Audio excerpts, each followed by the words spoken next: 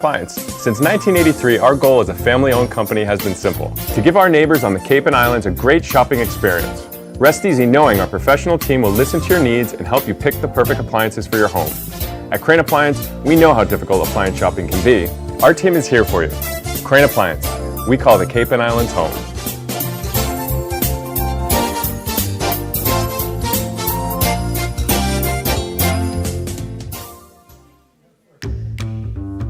Carlson Printing, 508-548-7303. Our email address is carlsonprinting@aol.com.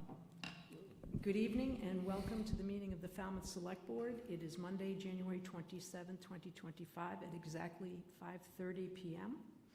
And I would entertain a motion to move into executive session to discuss strategy with respect to collective bargaining, police sergeants, NEPBA Local 61, and to discuss strategy with respect to collective bargaining, police lieutenants, NEPBA Local 65. Second. Okay, I have a motion and a second. Any further discussion amongst the board? Seeing none. All those in favor by roll call, please. Goldstone, aye. Scully, aye. Brown eye. Taylor, aye. And we will return to open session at approximately 6:30 p.m.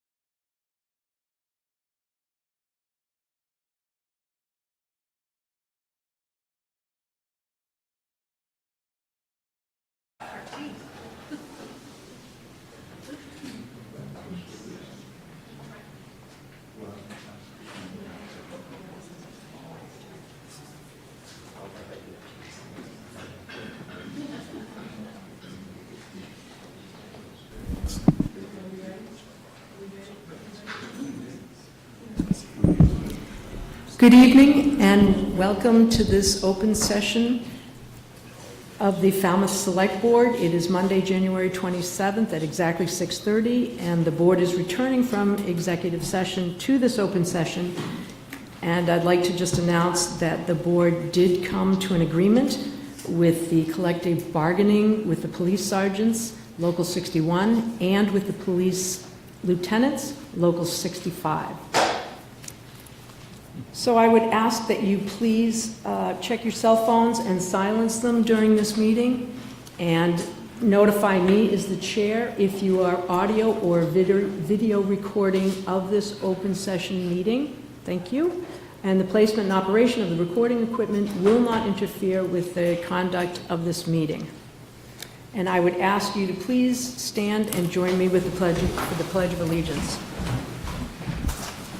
I pledge allegiance to the flag of the United States of America and to the republic for which it stands, one nation, under God, indivisible, with liberty and justice for all. Thank you.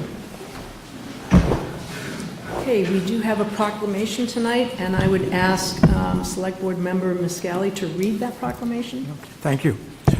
Whereas Black History Month was first celebrated nationally in 1976 during the United States bicentennial, and whereas Black History Month has a rich cultural history throughout the United States, symbolizing the enduring strength and significance of civil rights pioneers including Martin Luther King Jr., Rosa Parks, Phyllis Wheatley, and Frederick Douglass, and whereas the town of Falmouth must continue to move towards equality, recognizing the barriers faced by the Black community and addressing structural racism and social, political, and economic inequalities. And whereas Black History Month is an opportunity to recognize the many contributions and achievements by Black leaders and members of our community in the town of Falmouth throughout the course of our history.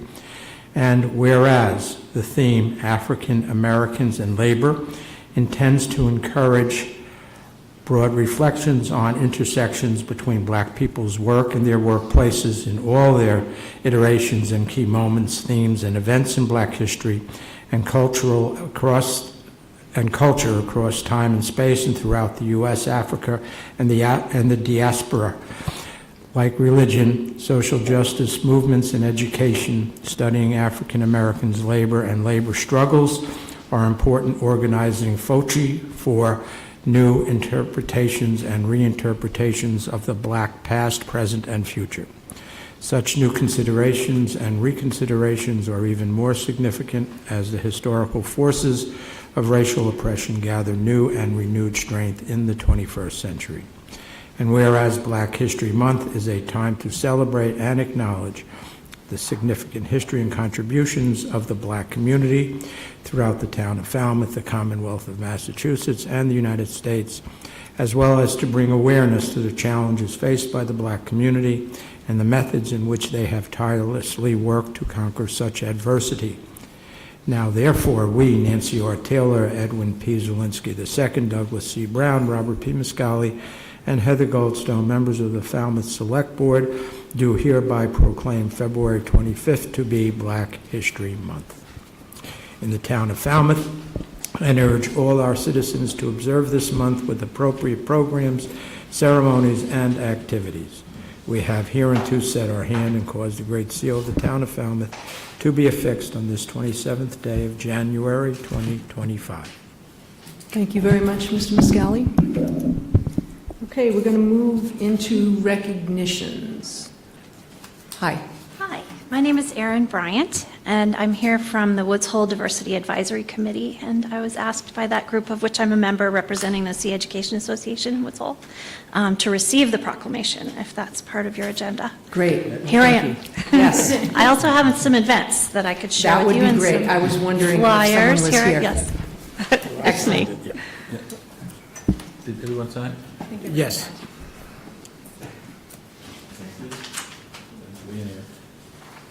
Is this a good time for me to? Yes, you can give us the That's with you? program. Okay. Heather, may I just, what are the places you'd like to share those or not?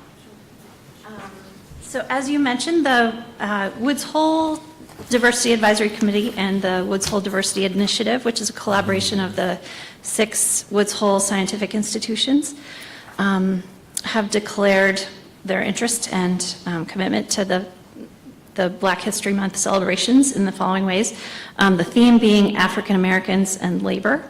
So the community events include Thursday, February 6th, Tales of Transatlantic Freedom.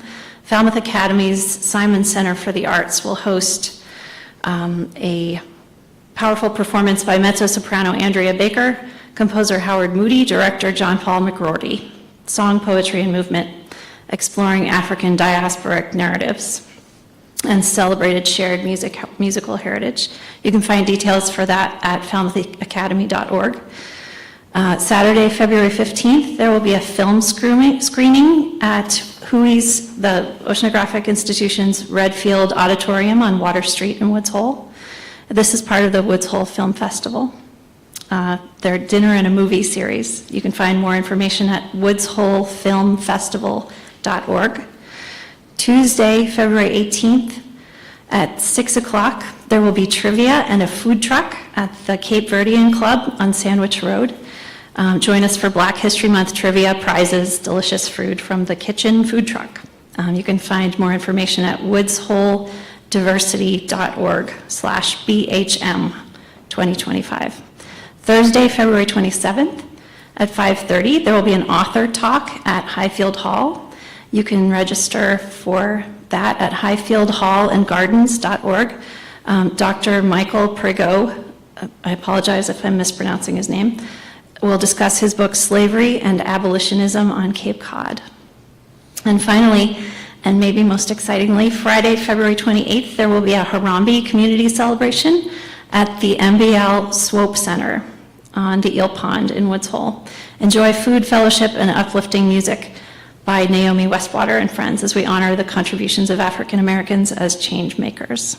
And again, you can find more information at woodsholediversity.org. Thank you so much. Thank you. I would just comment, that's really great that you put all that together. Thank you for that. And I would also like to comment, the attendance at the Martin Luther King breakfast was exceptional.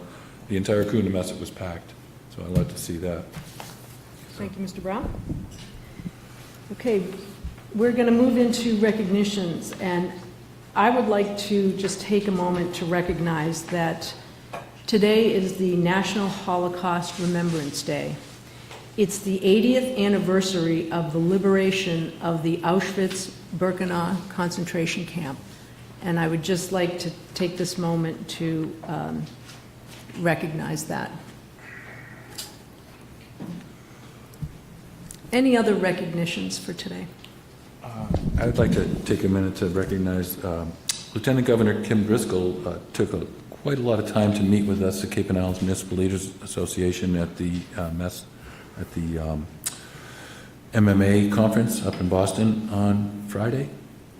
And, you know, she's a very busy lady, but she took the time not only to listen to the prepared questions that our association had, but she took questions all around the room. We only didn't get to a couple of people when she had to go. She must have been there 45 minutes at least. So I really appreciate the way she listens and she takes notes, she writes things down, and then there's results from it. So I'm impressed. Thank you, Mr. Brown. Ms. Goldstone? Thank you. First, Mr. Johnson-Staub and I attended the Pride celebration here in town, and recognition is due to Susie Hauptman and her staff for putting on a truly wonderful event. Following along with what Mr. Brown said at the MMA Awards, at the MMA conference, and this is an award, and thanks to the town manager's office, Diane and Phyllis, the town of Falmouth came in third for the best annual report in the category of towns 30,000 and up. So thank you for that. Good point. Thank you. Thank you. Ms. Goldstone? Okay. First of all, I love all of these recognitions, and Nancy, thank you so much for that and thank you so much for that really important recognition of Holocaust Remembrance Day. I'm loving that we're getting all the way down the table, and I still have some more to add that are not redundant.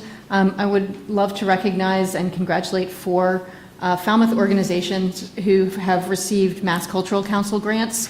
The Cape Cod Cape Verdean Museum and Cultural Center, the Cape Verdean Club of Falmouth, the Falmouth Chamber Players, and Linking Indigenous and Non-Indigenous Knowledge.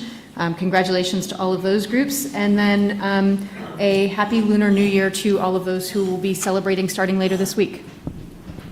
Great, thank you. Announcements. Is there any announcements from the board? Just make one Mr. announcement. There was a discussion this afternoon at the Herman Room. It started at 4:30, so it was a little inconvenient for us to get there, but it can be watched on FCTV.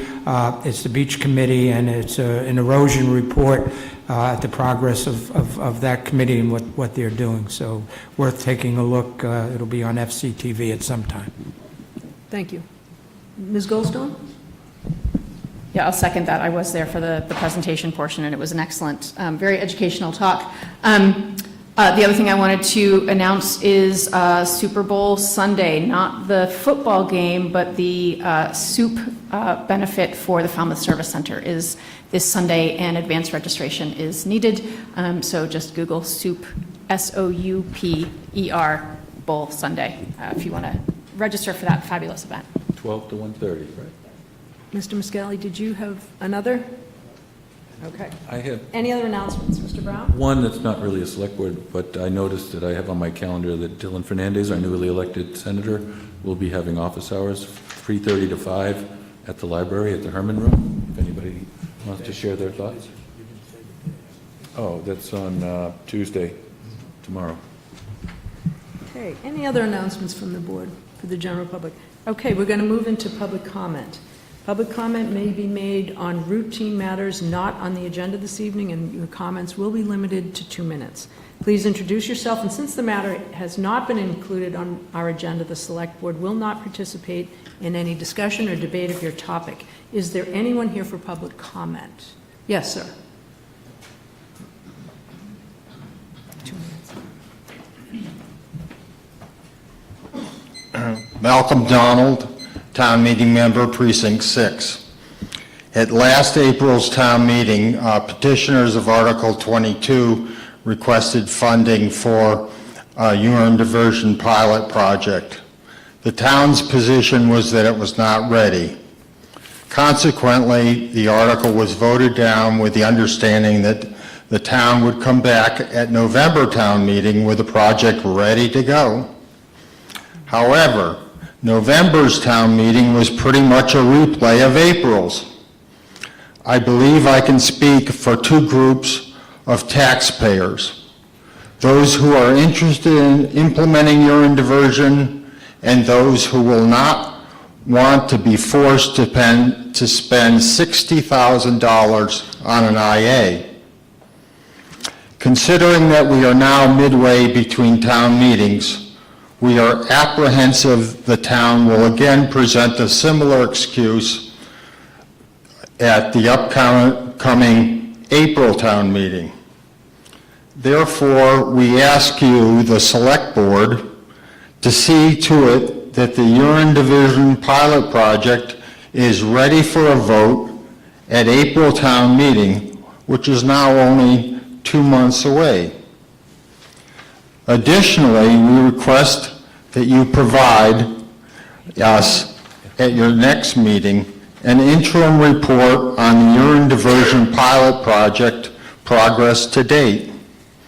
Additionally, we would like to hear reports at each subsequent select board meeting so taxpayers can learn what progress is being made. Thank you. Thank you. Is anyone else here for public comment? Yes, sir.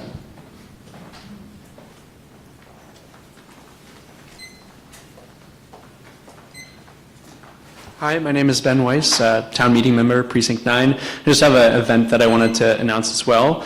There's a film screening this Please Thursday. speak to the board. Sorry, Direct yeah. your comments to the board. Thank you. There's a film screening this Thursday at Hui in the Redfield Auditorium. It's the Cape Verdeans, A Legacy of Service. And this event is jointly going to be, it's not on the Black History Month calendar, it's separately just for a January event. And it's jointly run by the Committee for Diversity, Equity, and Inclusion at Hui, and also the Cape Verdean Museum and Cultural Center. So we'd love to see people there. It starts at 6 p.m., is an hour long, I believe, and then there are 30 minutes for Q&A. Could you send an email with those details, please? I'd appreciate that. Redfield Auditorium, and yes, I can send an email. That would be great. Thank you. Anyone else here for public comment? Okay, we're going to move into committee interviews. First is the Conservation Commission, and I will recuse myself based on my relationship with the applicant. Mr. Brown? Thank you, Madam Chair. For the Conservation Commission, Russell Robbins. Mr. Robbins here? Yes. Good evening, Russell Robbins, Good evening, the Russ Conservation Robbins. Commission. So I guess you're an old hand at the Conservation Commission, aren't you? Yeah, I got a little bit of time there. Yeah. What, you took a year off for the break? I had some health issues the last couple of years. Sorry so to hear that. Yeah, so I had to fade away and limit my time on certain things. Got it. So now you're feeling back up to it. I'm going to try. Okay. I don't have any questions. I've seen you in action. Any questions from the board? Yeah, certainly no questions. I know Mr. Robbins from the CPC as well. I just will mention for the public that there are still vacancies on the Conservation Commission. There, I think after this evening, there will be still one full voting member position, and there are 3 alternate positions. So if anyone out there in the audience or on television when they see this is interested in the Conservation Commission, they should get in touch with Jennifer or Jamie Matthews, the chair of the Conservation Commission. Very good. No further questions. I would entertain a motion to appoint Mr. Robbins. I'll make a motion to appoint Russell E. Robbins to fill the full voting member Conservation Committee vacancy with a term that expires June 30, 2027.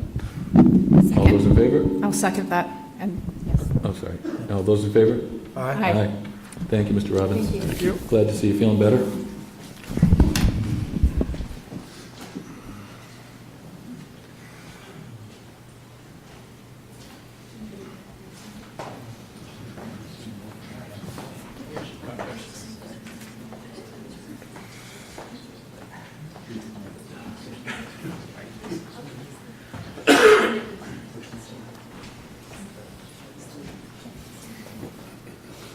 Okay, our second committee interview is for the Cultural Council, Sarah Glover. Welcome, Sarah. Hi there, I'm Sarah Glover. Is there anything that you would like the board to know or consider that was not on your application?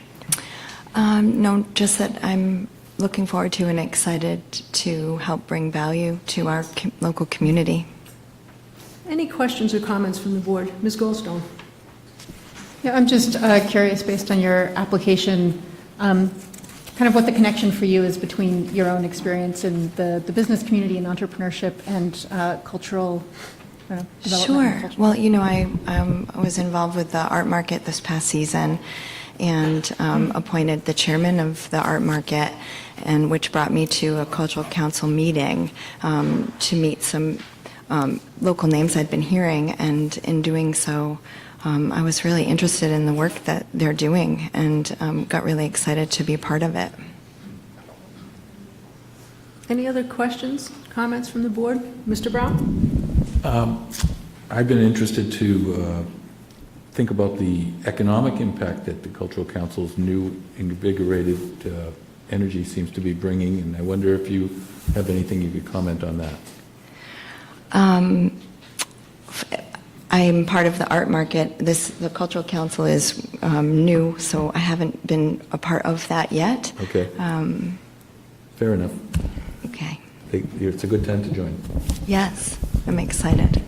Mr. Just as, if I may, just as with respect to the Conservation Commission, there is still one vacancy on the Cultural Commission.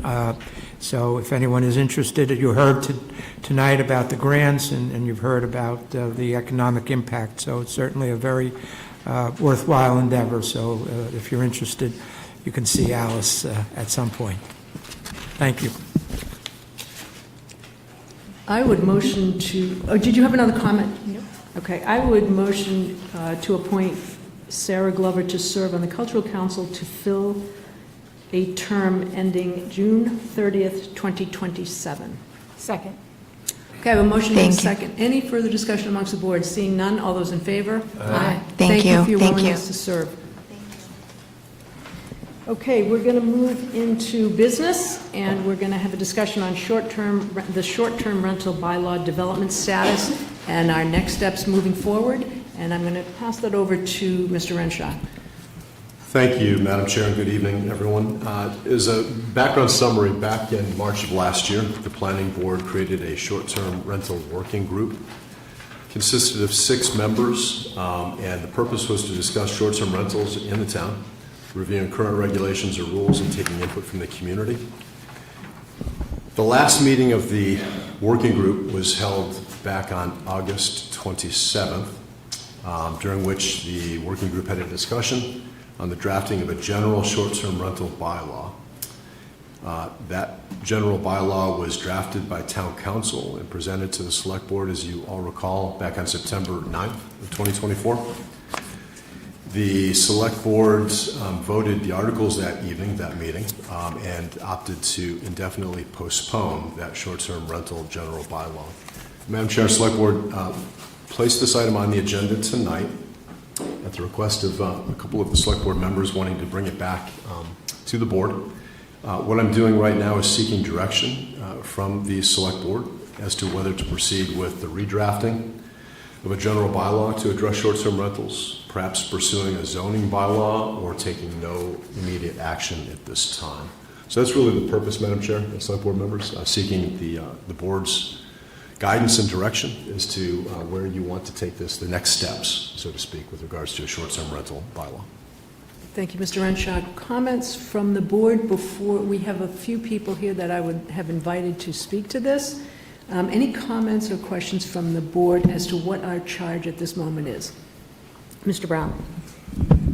What I was hoping, when we indefinitely postponed it back in the fall, I was hoping that it was postponed in order to have a larger conversation, more engagement with the public, and make sure everyone was aware of what was coming, if anything is coming. And I think that our bylaw is a really good start. We didn't really get a chance to fully vet it and talk about it. And my hope would be that we would hopefully form a Select Board appointed committee that would break this out and talk about it, talk about what may be good, what may be bad, what might need to change in a public setting where people have the opportunity to make comments and constructive comments and the like. And what I hope we could do tonight is each of us maybe make comments as to what we identify as concerns, just to give us a starting point, should we choose to form that committee that I'm hoping to do. And we'll take comments from the public, hopefully, and that will help us get started with the next round of discussion.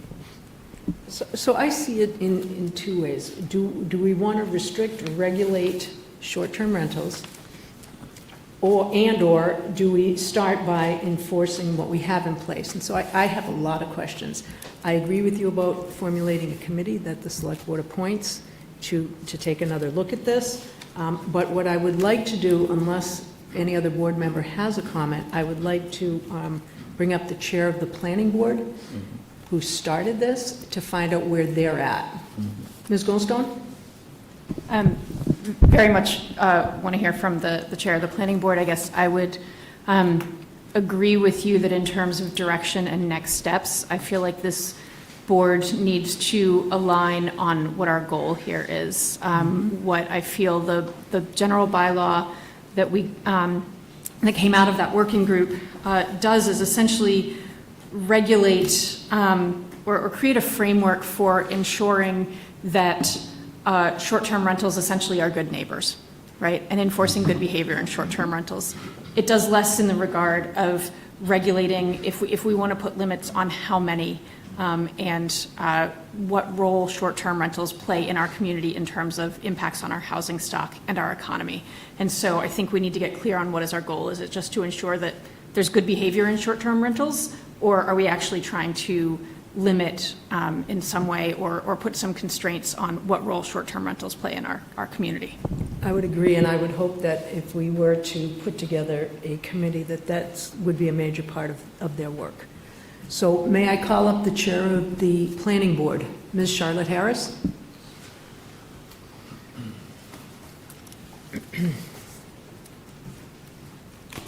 So I want to thank you for giving me this opportunity to come talk about this, to see, and I was so glad when Nancy called to say that you're moving forward on it so quickly. More or less a promise was made at the last town meeting that although we didn't pass the regulation that had been drafted, we would get back to it very quickly, and we are doing that, so thank you very much. I'm very pleased to see so many people turn out. We didn't get a very good turnout on the public hearings that the planning board held, and that was, as I understand it, the main reason that the select board said they would vote indefinite postponement, because there wasn't enough input. So getting a committee going, I'm in complete agreement on that, making sure that we allow them in some fashion. No problem with all of that. It's how do we move forward. But in anticipation, there would be people here who are not completely conversant in all the issues involved in it. I'd like to go back through a couple of those if you don't mind. Go right ahead. Okay, great. And I wrote them down just to be sure I don't forget. We got going on this because we're really worried about the supply of rental housing here in town. And we knew anecdotally that short-term rentals were decreasing the amount of long-term rentals that were available, but we felt we didn't have the numbers, the exact information. We were just at the beginning of learning about it.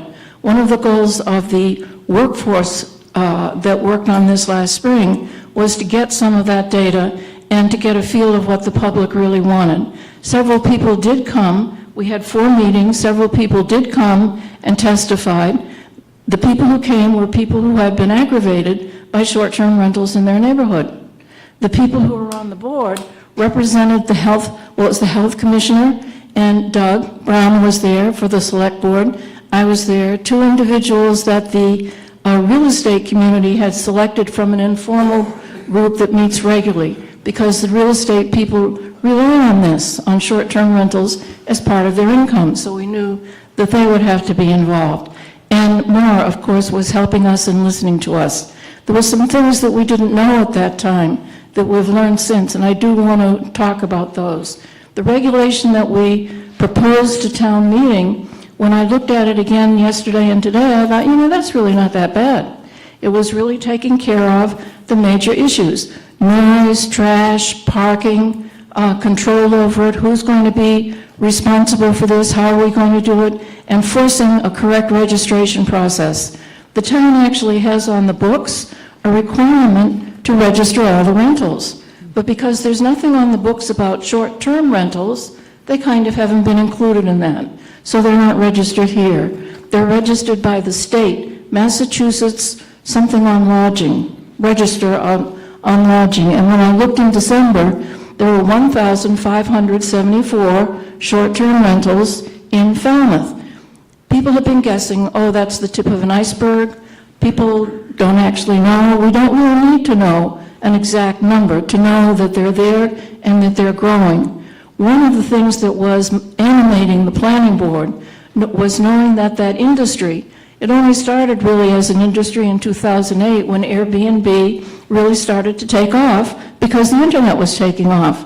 And suddenly, Airbnb is now one of dozens of platforms, and real estate agents generally, who used to be the rental people, are still very involved, making it part of their income. So it's building all the time. That industry now has grown, so that there's a real estate industry that will come in and arrange, take care of all your registration problems, do your laundry, take care of the sheets, the towels, put in a little food if you want, put the lockbox on so when people get there they can get in the house. They'll take care of everything. It's really growing into a huge industry.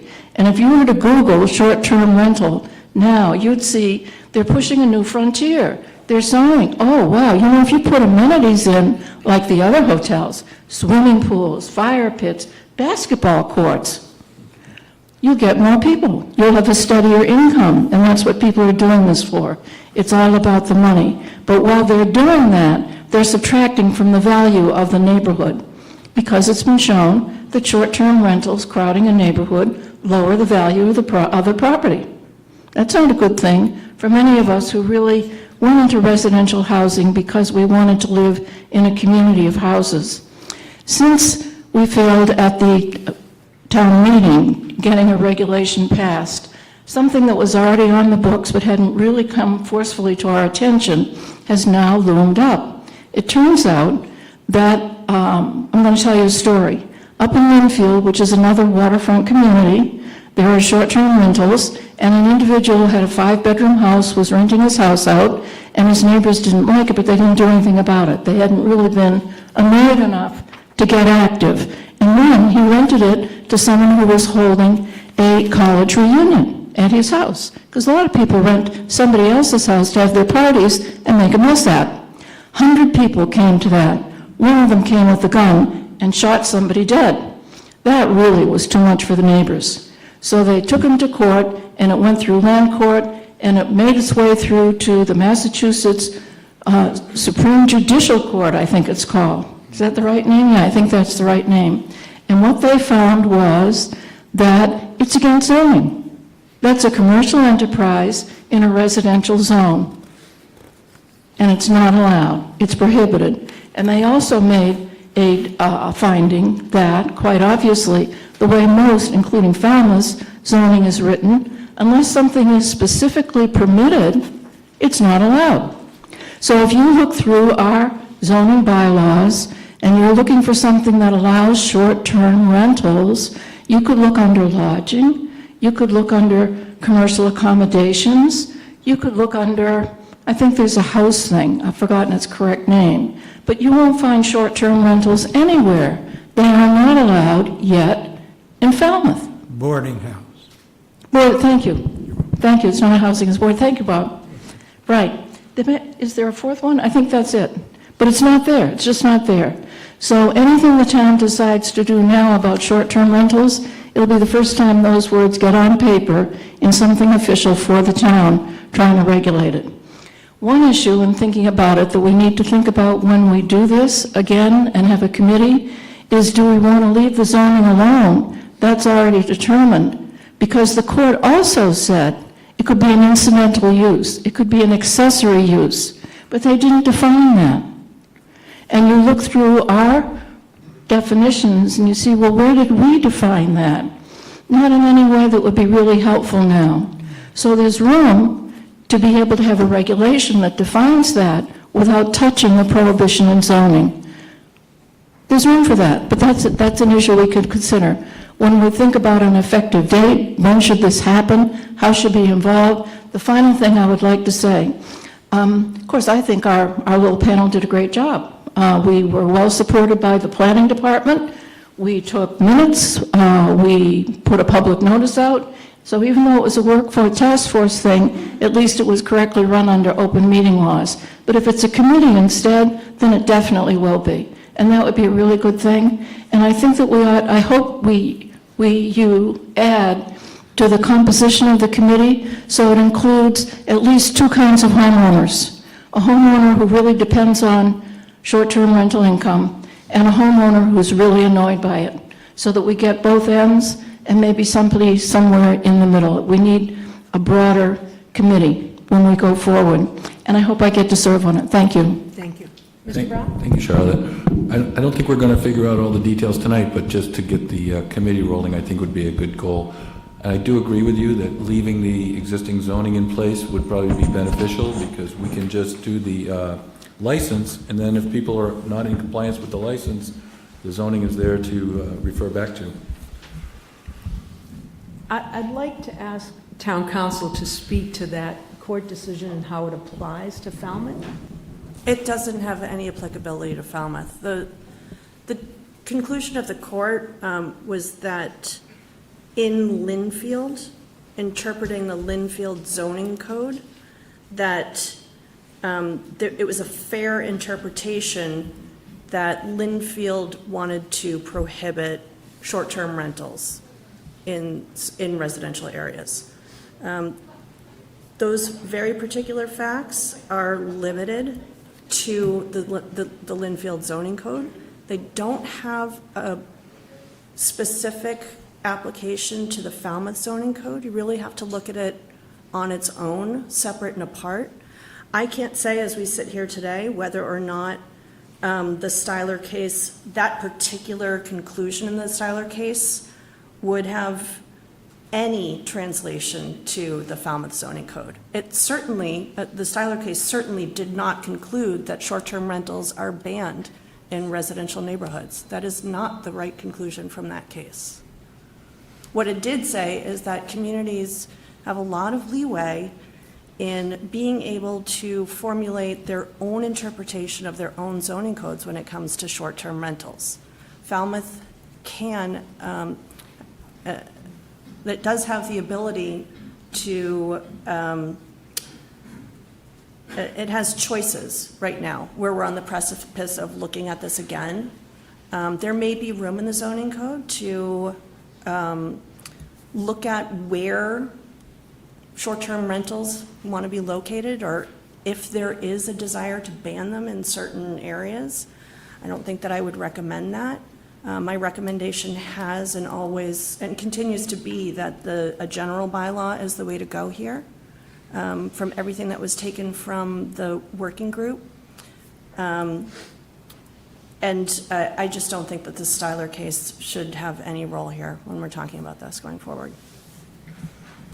Thank you. Mr. Brown? And then Mr. Muscali? Go ahead, Mr. Brown. Well, I was just going to say, it just gives us some food for thought as we build our own. I mean, it's a lot of people who depend on the income. The town appreciates the income. I mean, it was almost $2 million for the town last year, I think, in short-term rental. Is that right? I think so. Okay, I might be wrong. But anyway, it's important to a lot of folks. Yes, Chairman and Select Board Member Brown, that number is relatively accurate. I don't have the exact number in front of me, but we did pull that number from staff, and that's pretty close. And it also goes to Ms. Harris's comment that we need people from both sides of that aisle on the committee. I'm going to go to Mr. Muscali and then Ms. Goldstein. First of all, thank you, Council, for clarifying that, because I had the same feeling as regards the effect of the Styler on our code, on our situation. You'd be very well educated to Google. There was also a case in Nantucket, and that Nantucket case talks about accessory use. But what's really interesting, if you Google the history of the past 6 months or so in Nantucket, I think there have been a couple of special town meetings. And what I found very interesting in reading through the various articles about their town meeting is there are a number of different ideas floating around as ways to go after the short-term rental issue. Some different different compromises and different ways of thinking about going after it. So it's educational to Google and see what Nantucket has been talking about. Not that it's applicable to us. We're way different community than Nantucket is.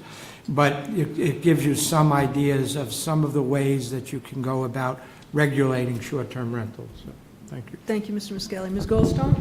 Well, I guess I had one question for Town Manager Renshaw. The $2 million, can you just clarify what that means?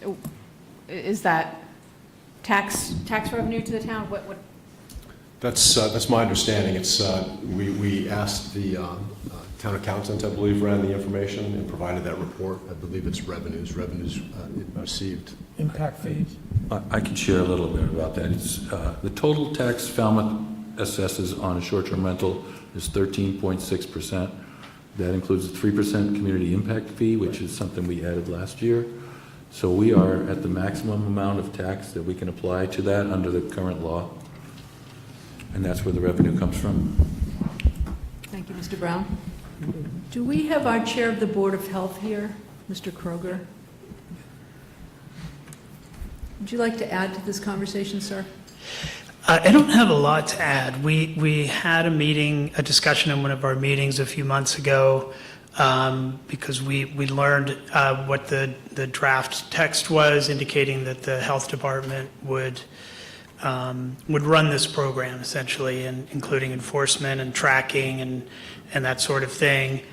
There was a general sense that we didn't vote anything. There's a general sense that of support for the measure, but we didn't see anything in the health code that indicated that it's a health issue that the health department should manage.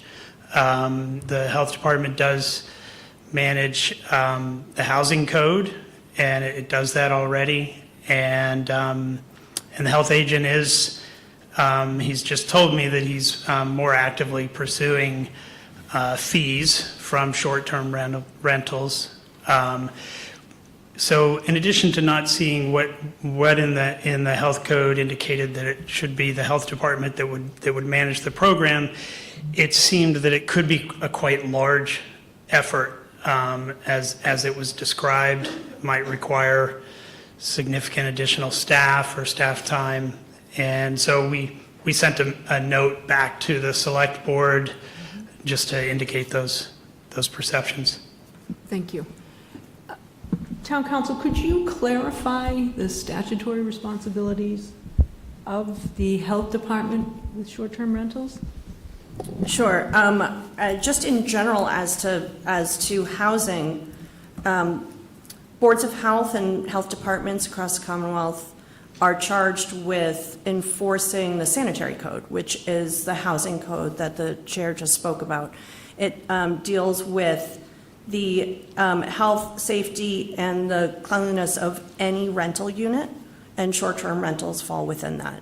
So putting short-term rentals within the purview, generally speaking, of the Board of Health, and more specifically with the town's health department, with the health agents, the full-time daily staff, it really makes sense considering this Board of Health is statutorily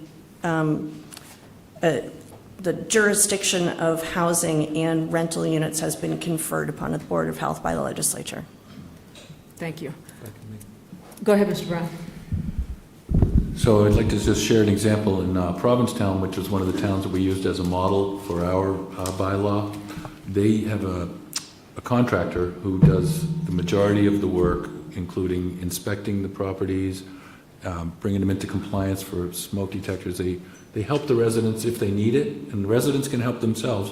You can go on on your camera, on your phone with a video camera, and walk through the house and show where the smoke detectors are if you're a person that wants to do those things yourself.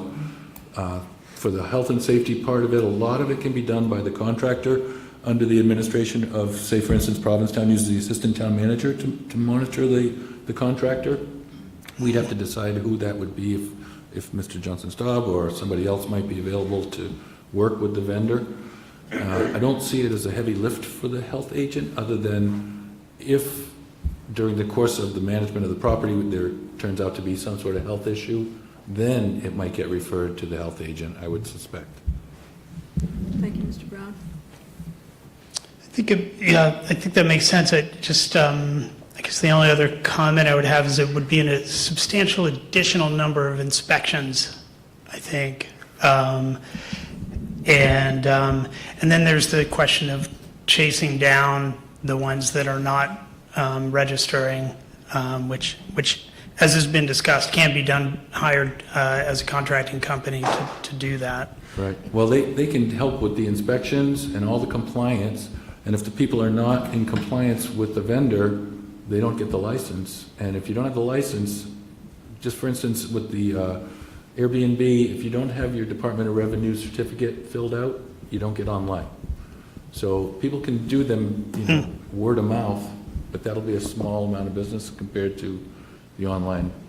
Right. And did you look at costs of that, contracting that service out? No, but I understand that the town manager's office has been looking into it, so. I'd be curious as to what that cost would be. And Thank you, Mr. that Brown. would maybe have to come out of the revenue that we're receiving, so. Might be a way to balance it. Right. Ms. Goldstone? Yeah, a couple of thoughts. I mean, what I'm hearing in terms of the role of the Board of Health is that it doesn't really matter if it's a long-term rental or a short-term rental.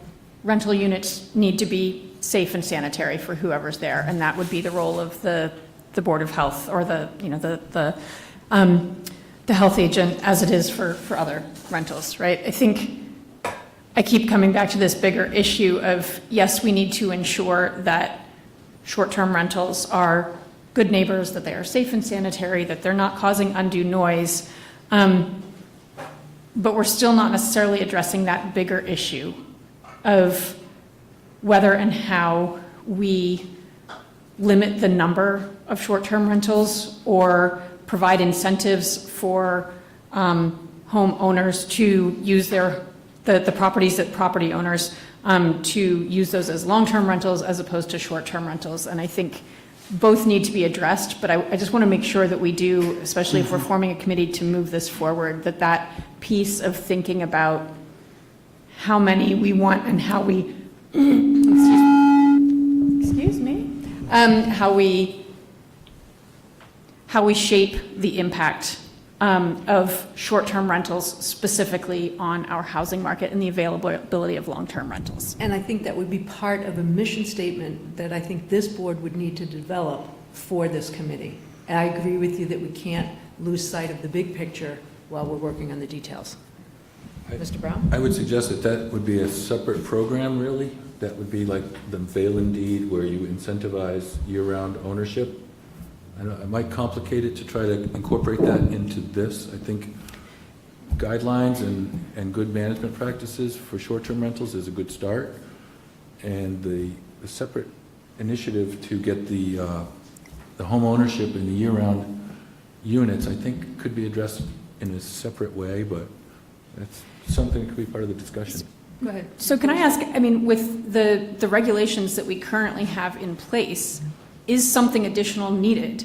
Or is it simply enforcing what we have if what we're talking about is having all rentals, short-term and long-term, registered with the town, inspected, complying with noise bylaws? Like, those are all things that are expected of any rental. Do we actually need something specific to short-term rentals to accomplish that? Well, they're not really actually, they don't come out and inspect every rental. You just register your rental so they know where they are. The only time they come out and inspect is if there's a tenant that complains that says, I've got a moldy ceiling, I'm in an unhealthy, unsafe space, then they go out and inspect. Any other comments, Dr. Kroger? No, I think the health agent could probably say more, but I think that's all from the board. Okay, Thank you. Mr. McGann, is there anything you'd like to add?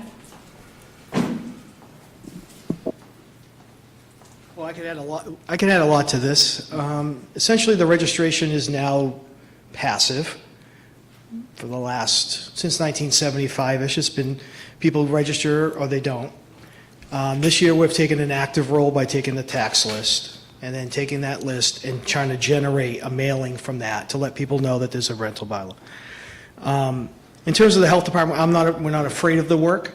The board said their decision. If it's something that everybody wants the health department to pursue, we certainly can. There's going to be some staffing, obviously, that you're going to need to manage whatever that number ends up being, 2,000, 1,000, whatever it happens to be. So we're definitely going to have, it will definitely be an increase in work. And we just need direction. And we're not experts on parking plans. We're not necessarily, like some of the things that came out were health, and we already have the housing code for all that stuff, smoke detectors, carbon monoxide, the temperature of the water coming out of the faucets, already codified in Chapter 2. So whatever comes out of this, we'll certainly, if it's in the health department, do what we need to do to get it complied with. So essentially what we're trying to do this year, because we still have the 1975 bylaw, and we still have a rental registration, is we're actively trying to get them. And that's just what we're doing now, and if there's whatever comes up in the future, we'll definitely, if you put it under the health department's purview, we'll definitely tackle it, so. Thank you. It's a huge step to go after the short-term So far, it's been rentals 10 that days, are- yeah, so 10 days so far. I've had one staff member working on that 1,588 list to find the addresses, because they don't have the mailing addresses. Interestingly enough, we've only found 4 units, 4 entities that own 3 units. We found 22 that own 2, and we found none that own more than 3 so far. By looking at, That's good to just know. by looking at a common mailing address would probably be the best way to find out. They could have multiple trusts, but they might be in this same mailing address. So we look at the tax bill we've gone. So essentially what you're doing is going to the assessors for each one, each address that we have on the list. And so we're going to generate more of that, and I will send out a letter once we're done. We're going to have a mailing party if anybody wants to show up and help us mail the 1,500 out. And we're going to go from there. And so we'll make the system better. And then when the bylaw comes in, or if it's a Board of Health, whatever happens, I mean, a bylaw would be the way to do it, or something through zoning, we'll certainly do what we need to do to get people to comply.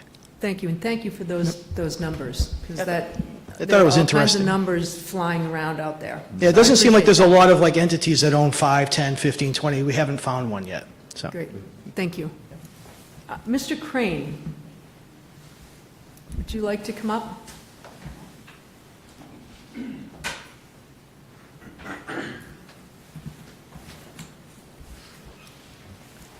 Madam Chair, thanks. Tom Crane, a Precinct 1 Town Meeting member, Juniper Point Road. Excuse me for my scratchy voice and clearing my throat today. It's that time of year, I think.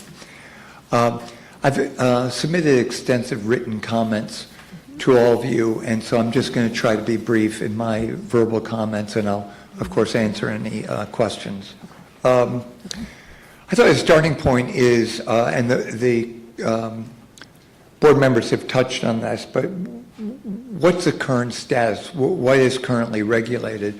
I think it's important, my analysis is that we actually have a zoning bylaw that I think is very helpful that regulates owner-occupied rentals, including short-term rentals. I think it's very clear when you read that bylaw that only those arrangements are legal and all others are illegal. I think you look at the regulatory framework when a town regulates in a certain area specifically, it's really hard to argue others are permitted. Town council did, I think, a great job in the analysis of the Styler case, and I appreciate her focus on the specific facts. But I slightly disagree in that, I think the reasoning of the Supreme Judicial Court could be applicable here, and that is, they basically found that short-term rentals in a residential area is a commercial use.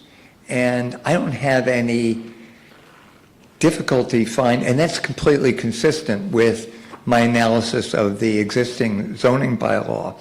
And why is that important? I think it's important as we move forward in a bylaw. I think it's important to have a bylaw, but we're not going to be restricting any existing legal rights.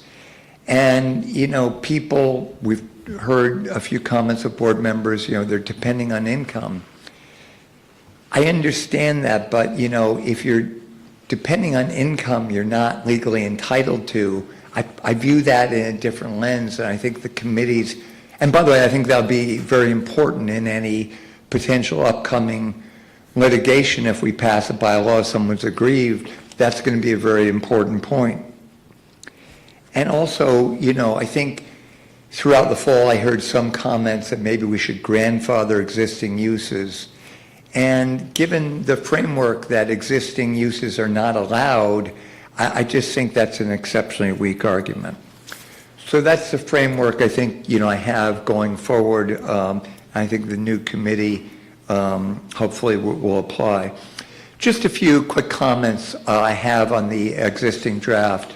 I agree the working group did a great job, and by and large, it's excellent, but a few quick points. One, I think there is really no rational basis to prohibit corporate ownership. Corporations and their shareholders can be treated in the same manner as any other forms of ownership. Also, I think the committee didn't consider other ways to approach the problem. It sort of treats all short-term rentals as one kind of activity. And I think, as my comments later indicate, I think it'd be more constructive for the committee to look at the relationship that the property owner has with that property. and I can touch on that later.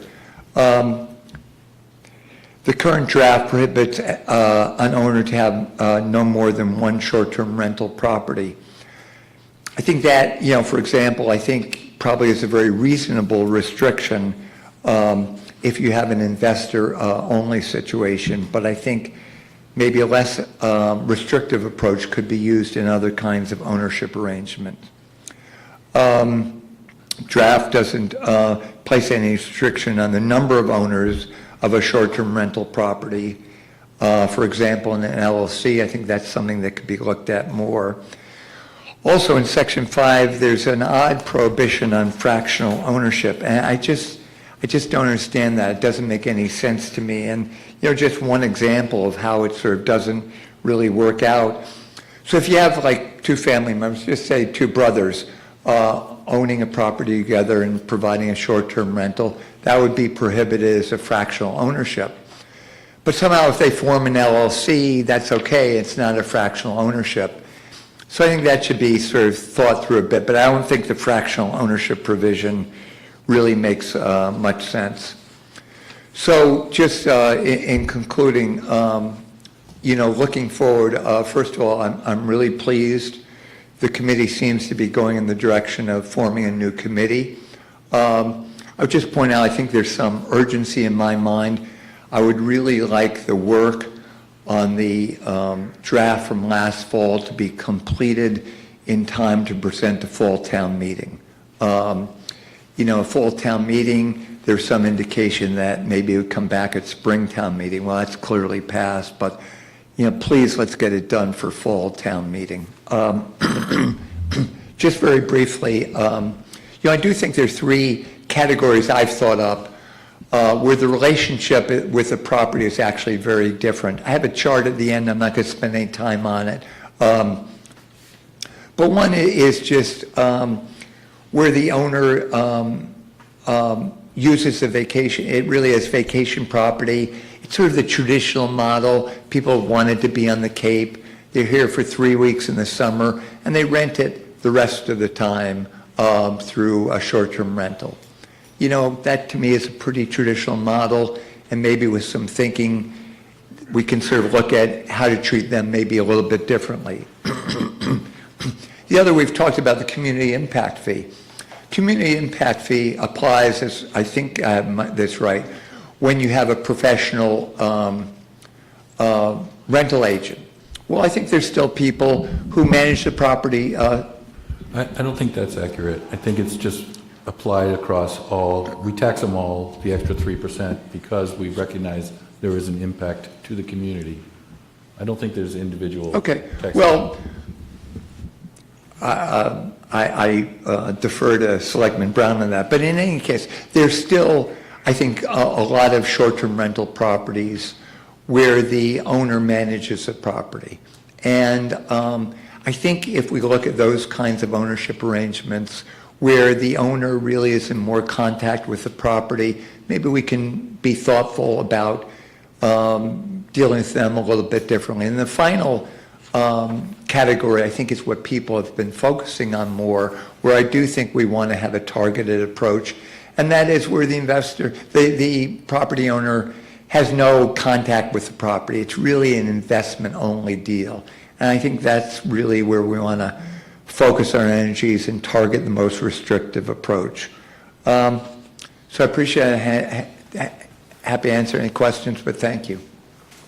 Thank you. Any questions? No, but I think it's good stuff It's to good have for the information. upcoming committee. And to have these comments for the committee. Thank you. Thank you, sir. Would anyone from the public like to make a comment before we move on this? Yes. I do see you, Mr. Rahman. And while Ms. Klein's coming up, I just want to comment that the two realtors who did help on the working group have indicated a willingness to serve again if needed. They just couldn't be here tonight, so that's why we're not hearing from them. And if the board moves forward with a decision to form the committee, I believe that we would put it out there like the formation for any other committee, so they would know to apply. Right. Yes. Thank you. Elizabeth Klein, Precinct 6. So I've been, sorry, Mr. Crane, maybe it was. Folks on the select board know that I have been involved. I attended the meetings that were run by Ms. Harris and the working group as a citizen and tried to help provide information that I thought would be useful to the process. And so I'm here again. I've been continuing to dig into the issues since the November town meeting. I just wanted to give you some examples of the types of people I've been talking to. So I've been making an effort to connect with town officials in our neighboring communities. And on the phone, they are kind of wondering who I am and why I'm calling them, and I explain. So for example, I've been in contact with the Tisbury Planning Board, the Tisbury Building Commissioner, the Sandwich Director of Community Development. I've had meetings with multiple realtors who manage a large swath of short-term rentals, all in the efforts to try and find a sustainable solution to our housing issue. And for example, I've learned about how the Sandwich town is funding a part-time position to alleviate the extra workload that comes with actually going and inspecting rentals, to the health agent's point that this would increase their demand. There was an article in last week's Enterprise, the Sandwich Enterprise, to that point. And the Tisbury government, for example, decided to house this under their building commission instead of their health department for a variety of reasons. And I just wanted to generalize. I have like lots of notes that I'm happy to share, but I recognize we have limited time this evening, that having these conversations with these peers of ours has been really interesting and provided some fruitful ideas that I think could help improve the bylaw. Now, to Select Board Member Goldstone's point, do we need an additional bylaw? And I would argue that yes, we do, because the current bylaw doesn't tackle things like having someone available to contact 24 hours a day, which was something that was mentioned in the draft bylaw that went to town meeting. So I would argue that the short-term rental, the nature of a short-term rental is not adequately addressed by the rules that we have right now. And so, again, I'm happy to provide these notes at another time. And I echo Mr. Crane's sentiment that it would be really good to move this forward, because I think that what could happen is that some individuals in town who are feeling frustrated by the lack of forward movement might attempt to put together, for example, a special bylaw and submit that as a petitioner article. And I don't know if there's enough support in town for a petitioner article for that to pass and for it to become a bylaw that maybe we're not ultimately happy with. So I would just encourage the select board and urge that we keep moving forward so that we can come up with something that will address the needs of the town. Thank you. Ms. Goldstone? Yes. A question for you, Ms. Klein. First of all, thank you for all of the time and effort that you've put into this. And I know that you are also passionate about the issue of ensuring that we have housing available for those who work in our community. The sorts of things that you were mentioning, right? Whether it's under health or building, whether there's somebody available 24 hours to respond, all important things, still doesn't address the impact of short-term rentals on our housing stock. And I'm curious if there are takeaways that you've learned from your conversations or ideas you've come to in this process about how we achieve that goal. Yeah, so I think that most of the communities that I've talked to, the number per owner has been 2. Tisbury is a lot stricter, they're 1, and then they have lots of rules about the owner has to live in it for so many days of the year and it can only be rented for so many days of the year. But in my conversation with the Tisbury Building Commissioner, they're in a much more extreme version of this situation than we're in, hence the stricter regulations. They had an interesting component in their bylaw that addressed a timing issue that I know was a concern at the November town meeting. So they have a special exemption in place because their rules went into effect really recently and will apply for this summer. So their bylaw actually has something written in that rentals booked before, and I forget right now the exact date, but basically rentals booked before these rules were in effect are not subject to these rules. And that will expire at the end of this summer season. But that was something that was interesting that it hadn't come up in the planning board working groups discussions. I thought that was an interesting approach. And in my conversations with the realtors around town, There's this sense that the bookings are generally down for short-term rentals this coming season, that there was a really big swell, COVID, and then a couple of years past COVID, when people were not able to travel in the way that they had in the past. Now that one realtor used the phrase that the bubble feels like it's burst. And so then my mind goes to kind of where you were going, Select Board Goldstone, that now people are considering, is it sustainable for them to continue to own this property that they got to essentially rent short-term as an investment, but if they're not getting enough bookings, is it worth it to save? And so I think we need to think about that, in addition to potentially adding a cap per owner. How can we incentivize year-round renting for some of these property owners who are now struggling to make their balanced budget to manage their rental? Great, thank you. Thanks. Mr. Ahmet?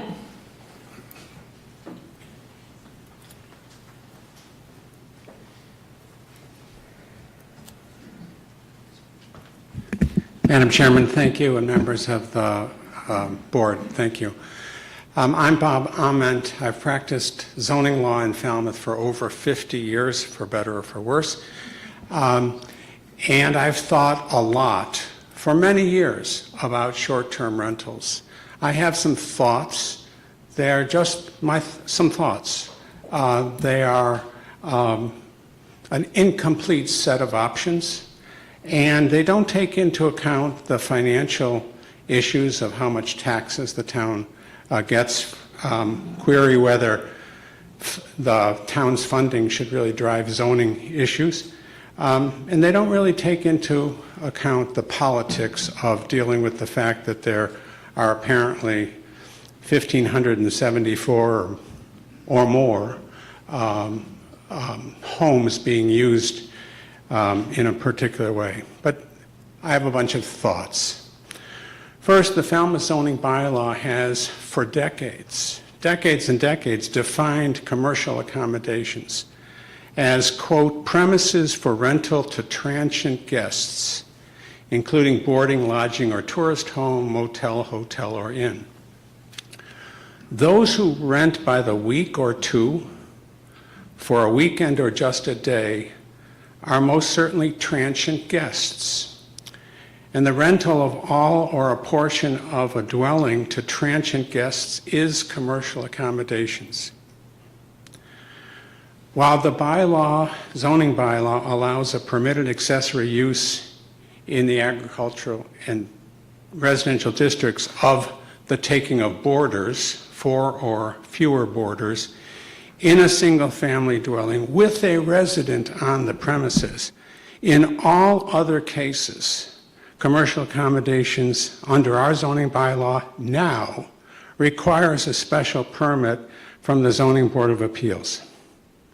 Many, apparently 1,574 or more, property owners have operated commercial accommodations without obtaining a special permit. In fact, I'm not aware of any special permit obtained from the Zoning Board of Appeals for a short-term rental by somebody wanting to rent their house. The town simply hasn't enforced the zoning bylaw with respect to these commercial accommodations. And maybe for good reason, maybe it's too big a job. While data may be lacking, the number of dwellings used as commercial accommodations for even a portion of the year probably has an impact, perhaps a significant impact, on the availability of dwellings that residents can rent to live in. And the use of dwellings as commercial accommodations is probably a factor in increasing the cost of housing in Falmouth. Short-term rentals may help non-residents afford to own second homes. How many year-round residents are using their own homes for short-term rentals? I don't know the answer to that. The Massachusetts courts have held, as has been discussed, that short-term rentals are a business use, not a residential use. The 2021 case, which has been discussed, it's Styler versus Zoning Board of Appeals of Linfield, The Supreme Judicial Court said, and I quote, "Short-term rental use of a single-family home is inconsistent with single resident zoning purposes, namely, preserving the residential character of the neighborhood and developing a sense of community and a shared commitment to the common good of the community." The SJC further noted that short-term rentals, unlike other commercial accommodations, have renters with exclusive use of the premises without the owner or a manager remaining on the premises. Now, of course, the town can allow short-term rentals. The fact that the SJC says that they're not a residential use doesn't mean that the town couldn't, by its zoning bylaw, allow the use. Now, what do? Here are some suggestions. Just perhaps consider an amnesty for existing short-term rentals. But, I'll come back to that, but prohibit new short-term rentals altogether, or only allowing them by a special permit with criteria that aim to protect neighbors and community interests, including customary special permit considerations, which include the impact of the project on the adequacy of the supply of affordable housing, with the ZBA having to take into account whether the proposed short-term rental will have adverse effects that overbalance whatever beneficial effects there may be on either the neighborhood or the town from allowing the short-term rental. A special permit requirement provides notice to neighbors and an opportunity to raise concerns, object, and even appeal. A special permit can be granted for a number of years, giving the town and neighbors an opportunity to review the impacts and create an incentive for the owner to avoid adverse impacts on the neighborhood. The ZBA might consider whether a dwelling is mostly occupied by the owner or a long-term tenant. And I realize that getting a special permit can be burdensome. It's expensive. But do we want to allow short-term rentals by right? By contrast, the recent state law allows accessory dwelling units by right in most cases, but specifically precludes their use for short-term rentals. Now, regarding a potential amnesty for existing short-term rentals, with some proof that they've existed as of a certain date, perhaps been used in 2025 or earlier. Existing short-term rentals would be required to register within perhaps a year of the town meeting approving an amnesty bylaw, or protection would be lost, and a special permit then would be required. Registration would require inspection for safety. Maybe that's unnecessary, as has been discussed. The number of bedrooms, septic capacity, contact information, all of the information that has been provided in the proposed bylaw to date. Amnesty might be for the special permit of current ownership only, if that's allowable. I've got some question about whether it is under the Zoning Act, or it can be for a term of years, which is allowed. When there's a change of ownership, a special permit could be required, perhaps. Similar amnesty provisions have been part of our zoning bylaw before. We have an amnesty provision in our zoning bylaw that was put into effect with regard to illegal apartments. An exception might be made for short-term rentals of not more than a limited period of time per year. I note that the Internal Revenue Code allows homeowners to rent a residence for 14 days per year without needing to report the rental income. So we're talking about people who, this is their home, they live in it, but for short periods of time of the year, they rent.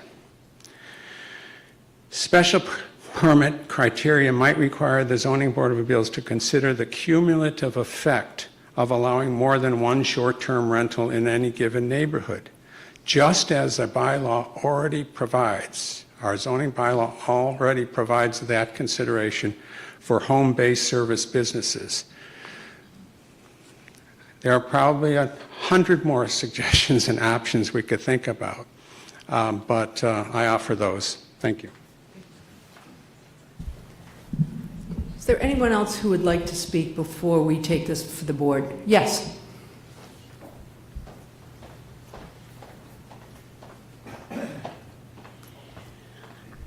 So I'm going to, Joan Letterman, Thank you. Precinct 1. I live on Leslie Street, and I have a short-term rental in my home. I always live in my home.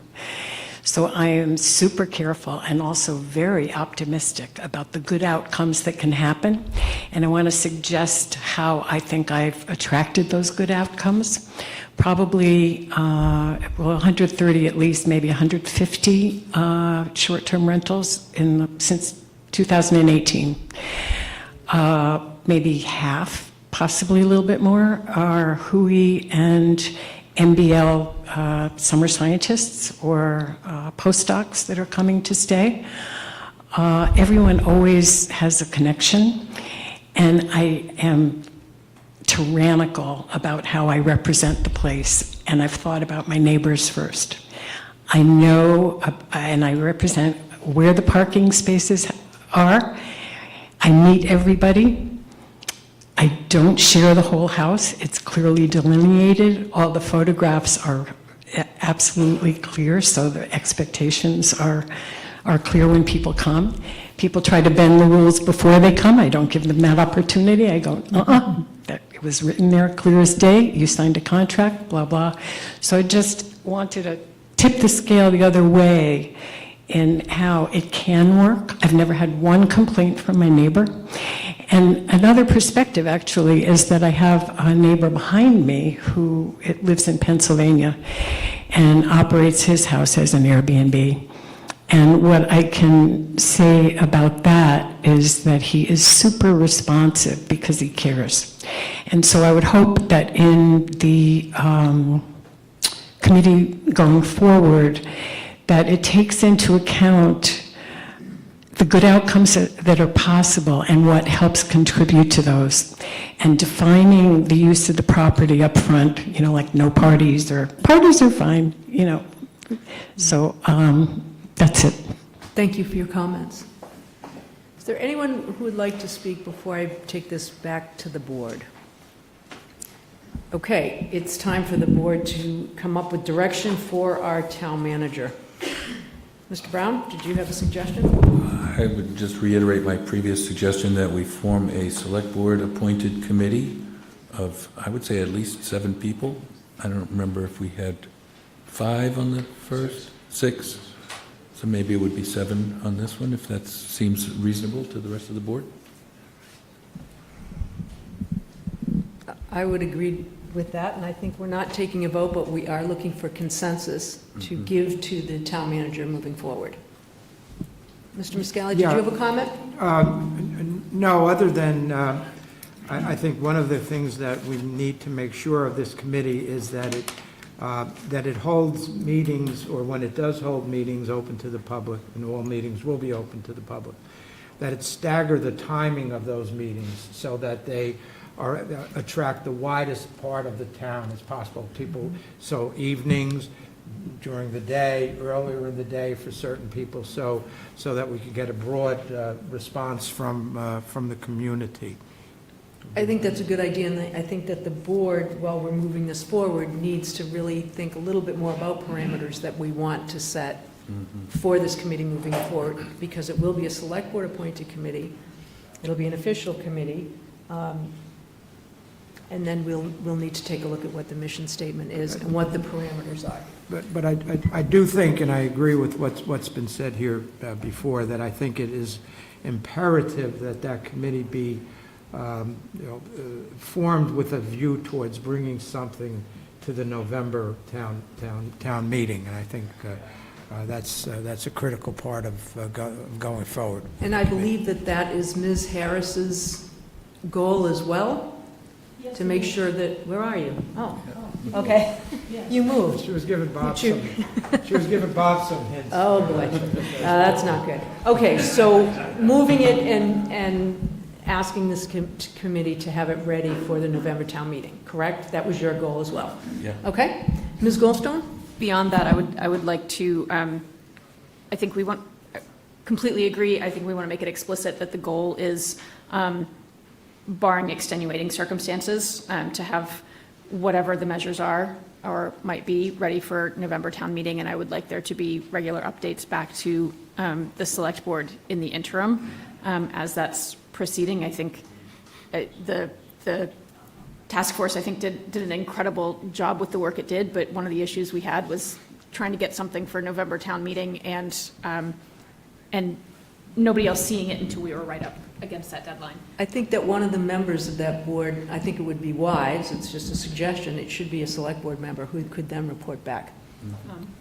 I also, just want to make sure that in the mission for this committee, that we ensure that there are a few very specific issues that are addressed up front and that we have alignment on, right? And that's this issue of whether short-term rental is a commercial use and whether and how we limit that use, as well as how we regulate that use to ensure good behavior.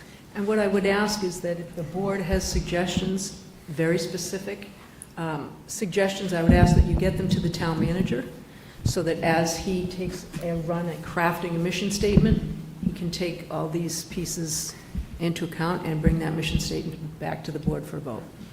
I sitting here listening to everyone, I mean, I think most people who know me know I'm a big advocate for housing in this town and the need for affordable housing. That being said, I think the struggle here is what is it we actually want to accomplish going forward? Is it to regulate the short-term rentals so that there's no issues with respect to neighborhood problems, sanitary problems, noise, and all of that? Or is it, and I'm still in my own mind struggling for the connection between regulating short-term rentals and actually being able to solve the housing issues that we have in this town. And I think that's something that the committee will need to struggle with to see. Because, if you force somebody to sell their house because they can't short-term rental it, they're going to sell that house for a lot of money, and I'm not sure that that's going to solve the affordable housing issue that we have here. So I think, I don't have the answer, but I think that's something that the committee's going to need to struggle with is what are we actually trying to accomplish? And, I don't think we want to get over our skis either as far as it goes. So thank you. So moving forward, I'm going to ask that we have consensus to move forward, to create a committee, to ask the town manager to start to look at a mission statement. Select board members will send ideas and suggestions for that mission statement, both broad brush and specific, and then we will advertise for the committee. Does that make sense? Yeah. Yes, thank you, and sooner rather than later, because to make the November town meeting, I'd like to bring this back, perhaps the second meeting in February, this draft. Right. Mission charge. Yes, so get your comments and your suggestions for the mission statement to the town manager. That would be really helpful. Okay, great. Thank you all very much. Okay, we are going to move forward and overview and discussion of Public Works Snow and Ice Control Procedural Manual and Policy. And Mr. McConerty.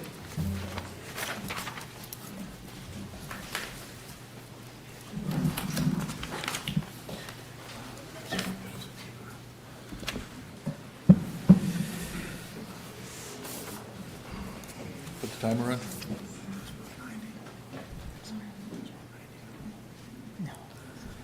Good evening, Peter McConerty, Director of Public Works. It's been approximately 10 years since Public Works has come forth to the Select Board and presented our updated snow and ice procedural manual. The last time we did it was in 2015, so we thought it would be appropriate to have it done at this point.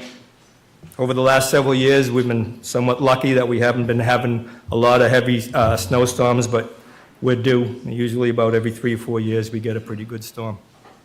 So our manual is a living document. It requires updating to reflect all the new roads that are put in town, our new equipment that we have, our different plow routes and our different contractors and our different vendor routes that we have for our contractors to plow. So it's a living document that we review every year. It also has contractor information as far as hiring contractors, payment to contractors, what we're looking for requirements for contractor vehicles. So the manual was implemented in 2009. It was brought to the select board and it was endorsed and adopted in 2009. In 2015, the manual was presented to the select board again, and that was following a multi-week snow pattern. Incidentally, yesterday and today is actually the 10-year anniversary when the snow really started falling in 2015. And we had about 6 to 8 weeks of snowstorm that led us to about 42, 48 inches of snow. So we were out for every week. We were getting another additional 6, 8 inches of snow or 9 inches of snow for 6 or 8 weeks. So that was quite a task for us. So there were some complaints that did come into the town manager's office and Public Works because of the amount of snow and our capabilities. So we presented back then. In 2019, Public Works did a manual update to reflect just new roads and additional routes that we had installed, that we had implemented. And then in 2025 is now, so we just wanted to go through the additions of the roadways. And also we have some procedural changes that we wanted to bring to the board. We are not requesting a vote. It's just, the manual has already been adopted. It's just an update to the manual. If there is some feedback, we'll gladly take that back. But as we go through this manual has been put together over 15 years, and once you change something small in the manual, it can lead to bigger items, and so we just want to be careful with that, but we'll be glad to take feedback back and be able to review it. So I think in your select board packets, I sent you the front end to our manual.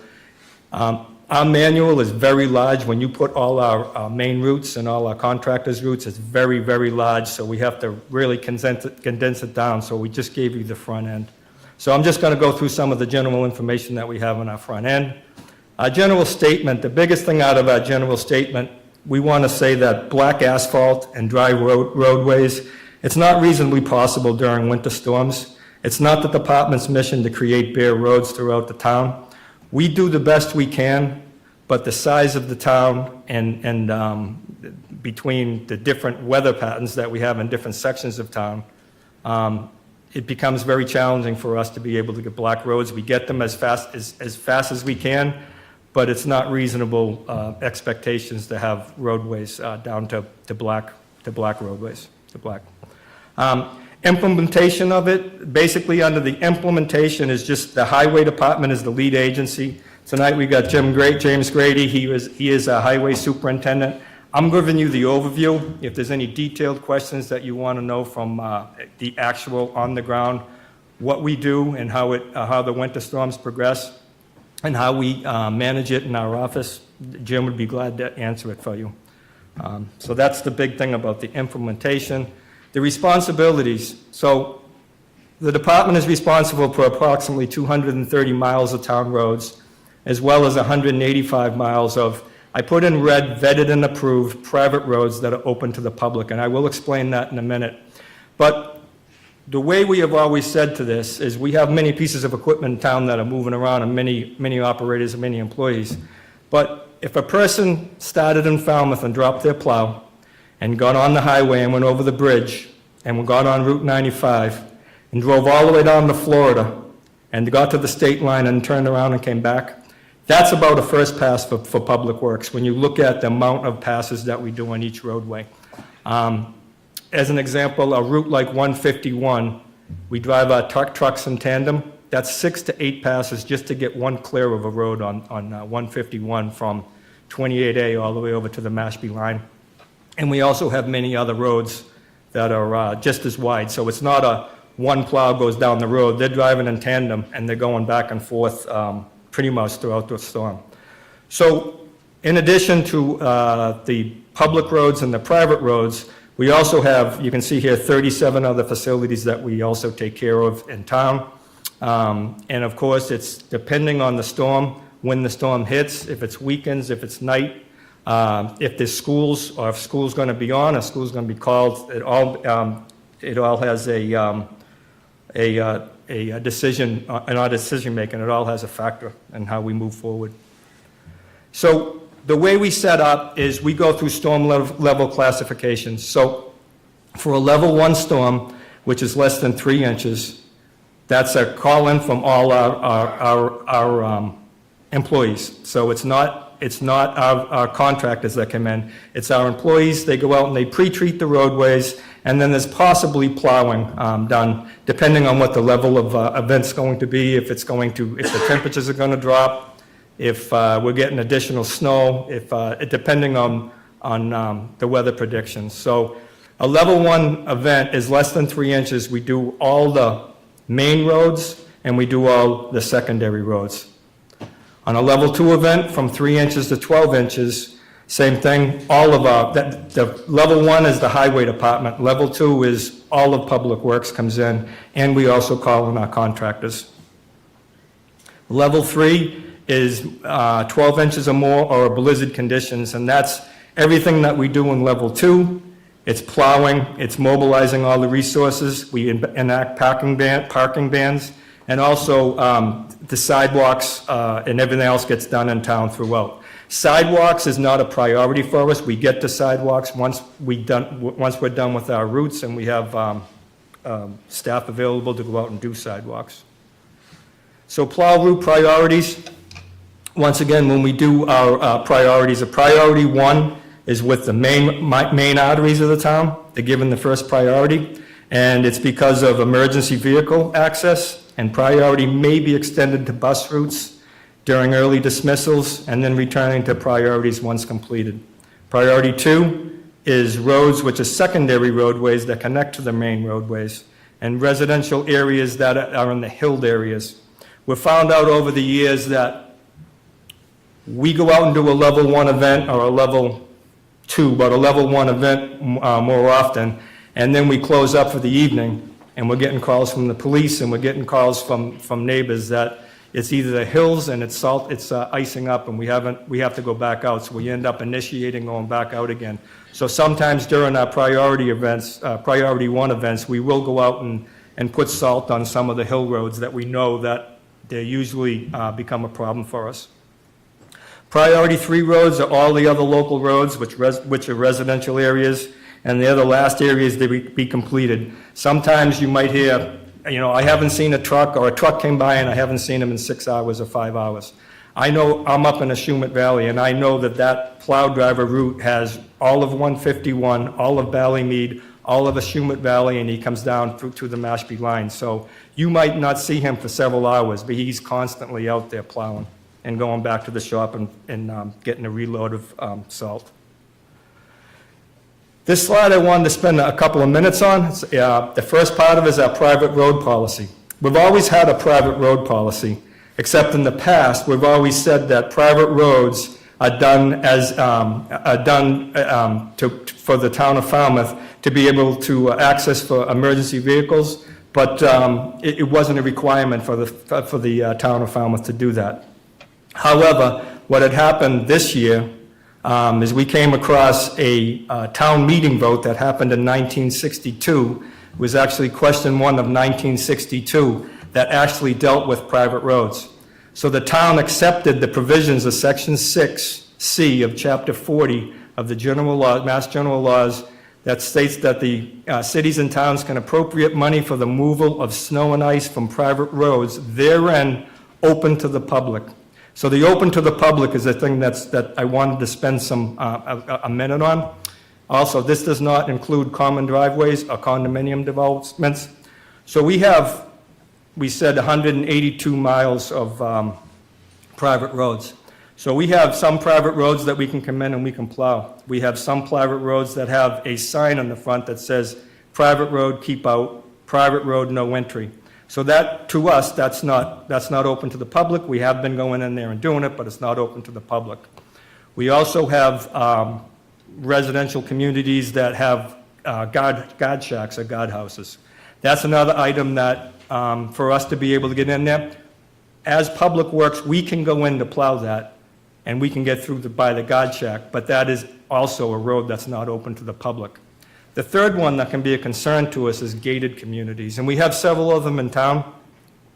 If Public Works is going to a gated community and we can't get in, then we have too many other things going on. We're not going to wait around for someone to open the gate or someone to give us a fob or try to make phone calls.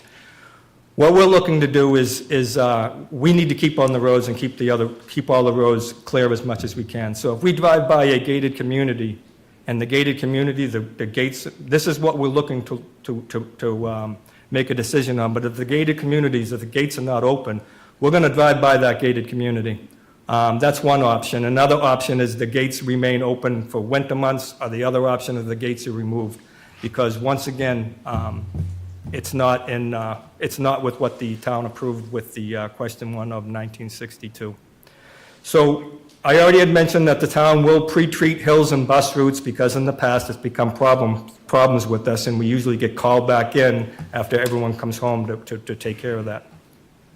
Owners of private roads, they're always free to engage their own plow service contractors if they would desire more expectations or expeditious service that the town can provide. This has always been in our policy. This next one is a concern for me too. So owners of private roads are collectively responsible for ensuring that the proper maintenance of their own road, and the town will refuse, or the town can refuse to provide plow services on any private road when the condition of the road becomes impassable or if the roadway becomes encroached with overgrown branches of shrubbery. So what happens is we'll go out to do a private road, and there's many of them in town. When you have a storm and you have the heavy wet snow on the branches of these trees and they start to cave in on the roadway, sometimes they get more narrow than the driveway. And when we put our trucks, or the contractor puts their trucks down there, we're breaking mirrors, we're breaking side markers, we're breaking blinkers, we're breaking antennas, and we're really scratching up our trucks. So this year is something that we want to create a no plow list that for Public Works. It's something that other towns do. Mashpee does it, Sandwich does it. But it's something that we want to implement, which would be, we would have a list of roadways, and we would reach out to the neighborhood associations earlier in the year, so it would give them time to be able to take care of what we're asking them to take care of, the imperfections. But that's something we really want to have implemented on our side, because we're putting a lot of time and effort into our trucks, and we're breaking a lot. We have a lot of cost in our trucks, and we're breaking some of these mirrors. A typical 10-wheeler today with a sander and a plow in the front, I believe today is around $450,000. So if we're out on private roads and we're breaking equipment on it, it becomes costly. And this item on sidewalks, this is a new item. We've always had sidewalk plow maps, but this is a new item because we didn't have it listed in the front end. So the sidewalk clearing is focused on main connectivity roadways, including Main Street, downtown areas, the schools, and primary roadways. Public Works does not have the staffing resources or equipment to clear all sidewalks in town. Sidewalks fall under priority 2, and they commence once the main roadways and second roadways are open and staff becomes available.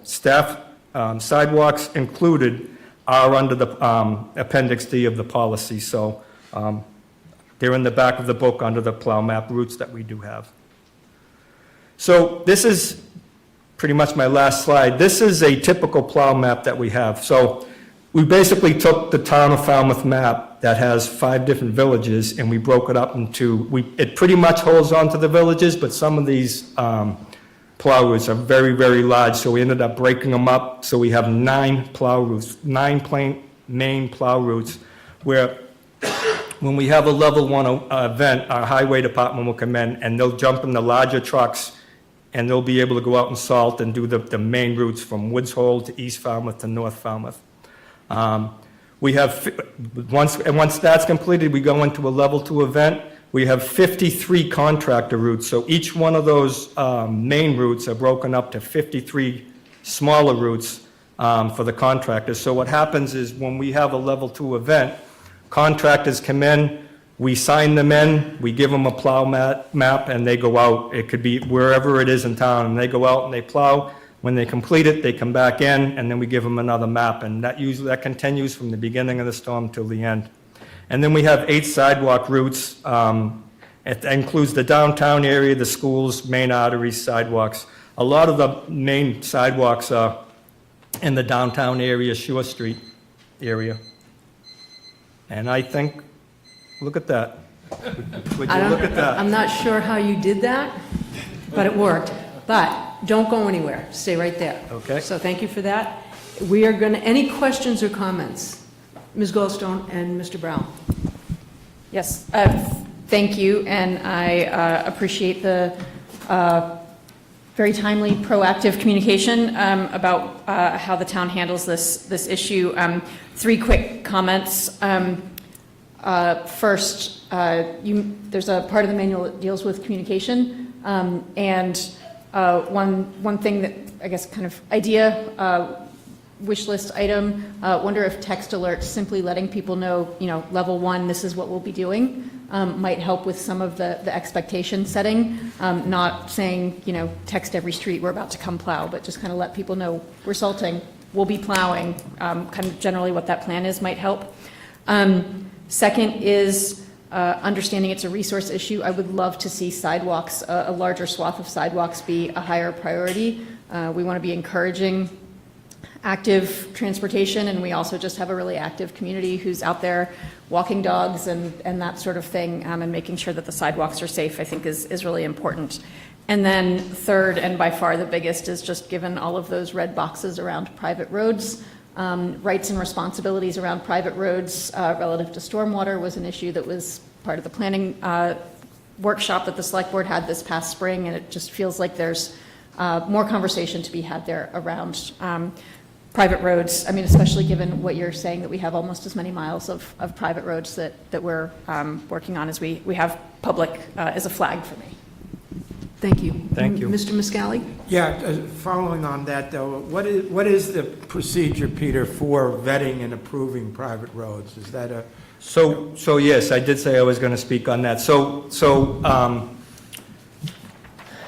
The planning board and the zoning board, they're getting a lot of new applications for developments in town. So we have standards for roadways for private roads, for widths of right-of-way, for sidewalk widths, for lane widths, and how roadways are to be built. So if it goes, we're saying with developments for new private roads is that if it goes through the planning board or if it goes through the appeals board, we collaborate back and forth with the boards, and we send our comments back to them. If it is approved, that's what I mean by approved and vetted roads. If it goes back and forth and it's approved and it's in the order of conditions or it's in the documents, when the road is taken over and the insurance, the bonds or what have you are completed, that's when the town will come in and plow. If a road is not built to town standards, we are looking at still considering it a driveway. For the developers, they know the standards, they know how the road should be done. And if it's chosen that they did not want to build a roadway or a subdivision road not to town standards, then we would be looking at it to be a driveway. So there's some different things, that are going on, but we're looking at for the private roads for snowplow and also for solid waste collection. So when we're doing a few right now, when you have a roadway it could be narrow or it doesn't have a proper cul-de-sac or a hammerhead at the end of the cul-de-sac, when we have our trucks go in there, you take a 10-wheeler and you have to put 4 to 6 feet in front of it because of the plow, and then you have to put 2 to 3 feet behind it because of the sander. For us to be able to go in and turn around, it's almost impossible. You're doing 7, 9-point turns to turn around. So our job is we need to go in, get the road cleared for the first pass or what have you, and just keep on going down the road. So that's something that we need to have more conversations with the planning board and with the appeals board, and we started those conversations. But that's what we meant to say by vetted and approved Does it have private anything roads. to do with the condition of the roads? So we grade gravel roadways, and we grade them twice a year. So we take care of the gravel roadways. There are several of more asphalt roadways in town that are very tough for our trucks. When we go down the roads, it's very hard for us to be able to plow. So that's, when we say implementing a no plow list, if that comes to fruition this year, that would be something, we'd be looking at those first 4 or 6 or 8 roadways, we'd be looking at saying, and it should not come to a surprise for the abutters, because we've had conversations with them in the past, we've already known, we've had some dialogue with the abutters, so. And the same thing with the gated communities, we've already had dialogue with the gated communities, so it's just something that I think we need to hammer out what we're going to be doing, just for our efficiency for public works for the town. With gated communities, don't the fire personnel have a way of getting in there? I mean, I think I don't know. I mean, They may, so I know, so we're such a large operation, we have so many things going on, we're multitasking. When we go into a community, it might not be the same truck. We might have different trucks in different sites of the area. So if we have a fob, or if they give us a strip on the windshield, we can't get in. If I wanted to go out and check a roadway to see if the side roads are pushed back or the driveways are pushed back, or check into a complaint, I can't get in. I can't get into a gated community. And some of the inspectors in the engineering department that go out and inspect the contractors, we can't get in. So that's something we're going to be looking at to say, it's up to the development, because we're going to say we're not going to be able to, we're not going to wait. We're just going to go by, and we don't want that kind of situation. We want to be able to have it plowed out, but for our time and our efficiency, we also have to keep on going. Thank you. Mr. Brown, did you have a question? And then we need to move on. Go ahead. Okay. I just want to comment. You said you might be having to put together a list of places where you can't practically get in, whether it's trees or road condition or whatever. And I think I heard you say that you were going to reach out to the associations, but it seems like in these private roads, a lot of them are not really organized. So I hope you would just actually consider individual mailings to all the people on the street, because they might not have a leader, and they might find that they might need to get organized once they get the letter. So. Yeah, I think we've already had some of that dialogue, but yeah, we will be. We do find out that a lot of them don't have associations. Thank you. You can stay, Mr. McConerty, but we are going to move on. Okay, we're going to go to business number 3, update and discussion on recommended traffic safety improvements in the area of Railroad Ave and Luscombe Ave in Woods Hole. Mr. Renshaw, I'd like you to start, please. Thank you, Madam Chair. Just real quickly before I turn it over to Peter. So back in August of last year, I had an opportunity, myself, the police chief, Peter McConerty, several of us had an opportunity to meet with representatives of the Steamship Authority. The purpose of the meeting back in August was to discuss some traffic safety, vehicular traffic safety, pedestrian and bicyclist traffic safety in the specific area of Railroad Avenue and Luscombe Avenue. During the course of that meeting in August, we documented with the representatives of the Steamship Authority several concerns that the town had. The volume of traffic departing ferries and heading straight onto Railroad, the interactions or at the intersection of Railroad and Water Street began to become a concern. Unfortunately, I can report this evening that none of those concerns that were raised back in August of last year have been addressed to any level of satisfaction. So what I directed staff to do, the DPW engineering, working with town council, was to take a look specifically at, and I'll let Peter kind of elaborate on this, the adverse taking of town property in the intersection of Luscombe and Railroad. If you all, I know you're all familiar with that area, there were some traffic islands several years ago that delineated that curve in the intersection, separated motorists from pedestrians and bicyclists. We learned, looking at aerial photography over the past several years, that those traffic islands have literally been removed, obliterated by the Steamship Authority. So Peter and his staff have had, again, since August, had some conversations with the Steamship Authority. Town Council has had some dialogue with the attorney for the Steamship Authority, again, putting them on notice that we're taking it back. so to speak. So with that, Madam Chair, I'm going to turn it over to Peter. He's got a great presentation working with our consultant, GPI, who prepared a traffic safety assessment report, again, of that specific intersection and some recommendations of what we can do to make that intersection safer. Peter? So thank you, Mr. Renshaw. So tonight we have our town engineer, James McLaughlin. We have James Grady, our highway superintendent. We have Chief Jeff Laurie, and we also have Sergeant Josh Oliver. Sergeant Oliver is also the chair of the Transportation Advisory Committee, the TAC, that meets on a monthly basis. So he is more familiar with the operations and the doings down in this area. This is the area that he patrols. And, excuse me, I'm sorry. And one of the most important is we have our consultant. Our consultant, John Diaz from GPI, has been working on it. We've been working on this for quite a long time, but has been working on us over the past multiple months, going down, taking traffic counts, flying drones over Luscombe and Railroad to see what's going on. And he's been working with the town to come up with implementations of what can be done down in that area. So I just wanted to start off with this plan. This plan here is, I call it the Woods Hole Triangle, right? So you have Water Street, you have Luscombe Ave, and you have Railroad Ave, and you have Woods Hole Road. I actually created this plan back in 2012, 2013. We've used it multiple times. It's surveyed in. We found multiple bounds out there. I'm very confident that survey-wise, that the location is accurate. This plan could be filed at the registry, so I'm very accurate with that. As a registered surveyor in the state of Massachusetts, I could certify to this plan.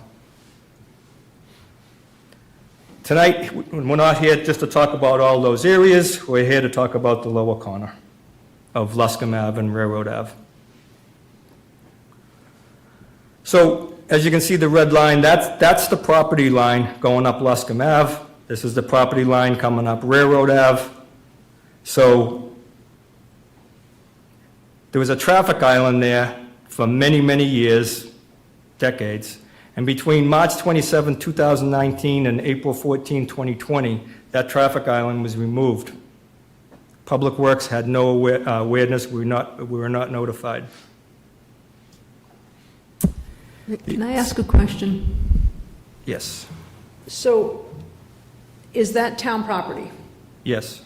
Okay, both of the boxes are town property. How is it that an entity can remove traffic islands from town property? Exactly. So what we do is, how we know that there's work going on in town is that we have permitting and we have plan review. And when it's brought to our attention, that's when we know there's some work going on in the area of the roadways. We were never informed of this work on Luscombe Ave. I do have a series of email correspondence that might be able to shed some light on this. So an island and curbing that was removed also from September 2nd, 2022 to April 8th, 2023. Okay, so I'm stuck.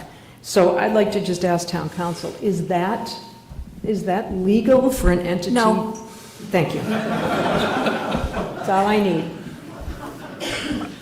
I just find it very, very troublesome. I'm going to get into this, but it's frustrating for us. It's troublesome, but it's frustrating for us because we have been trying to work with the Steamship Authority, and there's not a lot of reciprocal coordination or response back. So this plan shows our 2025 existing conditions plan that we showed with the red lines of the property line on the left, and then on the right is the 2025 aerial plan. If you look at the 2025 aerial plan, if you went off from Falmouth, if you didn't work from Public Works, you would think that that area down there is all the Steamship Authority. It looks like Luscombe Ave is a dead end that stops at the restaurant up at the top of the parking lot, and that Railroad Ave is a dead end, and it starts where the crossing is at the end of the bike path. So if you did not know today, if you went down there, you would think that that is all owned by the Steamship Authority, and they are actually using that as their circulation patterns for the terminal. So On the left-hand side, we have a 2013 aerial. On the right-hand side, we have a 2025 aerial. I tried to make them exactly to the size, the same size as possible, so you could see the difference. So when in the left hand side, you can see that there was an island there, and it forms the outer edge of Luscombe Ave. And then there was an island a little further up with trees and curbing that also formed the side of Railroad Ave. If you come over to the 2025 aerial, once again, it just looks like a sea of asphalt that's owned by the Steamship Authority. Currently, here are the current photos. If I drove down Luscombe Ave on the top view, if I drove down Luscombe Ave and came to the end of Luscombe Ave where Railroad Ave sits, that's what I'd be looking at. Where do I go? What do I do? Do I go straight? I got a bus. I can take a right. I got some faded paint. And then in the lower photo is the corner of Luscombe Avenue. And all those vehicles on the side of Luscombe Avenue are all park and ride or stop and go or what have you. So if you notice in both photos, the upper photo has a do not enter sign, the red and white blue do not enter sign. And if you correspond that with the same do not enter sign on the lower level, people would think that that's the property line. That's not the property line. That property line is about 10 feet further in towards the terminal, which means that all those vehicles, probably right through the back windows of those vehicles, are all within the layout. And what happens, the reason I bring this up is what happens down there is it's already tight. You have vehicles, you have pedestrians, you have bicyclists. It's down in the summertime.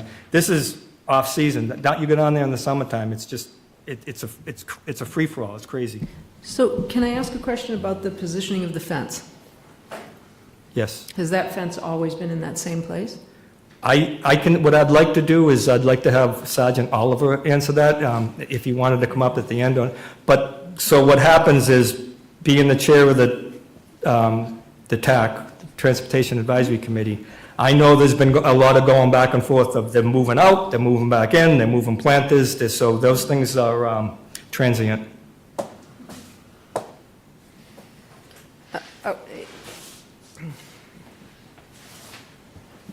Sorry, I'm a little shorter than everybody else. Sergeant Oliver, Falmouth Police Department, co-chair of the Traffic Advisory Committee. Those fences have been fluid. They've had moved them back and forth. If you look at the original pictures that Peter had up of the property, there was a taxi stand inside the steamship's parking lot. They removed that to make staff parking. The fences then got pushed back towards the roadway. They left a slight amount of room for taxis to park along there. As Uber and Lyft became more popular, they've taken over the area. The taxis were basically pushed out, and instead of the vehicles parking along the roadway as they should, Uber and Lyft had started backing in like that to fit more vehicles into the area, then crowding the intersection and blocking the roadway. Just to the north of where those Uber vehicles are parked, there's actually a loading zone. That's taken up in the morning by a school bus drop with parents. So between the school bus drop with parents waiting to put their kids in the bus, blocking up the roadway, then the Ubers, the intersection's very tight. You can't even get a truck down this sometimes. So the midnight shift officers go down in the morning and try pushing them out. I just went down there tonight to take some photos of the new construction fencing that's down there. And there was 3 drivers still sitting there at this time. We pulled the fence back towards the roadway to eliminate the taxi stand that wasn't being used and to try and get people to stay out of that area. It hasn't worked. There's actually no parking, no tow signs along that whole fence. And does it impede town property at all? Yes, it impedes the roadway. Also, to be noted too, with the traffic island that was removed, if you look at the aerial photos originally, the traffic island actually, when you come off the north berth, unloading from a boat, that traffic island actually deterred vehicles from going straight out and up into the roadway. With that being pushed back, if you look where the fence line is now, they're using the north berth for their commercial vehicles because it allows them to go straight up and out, instead of using the southern berth, which would put them going up Cowdrey and Crane. Thank you. And we had a video from a Woods Hole resident this week that showed a 18-wheeler pulling out into Railroad Ave and then backing onto that third slip. That just seems crazy that's the practice that's going on down there. Absolutely. I apologize for interrupting your presentation. This is a very frustrating, Anyway, go ahead. Yeah, Sorry. we always, for Public Works, we pretty much forbid backing up. We try to, when we're in tight areas like this, if you have a gasoline company, a gasoline delivery company that's delivering gas, they always offload on the right side. They do not allow them to back up. If you go through a site, when you design a gasoline station, they have to be able to come in one driveway and go out the other driveway without backing up. They really take that serious because, especially down here, you could have a person, a kid, a bicycle, anyone behind you. I might run a couple of minutes over on this. I'm going to go fast through this. But this is just an indication of some of the correspondence. I only went back to 2021. It goes way back further, but I just went back to 2021. So June 6, 2021, we had email correspondence with the citizen from Woods Hole saying that there was some asphalt being done in the area of Railroad and Luscombe without any notice to Public Works. And June 23, 2021, we had a correspondence with the steamship project manager for about the setup of a meeting to discuss schematic design. And that they met with, steamship said that they met with the Falmouth Fire Department to review the design. July 16, 2021, we had a meeting over at the office building on Palmer Ave, similar to the one we just had this past summer, and to go over the terminal plans. After that meeting, we did not have a lot of correspondence regarding that. And that was also with the Bikeways Committee, was over there, and they had a lot of concerns about the design, so they did attend that. On November 18th, we had an on-site meeting with the steamship authority staff to discuss vehicle and pedestrian safety. On November 19, 2021, we had an email from the town engineer to the steamship general manager stating that if you do any work within our roadways, you have to have driveway permits and right-of-way permits for our roadway. So it gives us a chance to look at openings, site distance, design, drainage, all that stuff. And every time someone opens up a driveway, it changes the circulation on the roadway. So that was the beginning of it. And then on June 6, 2022, we had another on-site meeting with the general manager. On August 25th, we had a request to meet and discuss the reconstruction plans of the drainage and grading utilities. On March 15, 2024, we had an on-site meeting to discuss the encroachments. On August 8, 2024, we met with over at the Palmer Ave building. The attendance was Steamship Authority, Town Manager, Public Works staff, Falmouth Police. We let them know that at that time, back on August 8, 2024, that we were looking to make safety improvements along Railroad Ave and Luscombe Ave, and due to the removed islands and curbing. October 3rd, 2024, we met at Public Works with the steamship, and this is when our consultant came in for our meetings with us. We offered them multiple options within the steamship site and within Railroad Ave. Our goal was to reduce the traffic on Railroad Ave because of all the traffic and freight going up Railroad Ave. Steamship Authority implied that their staff and their engineers implied that they will review the information and will respond back to us. They never responded back to us. We ended up getting back to hold of them, and they came over and met with us again on October 22nd. Basically, we went through, our consulting engineer went through the options again, and basically the Steamship Authority said that they are continuing with the current design with no incorporations of our recommendations and options. On December 23rd, an email was sent by the town manager to the Steamship Authority general managers stating that the lack of correspondence and meetings listed above and the lack of communication regarding safety concerns for motorists and pedestrians at the intersection of Railroad Ave and Luscombe Ave, that we are moving forward with our intentions that are taking place right now. Just before, I would say on December 22nd, December 23rd, our engineering department went out and marked the property line with orange paint for the line so everyone could see that it was there. This time of year with salt and sand, it doesn't last long, but it was a mark to say, this is our property line. And then on January 2nd, 2025, we had a recommendation letter from our town engineering consultant, John Diaz, for the necessity to reestablish the raised islands and concrete curbs along Luscombe and Railroad, and just to reduce the number of conflict points. When we say conflict points for pedestrian vehicle, bus vehicle, vehicle, side swipe, rear end, however. So this is the letter, this is the area once again that, and I believe you have a copy of a letter in your packet. This is an area once again of the area that's been basically occupied by the steamship. It looks like their property. They're using it for their circulation and their movement of their trucks and freight and vehicles. And so that, I'm going to leave that open for that. We're going to show the 2013 aerial and the 25 aerial, what it looked like before and what it looks like now.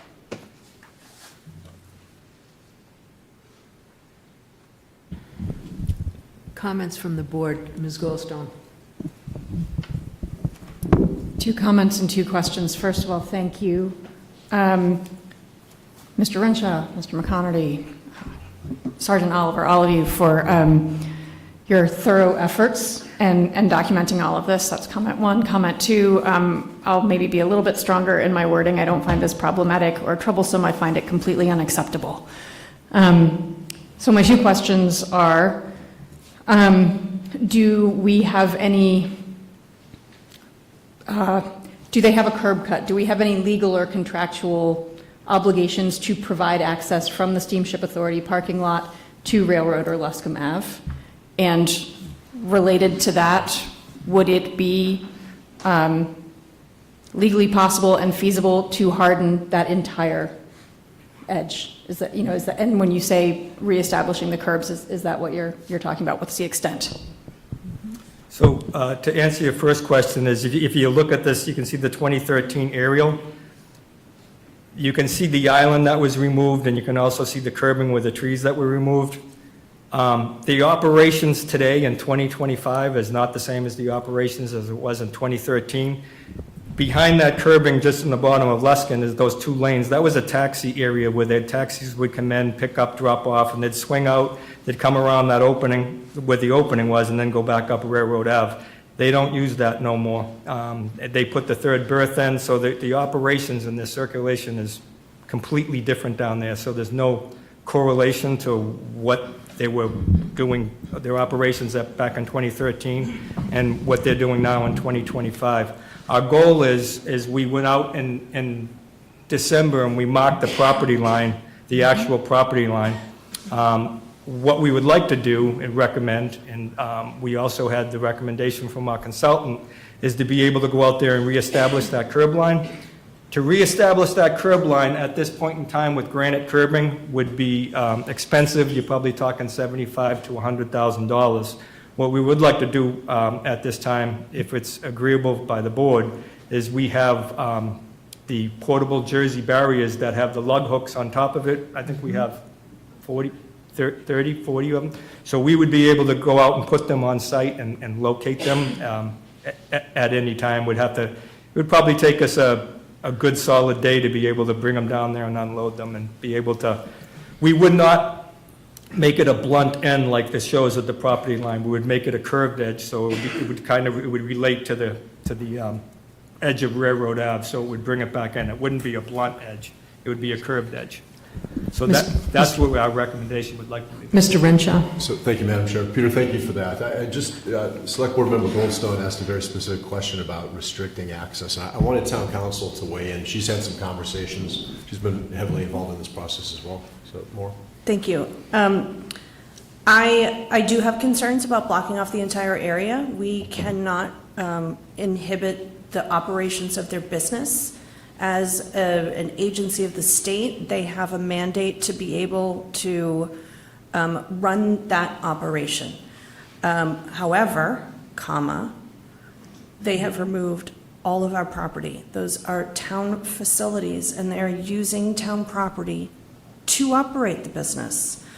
I caution against closing off the entire intersection, but if you look at some of the historical aerial photos, and also some of their proposed plans that are part of the renovations, you'll see that eventually they also want to close off part of the property line with curbing and leave just a passageway for vehicular traffic.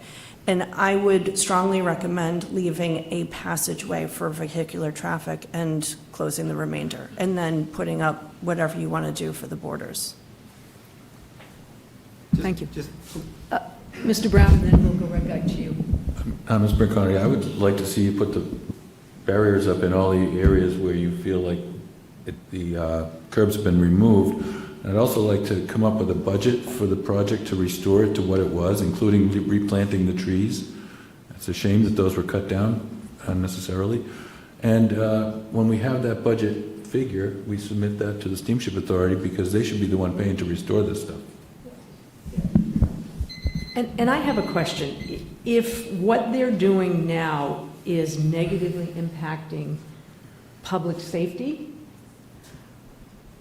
I think we need to do everything we can possibly do, and I agree with you, to take it back and positively impact public safety, because that seems to be the one place, hopefully, that we have something to hang our hats on. The other piece that is and you don't like my word trouble, you don't think that's strong enough, but I'm going to stay with that, is that they are allowed, or somehow not allowed, because we don't allow it, they just take town property. They ignore correspondence. Their pattern of behavior is to sit there and whatever, shake their heads, and do nothing. You've been at meetings where you've come out and nothing's happened. I really feel like the town and maybe potentially our legislators need to get behind fixing this problem and not just going along because they're not working with us. I think we need to take this on as strongly as possible. Mr. McConerty, did you? Okay, Mr. Brown, did you want to say something? Yeah, I think you should just take action immediately and restore this safety pattern. We also need parking in the town, and all this stuff ripping out all the curbing and all the parking areas, it's just not helpful to our town and our residents. And I'm just disappointed with the whole interaction down there with these guys. The new boats are more polluting than anything. It's just, there's no thought put into any of it. It's just do whatever they want. So I'm just about had it. Mr. Renshaw? So one final comment or recommendation, and I'm going to ask Town Council again to assist with this. So to give the authority an opportunity, again, to be responsive on a very short leash, I believe it's Town Council's recommendation that if the board, I wanted the board to be comfortable because we are going to be aggressive with the move to restore what they took. So that was one purpose of tonight's presentation. The other purpose is to, one last time, to put them on notice. And Maura, could you kind of highlight kind of what that communication is going to look like and what the intent of that is? Absolutely. I have already put General Counsel for the SSA on notice that, depending on what this board says, that it would be my recommendation, I'm not quite sure what the town manager would say, but that I would ask for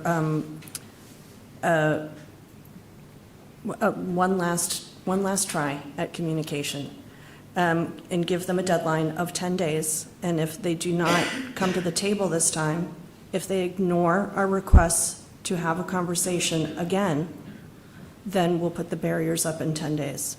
I do think it's worth it, given the stakes here and where this is headed, that this is headed to a courtroom, that we give them a last opportunity to at least try and come to the table and have a conversation with us. And I would agree with that, and personally, and the reason I would agree with it is that you are dealing with their counsel. We haven't gotten anywhere with them, so I think taking it to that next level, I would be okay with that, as really angry and frustrated as I am. I don't know how other board members feel. I wouldn't discount our town council's advice. I think it's reasonable to expect that they would respond at this point, but we'll see what happens. Any other comments? Can I just- Goldstone? Could I add one thing? Yeah, let me just go to Ms. Goldstone, and then yes, Chief Laurie. Can I just clarify what in that one last communication, what the ultimate ask is? So all along, with the history of emails and the meetings that town staff has had with them, the ask has been submit a driveway permit, and they haven't been able to do that. And the reason why we've asked for a driveway permit is because there is an evaluation that goes through that. It is Anytime that someone is asking for access onto town roads, the reason why we ask them to submit an application and meet with the town engineer is so that the town engineers can look at sight lines. It's this public safety aspect that you were talking about, to be able to evaluate the traffic flow and make sure pedestrians are safe at that crossing. We're not able to do that. We have our own traffic study, but there should be a dialogue. And we should be willing with the SSA to have that dialogue, but they just haven't come to the table. To Mr. Brown's point, why would we not ask for them to restore what they have taken at their own expense? I don't see why we wouldn't. Okay. Chief Laurie. Just real briefly, just so everyone knows, especially the folks in Woods Hole, we've been working with them to deal with some of the issues. Hopefully over the summer, you'll see something, I think, at Springtown meeting. But Sergeant Oliver can attest, all 3 shifts have been directed to conduct stepped-up enforcement down there to try to improve the quality of life with the motoring public and down at the steamship. We had 24 car stops on the day shift today in Woods Hole alone. We're also focusing on, obviously, all areas, all villages in Falmouth. But I just wanted the folks in Woods Hole to know you're going to see a stepped-up presence with us. As we continue to hire, we've got a couple in the academy. When call volume allows, especially this time of year, we're trying to really focus on quality of life and enforcement in all areas of town, but specifically Woods Hole is a major priority for us right now. Does the board, Mr. I Muscali? was just going to say, do you want a motion of any sort, or just a consensus? I don't know that we need to vote it. So I wasn't asking for a formal vote. Again, I wanted the board, consensus. I wanted the board to feel comfortable with the direction that this is proceeding, because it could be a bumpy ride. And I think town council's recommendation to give them one last opportunity, short leash, to come to the table to discuss. We're taking it back. You know, the parameters and the mechanics of that and who pays for it, that'll be part, I envision that'll be part of those discussions. So the consensus that we need to come up with is that we agree with town council's advice and that we'll move forward and we'll allow one more communication with a time limit for a response. And then the town manager, if I'm correct, directs the Department of Public Works to go to the next step. Just to take that a little bit further, I don't want just a response, I want a collaborative effort with our engineering and DPW department to come to an amicable solution that creates a more safer environment down there, not just a meeting. That would be the goal, yes. I would agree that that would be the goal, and it's a good point. So do we have consensus to give the town manager the direction to move forward? Yes. Yes. Mr. Muscali, yes. You know where we're going? Are there any public comments? Anyone like to make a public comment? Okay, I'm going to limit you because you know where we're going, but I will start. Sir, we'll start with you. And I'm going to limit the comment because you know the direction.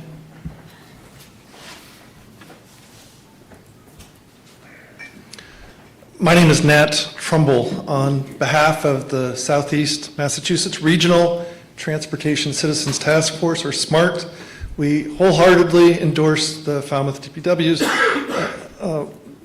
Director's proposed project for both a temporary traffic barrier, but also a more permanent solution in the form of the proposed granite curbing in the immediate vicinity of the Luscombe and Railroad Ave intersection. SMART members have observed and documented countless traffic infractions by Steamship Authority operation-related cars, buses, and trucks at and near this intersection due to the fact that the Steamship Authority has removed the previous curbing in this area. It's time for Falmouth to stop Steamship Authority encroachment and industrialization of Woods Hole. It's time for Falmouth to take back its own roads. SMART asks that the granite curbing be installed in place, if at all possible, by this Memorial Day weekend.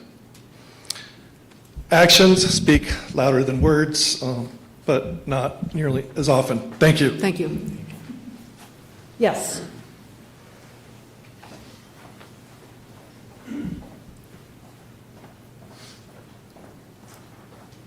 Thank you. Catherine Jansen, Chair of Falmouth Bicycle Pedestrian Committee. I'm on the advisory board of Friends of Falmouth Bikeways, and I'm on the advisory board for Vision Zero in Cape Cod. I want to thank DPW and Police Chief and Sergeant Oliver and the Select Board. We have been lucky. This intersection is a nightmare in season, and our town has simply been lucky that someone hasn't been killed or seriously injured in that area. So I applaud the actions. Thank you. Love the Jersey barriers idea. Nobody's going to be moving those around. Thank you. Thank you. Another comment? Yes, sir. Ms. Bumpus, did you have your hand up? I'll take you next. Peter Jeffrey, the town of Falmouth's appointed board member to the Steamship Authority. I just want to say I share your frustration with Steamship Authority management. I am even angrier today about the management than I was before coming to this meeting. I have asked repeatedly to be in on those meetings with the town, to hold the management accountable. I think Mr. Renshaw can speak to this. I've been at one of those meetings. I've found out once about them and been invited. So first of all, I would ask that when the town meets, let me know so that I can hold them accountable on the board side.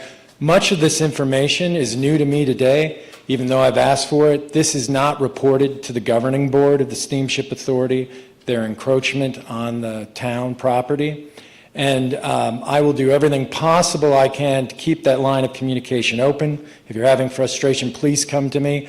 And as far as the Steamship Authority paying for the replacement of these barriers, the curbing, by all means, let me know what the budget is, and I will at least raise it with the rest of the board so that we have a motion and it doesn't just get filtered or not filtered through management.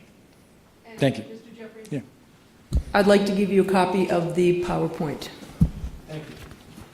I have a couple of scratched notes, but it's all there. You're welcome. Ms. Bumpus? First, a thank you to you all, to Peter, to everybody who's been working on this. I would say don't go for something permanent yet because they are still in construction. I would also say to Peter, take pictures where you put your Jersey barriers because they're going to move them and document it. Thank you. Okay. Mr. Oliver? Oh, sir, come up, and then Mr. Oliver. I'll take one more public comment.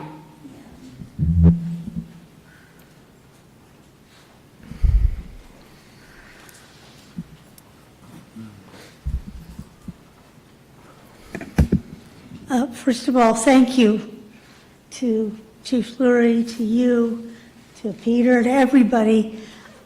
The anger and frustration that you're feeling, we who live in Woods Hole have been dealing with for 7 years at this point. We've been lied to.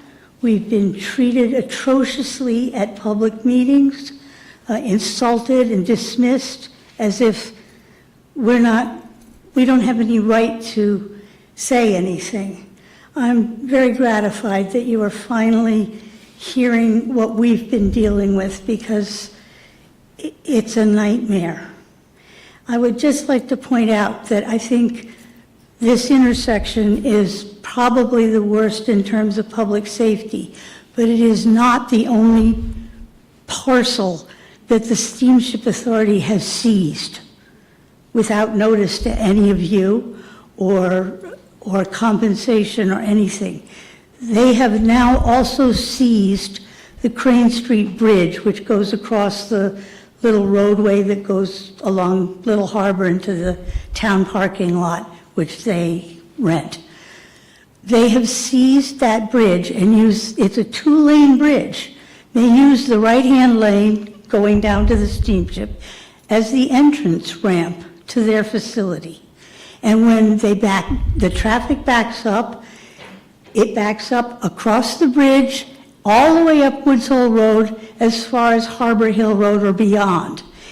Those of us who live on Juniper Point have no access to our homes that we own, that we pay taxes on. We are prevented from getting to and from our homes because the bridge is occupied. And we sit in traffic for as much as 45 minutes at a time, waiting to get to our houses. Going out, the P&B buses now use what I call the left-hand lane, but that's looking towards the steamship. The exit on the Crane Street Bridge, I have been backed off of that bridge multiple times by buses coming at me full speed. They don't slow down. They just take the bridge. So if I want to leave home, I'm in danger of getting run over by a bus all the time. If I try to bypass the traffic and go in the left-hand lane to get to my house, I risk getting hit head-on by traffic getting off the ferry. And it's not just me, it's everybody that lives on Juniper Point.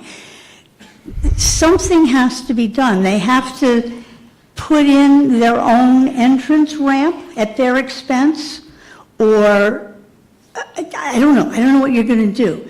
The old bridge that used to go to Little Harbor Road, which was dismantled many, many, many years ago when the new bridge was put in, if that were restored and made gated or something so that residents on Juniper Point could turn left and get onto Little Harbor Road and then get to where we live, and that the steamship traffic couldn't use, that would help, but I think that that's really expensive and impractical.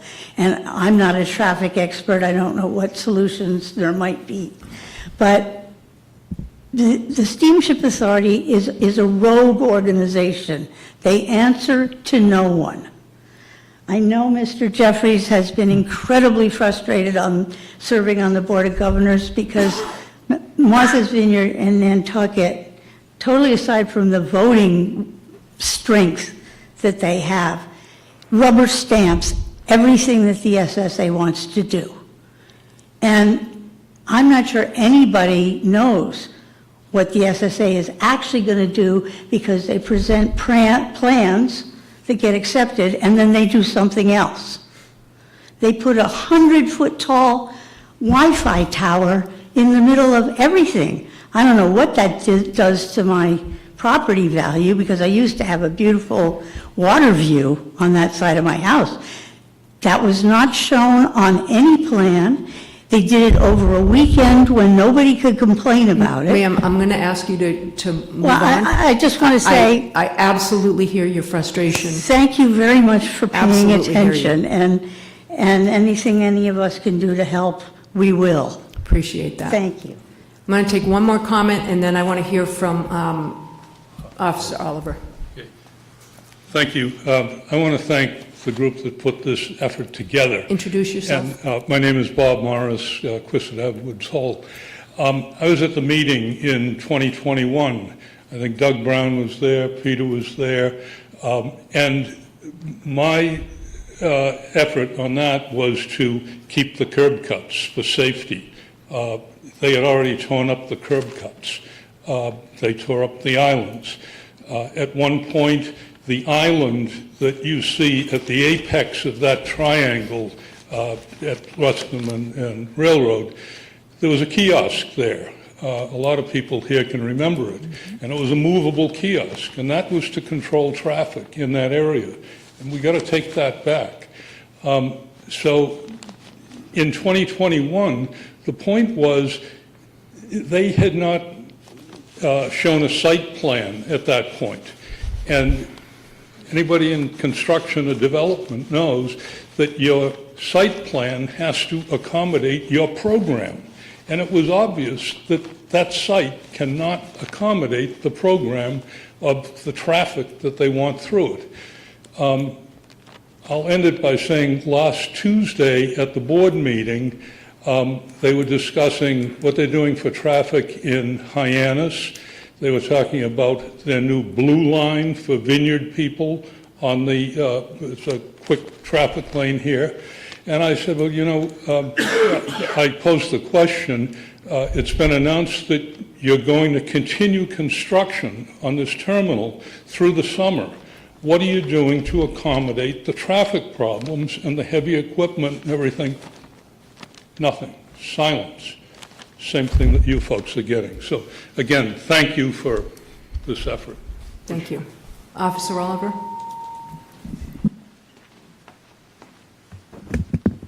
Sergeant Oliver, Falmouth PD. I would just like to point out that in the last few weeks, the steamship has again changed their traffic patterns. If you look in the aerial photo from 2025, it shows the buses lining up to the left of the photo where they're sitting now. In the recent weeks, they've blocked that all off with construction fencing and have started their project in the center of their parking lot and have moved their bus lanes to where the parking is in front of the building. So they are now using that as their main access for the buses, which if you look at the aerial photo from 2013, that would be where the trees were at that point. So the rest of that is now kind of blocked off by construction fence, except for their berth, which empties out straight into Railroad Ave. Thank you. Okay, we're going to move on. We're going to go to business number 4. We're going to hear and discuss a status update from Eversource on the cabling project. Mr. McConerty, and I really am going to keep you to 15 minutes. You're not going to keep me, you're going to keep Eversource to 15 minutes. Oh, I'll keep him to 15 minutes. I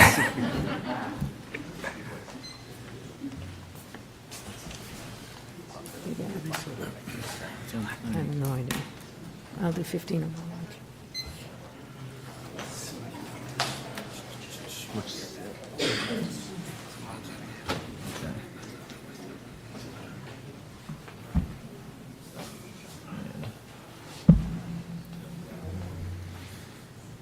Got it? Go ahead. All right, all set. All right, good evening, Philip Burt, Eversource, Community Relations. Nice to see you all again. Director McConerty had asked me to come in and provide a brief update on the progress on the various projects we've got going on, specifically with the cabling project with the Vineyard. It's not too often I go into one of these things and say that I'm glad I'm with Eversource and not with the previous folks. So anyway, I'm just going to run through. I think the packet has the information in there. Provided you with a sort of a written summary of where we're at and some pictures, but really just wanted to walk you through, just give you an update. I think so far so good. Kind of knock on wood, but we've been pretty fortunate. Things are going, I think, pretty well. On the Vineyard side, things are progressing well, and then here in town, we've made a lot of progress, and I'll just take you through some of those things. So the first piece to this has been the Shining Sea Bikeway, which I know folks have seen is obviously shut down from Terhune down to Locust Road. So at that location, all of the duct bank is now in. All of the manholes are now in, or the vaults. I think there's 7 or 8 of them. The next steps for that location are some path widening in areas. So we're going to do a little bit of gravel work on the sides. To where it's possible to widen the path. We'll be running conduit through the Depot Ave parking lot to do EV charger installation, so that's part of this. So that's coming up. And then the next step before we can repave will be pulling cable actually through it. So the actual cable that's going to run from the substation on Stevens Lane actually has to go down through underneath the bike path. So that cable will get pulled, and then we'll go ahead and do our restoration activities. So that'll include paving and then restoration at the EDIC. So we've been working with the EDIC on some plans to kind of spruce up the backyard there of that. It had originally looked like we were maybe going to have to remove one of the sets of train tracks. Turned out we didn't have to do it. But we still, because the construction went right through there, it just kind of made the area kind of a mess. So we're going to work with them to improve that and make it a little more visually appealing for folks to visit that area. So everything with respect to the Shining Sea Bikeway is on schedule. We're still looking at sort of like a late Q1, early Q2 opening is the thinking. So far, so good. Like I said, no major delays in that area. So I think where the biggest impacts have been recently in town, obviously, have been down on Surf Drive, and most of this has been actually the town's water main. Our little piece to this is actually kind of hard to see in these two pictures here, but really if you've been down there and you've seen all the work going on, most of what you're visually seeing is us. There's a dewatering system in place, which is to basically make it so the water table is so high there, pull the water so they can cut the road and actually do the installation of the water main and the duct bank work that we're doing. So most of that is anticipated. They're just about done with the water main. And I think as of the last meeting we had last week, it sounded like around February 12th, 15th, somewhere in that time period, we'll be good to actually turn the new water main on. So that entire section will have been replaced. It was actually, we were very fortunate to, originally it looked like we were going to have to put a bunch of those there's one business down there and several of the residences onto like a bypass system. That was a little scary with cold temperatures. We were a little concerned about doing that. Ultimately, we were able to come up with a way to not have to do that, which is great. So there'll be kind of like there'll be one day where there'll be a switch over that'll happen in February where all of those 8 or 9 folks will be switched over to the new water main. The duct bank down there is basically done. So we have one section at the end of Mill Road and one section right near Surf Drive parking lot. So both of those pieces are in. And so in terms of that civil work on Surf Drive, most of everything there will be wrapped up mid to late February. We'll be kind of off of the road there. There will be no longer really any construction going on. It'll then switch to the HDD, the horizontal directional drilling work in the 2 parking lots. And that's just a picture of one of the duct mains. That's the duct bank going in right at the end of Mill Road there. So this is the unit, a picture of one of the units that'll be coming into town. So right now these are on the vineyard side. So we currently have drilling operations going in Tisbury and Oak Bluffs. So this is just basically what one of these units look like. It's just a gigantic drill. You'll see in February, this is sound wall. This is sort of audio and visual mitigation that's in place on the island right now. So similar materials will be put in place here again to like block the noise, block the lights, any of that kind of stuff that might be a problem. So that's just a picture of that. What you're seeing here is actually in Tisbury right now. This is out on Surf Meadow in Tisbury. So the obviously to the right there is the actual drill, and then what you're seeing to the left there are essentially kind of like the drill bits. So they're long sections of pipe. They're each about 30, 31 feet long, and they just get attached and then continually attached. And there's days where it seems like I think they go a couple hundred feet. There's some days where they can get up to about 500 feet in a day of horizontal distance. Oh, and that was my last one. That's my last picture. Questions or comments from the board? Mr. Brown? So I understand there's some materials shortages on the bike path portion. Is that corrected itself? Yeah, no material shortages. Actually, we got some good news the other day that one thing that we thought might be looking at like a March delivery date is now looking like a mid-February delivery date. So it's even pushed forward a little bit. But again, we've been really fortunate. We haven't had any really inclement weather. The cold's been a little difficult, but nothing's really slowed us down in that area there. Sounds good. Thanks. Great. Ms. Goldstone? Yeah, I guess I'm a little confused with the bike path. If it's not a shortage, given that this work was planned months in advance, it sounds like there's supply ordering still going on and the work is stopped as a result of that? No. No? That's okay. No, so we actually had multiple crews going. So Lawrence Lynch is our vendor, and they're doing both sections. So they're actually doing Surf Drive and they're doing the bike path. So we've actually been moving crews back and forth between the two. When we finished the vault in duct bank installation, they took that crew, moved them down to Surf Drive to make sure we sped up that process so we get out of there on time. And then that coincides with us now going. So once they're done down there, that crew goes back up there and we'll do the finish up work up on that part. But all the ordering of materials is long since done. Okay. And then, thank you for clarifying that. In terms of the directional drilling work, am I recalling correctly that that was originally scheduled to start in January, and we're now talking about it starting, sounds like, beginning of March? So what does that mean for timeline in terms of directional drilling, and how much of that work might be happening 24/7? To the, how much is going to happen 24/7, I really, honestly, I don't know. Because we have that built in on the vineyard side as well, and they haven't had to use it very much. With respect to the timeline, though, so our materials are due in Falmouth in February, with drilling starting in February. So I don't actually think we're not off of our target. It was the end goal of being out in April, I think, was the timeline. Any other questions? No, I just comment that all the safety measures down on Swift Drive is appreciated. It's a well-run site. Thank you. Great, thank you very much. You're welcome. Okay, we're going to move to the Board of Health. And is that Dr. Kroger again? And I'm going to keep you to 15 minutes as well. All right. That works for me.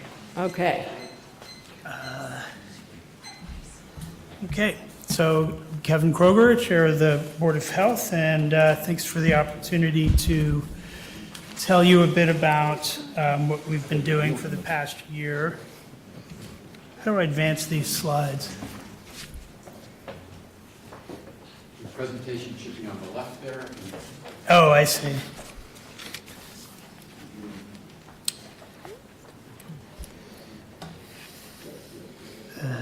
There we go. All right. Madam Chair, while they're figuring out their slides, right. I have a question. Go ahead. Given the time that it is and what remains on our agenda, I'm wondering if there are items later in the agenda that we might opt to postpone to a later meeting and let folks who would be staying around for those know that sooner rather than later. I'm not going to do that at this time. Okay, so this is the current composition of the Health Board. We've picked up 2 new members, Jed Goldstone and George Topulus, this year. And there's, as you can see, there's a nice spread of expertise and backgrounds across environmental science and medical field and toxicology, et cetera, and many years of experience on the board or as health agents, or in a health agent in the case of George Hoyfelder. And this is our current health department staff. Also many years of experience within the staff of the department.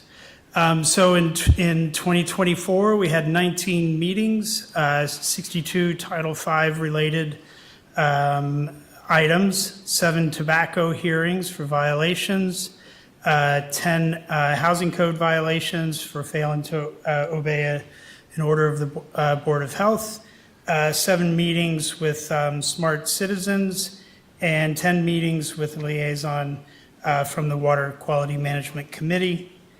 Some of the major activities include updates to the local septic regulation, which I'll talk about more, working with the Water Quality Management Committee and stakeholders on the development of regulations that will require advanced denitrifying septic systems under certain circumstances. And we have a regulation update under draft at the current time.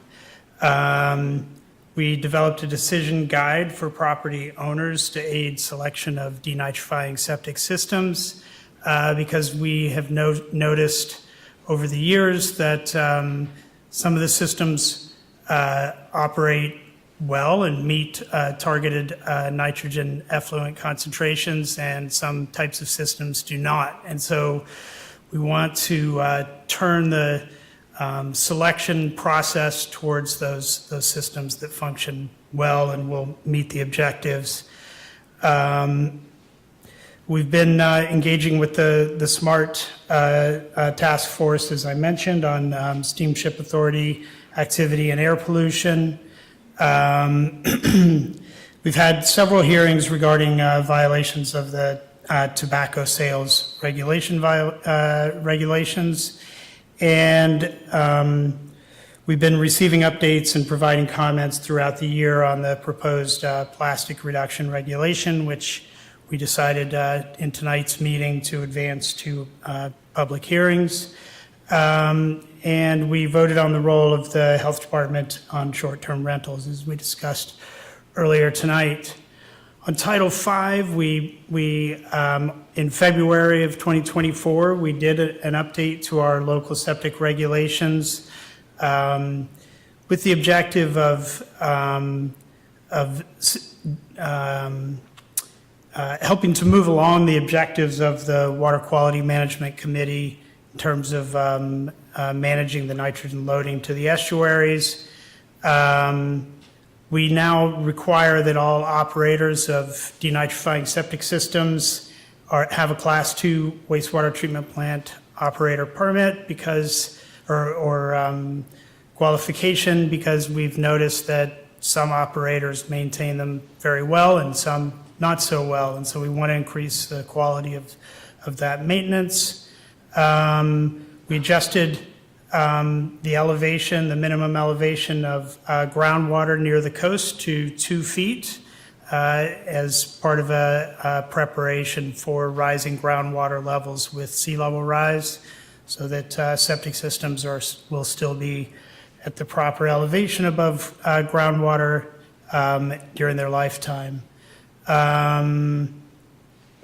We reduced the applicability of technologies to reduce soil absorption system size close to the water. Let's see.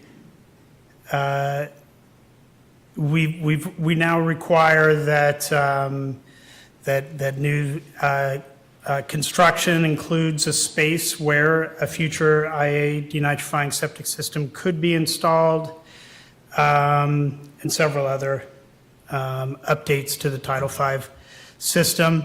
One high-profile wastewater management topic that we managed to resolve successfully this year, that had been going on for a couple of years, was the Auto Camp campground on Palmer Ave, which everyone is familiar with. When they proposed a new campground, we required a very high level of treatment to reduce the nitrogen load, and they installed a small wastewater treatment plant to achieve that. Fortunately, the company that installed it made some errors, and they crushed a lot of the pipe, so we had raw sewage released into the environment, and the public let us know what they thought about that, as they should have. And however, after that initial misstep, I'll note that the Auto Camp company worked very effectively with us over a very long period of time. They totally rebuilt the system. We had them truck away all of the effluent during that time, so there was no more release of material into the environment. And then we allowed them around May of last year to start operating the system and releasing to the environment again. And they've achieved a 7.3 average milligram per liter total nitrogen in their effluent. That is with very low flow faucets and fixtures throughout the system, so they have very high concentration on the flow into the system. So they're achieving about a 93% removal on average. So we have more than a 90% improvement in protection of the environment in the end. So we appreciated their work and cooperation. On tobacco, we updated our tobacco regulations in 2021. We had a number of hearings around one particular establishment that had a number of violations, and then there was a sale of the property within the family. We had to make a determination of whether we should consider that to be a new business. It was a very important decision because if it were not a new business, it would have been their fourth violation, and we would have removed their permit to sell tobacco. The business would have been eliminated. In our updated regulation, we have capped the number of permits that we have in town at 35. That's the current number. And so if any of those permits are not renewed for any reason, or if they're revoked, then the number will go down by that amount. So the idea is that children smoke more tobacco if there are more establishments in their vicinity. So the goal is to gradually reduce the number of permits over time. On housing, the department performs housing inspections upon tenant request, as was mentioned earlier tonight. And in a number of cases, they bring those before the board in order to achieve compliance. And so we have used fines in the past, but the objective of all of those efforts is to achieve compliance. On the Smart Citizens engagement, I find a lot of the information they've been presenting to us compelling. The very large number of visitors to Martha's Vineyard each year. Maybe on a given day, there may be 3 times as many people on Martha's Vineyard as the year-round resident population in Falmouth. So that does involve quite a lot of traffic through town, as we've been talking about today. 89% of the visitors use the SSA ferries. The trucks in particular seem to be increasing in number. Those heavy diesel emissions have really substantial consequences for public health. The CAS report, which I'm sure the board is familiar with, projected 2% growth in traffic per year. So it is a pretty serious problem for the town to figure out what to do about this growing traffic. Some of the actions we've taken are to write letters to the select board, to Chief Lowry, to the DEP and the EPA. I was very happy to hear Chief Lowry indicating they were going to increase enforcement at the ferry terminal. Particularly what we're asking them to do is to enforce the anti-idling law. It's very low-hanging fruit, and walking around the terminal, it's pretty easy to see lots of idling vehicles unnecessarily. And so that would be a very easy way to reduce emissions. It did occur to me during the discussion tonight that maybe the town has more leverage at this point with the Steamship Authority than they've had in the past. We definitely need better signage there. The signs that indicate no idling are located on your way into the facility. It's just a little sign on the booth there where you buy your ticket. And when you're sitting and waiting to get on the ferry, there's no signage that's obvious to see. So that's really where the signage needs to be. Okay, and that's it. Thank you. Questions or comments from the board? Just one. Go ahead, Mr. Scally. Doctor, with respect to tobacco, I know some towns in the Commonwealth are looking to prohibit the sale of tobacco based on age as people get older and stop selling tobacco. Has the board considered any regulations or any thoughts with respect to that going forward as a prohibition on the sale of tobacco? So if I could clarify, so reducing or eliminating. So some of the towns are prohibiting the sale of tobacco to people at certain ages so that at some point in time you won't be able to buy tobacco products in the town. Oh. Gradually. Yeah, gradually, yeah.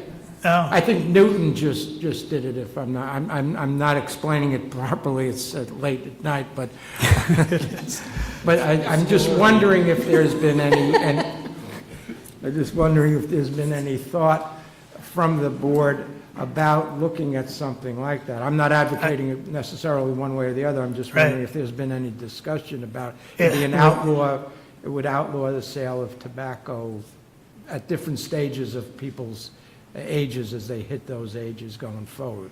Wow, that sounds like it might get some pushback, but... Newton passed it. But that's Newton. Yeah, it hasn't come up. I'll look into it. We know Maura has a special feeling for Newton, right? Well, I don't know if Newton did it, but Brookline instituted a regulation like that. They set a date, and then the date, the birth date stays static. So then anyone born after that date, for going forward, cannot purchase tobacco products.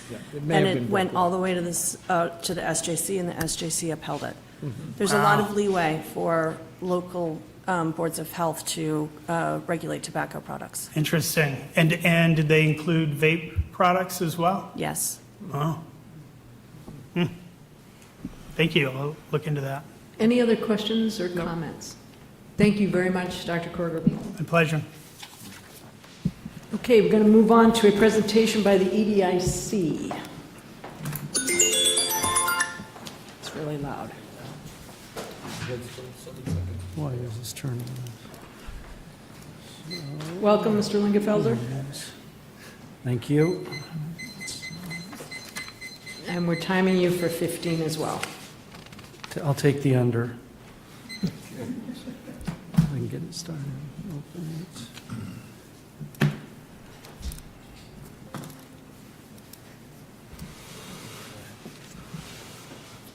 Left clicking.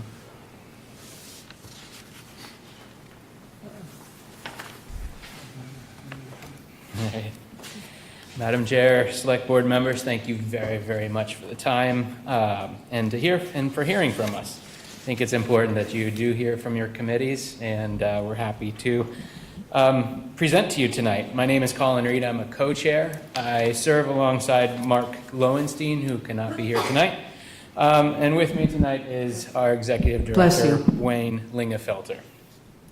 We want to give you a quick update of what we're up to, what we did in 2024, what we're going to be doing in 2025 and beyond, and then review some of the items where we think your attention might be needed in the future. I think most of you are familiar with the EDIC overview. I'll save you time there. Key takeaway, EDIC is a unique entity within Falmouth that can be leveraged to the benefit of the town of Falmouth in intriguing ways.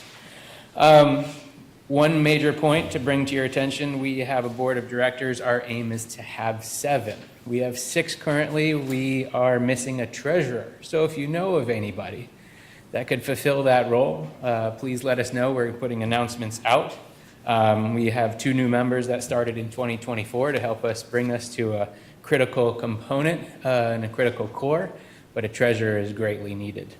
I'm going to turn it over to Wayne now to talk about the 2024 accomplishments before I jump back in with the 2025 work. Thanks, Colin. Good evening, Select Board. So I have just 5 quick highlights I'm going to give for 2024. First of all, the board typically has budgeted the EDIC operates at a break even. We were able to do slightly better than that in 2024.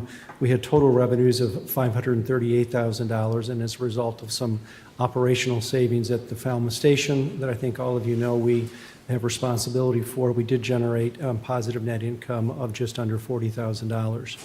I think it's important to remind the board that we had $127,000 of solar revenues collected at the Blacksmith Shop landfill site that we did in turn hand over to the town. We share those revenues with the town.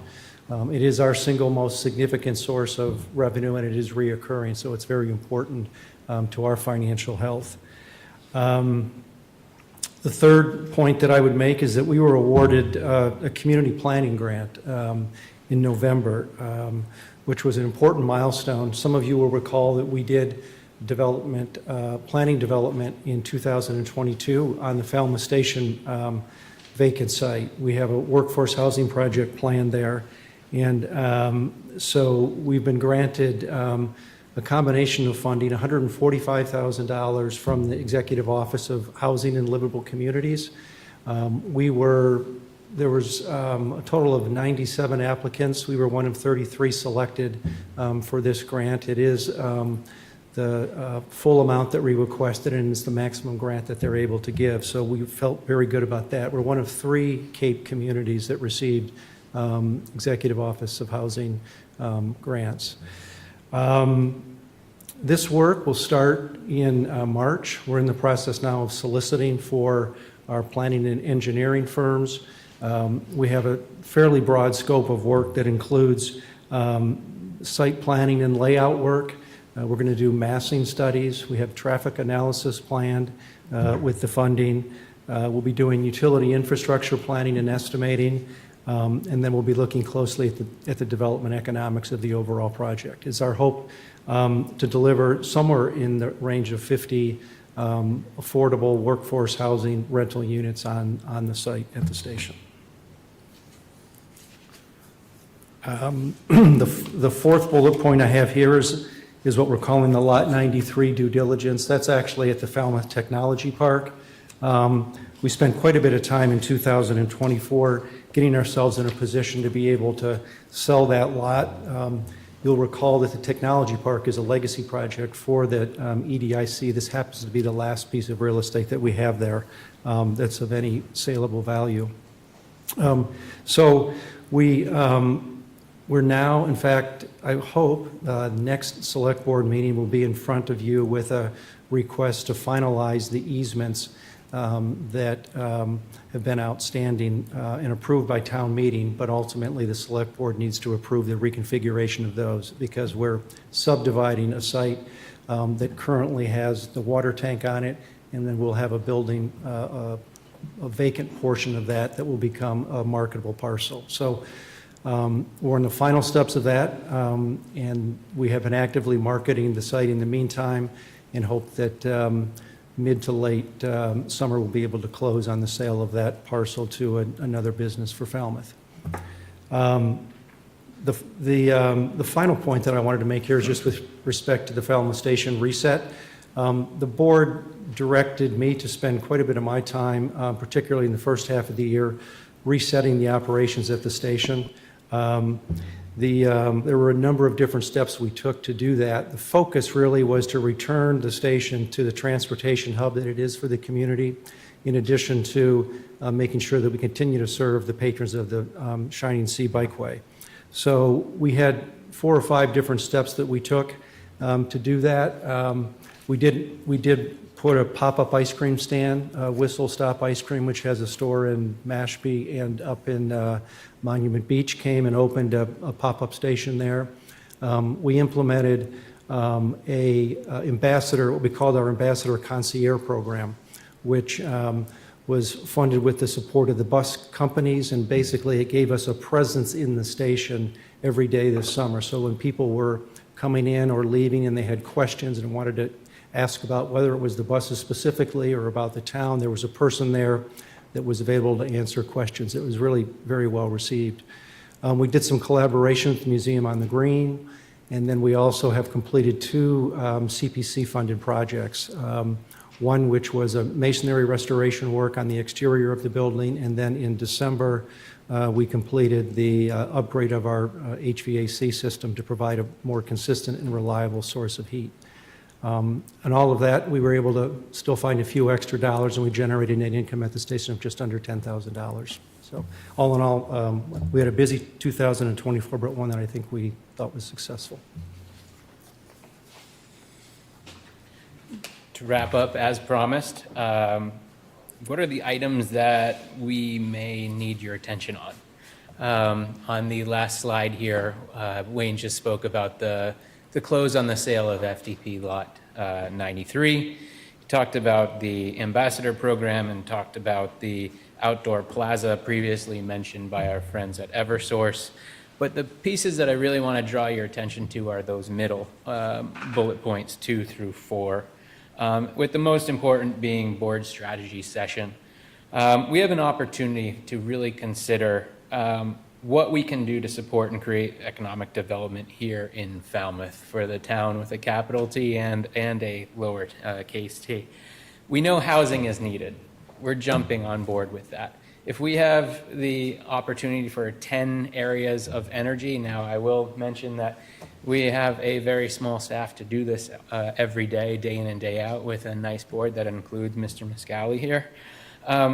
But what else do we need to do? What else do we need to do to meet the needs of the town both now and in the days to come? I think in the next few years will put us on a pathway of success if we do it right. But we're going to be hosting a board strategy session to really talk about that. And we've started collecting information from folks around town, from different offices. I know we've put a call in and will put another call in to the select board here. But it's really important that we think about beyond housing, what does the town of Falmouth need? So we'll stop it at that. Hopefully we've given you some time back to your schedule, and thank you very much for your time. Thank you. Questions from the board? I just have one quick question about the concierge program. Is that like a paid staff or a volunteer? It was paid. We did, we advertised, we brought in 4 residents from the community who were paid an hourly wage, and as I said, we covered about 80% of the hours that the station was open. Great, thank you. Mr. Muscali? Well, and we did have other entities that contributed to Yep, the bus companies were a big supporter of the program, that's right. Good. Any other questions? Ms. Goldstone? I will just say to a couple of the points that you didn't speak to on this slide, the reminder to monitor the JBCC housing initiative is a good one and a welcome nudge. I'm wondering if you could say just a few quick words about the new outdoor plaza space behind Falmouth Station and what that plan is. Sure, and Phil made a comment to it. When the cable project came through essentially our backyard, they were very good. They reached out to us, and we've had a dialogue back and forth about essentially reshaping that space to make it safer, number one, because if you're familiar with that particular area, there were some fairly significant grade drop-offs there and some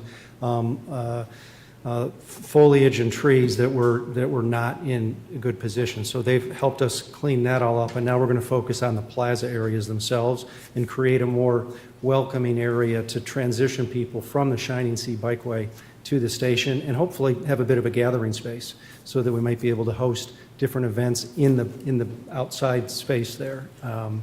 And at the same time, I think first and foremost, we all recognize the importance of the safety there at the Depot Ave crossing and the balance of our property. It's a rather extended property. We'll go all the way down to the Steamship Authority. Hey, sounds good. Thank you very much. Okay, we are going to move on to business number 7, a report from the Energy Committee.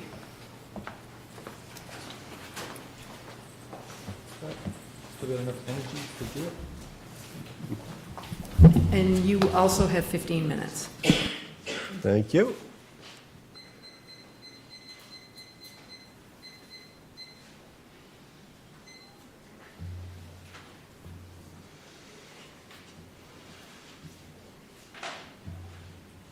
Sorry, I'm technologically... Yeah, I just need to pull up the... I think it's that top one. It is just a computer. So you are there.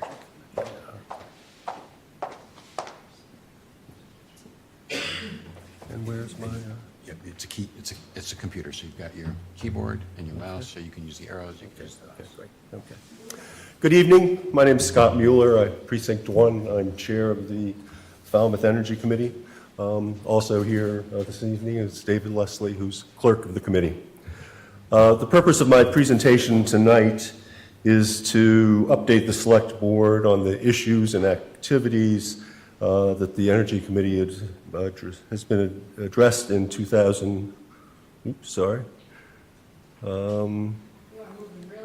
Yeah, okay. There we go.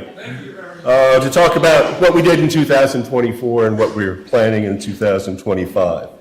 The Energy Committee's activities are guided by the Select Board's 5-year strategic plan, as well as the Commonwealth's climate action goals. The Select Board's strategic plan emphasizes the pursuit of energy efficiency, the promotion of infrastructure to support electric vehicles, and the exploration of opportunities for clean energy and electric grid modernization. Meeting these goals involves analyzing energy data and establishing priorities for energy efficiency upgrades, reducing our reliance on fossil fuels, and investing in clean energy facilities such as solar projects and electric vehicles.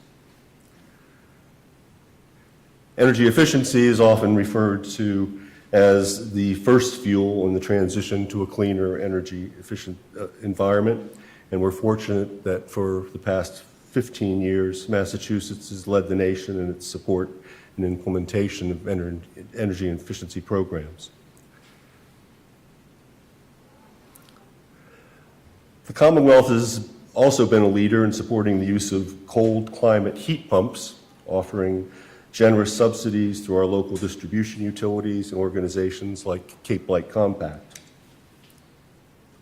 Heat pumps are used for heating and cooling, and there's a number of programs available to Falmouth residents to help underwrite the costs of converting to a heat pump system. Pardon me.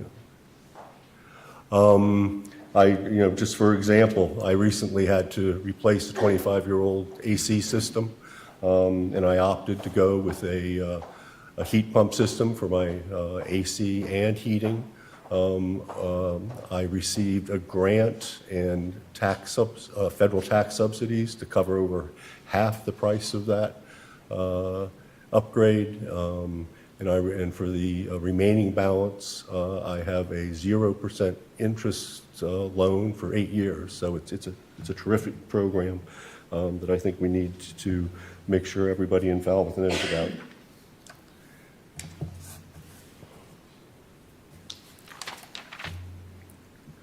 Consistent with the board's strategic plan, the town's been exploring opportunities for solar installations in municipal and school buildings. In addition to maintaining the town's existing solar installations, the town's sustainability specialist has been overseeing feasibility studies to consider potential solar installations and identify those projects that are most economic and achievable. The town has also pursued use of electric vehicles where viable, and the expansion of infrastructure to support the charging of those electric vehicles.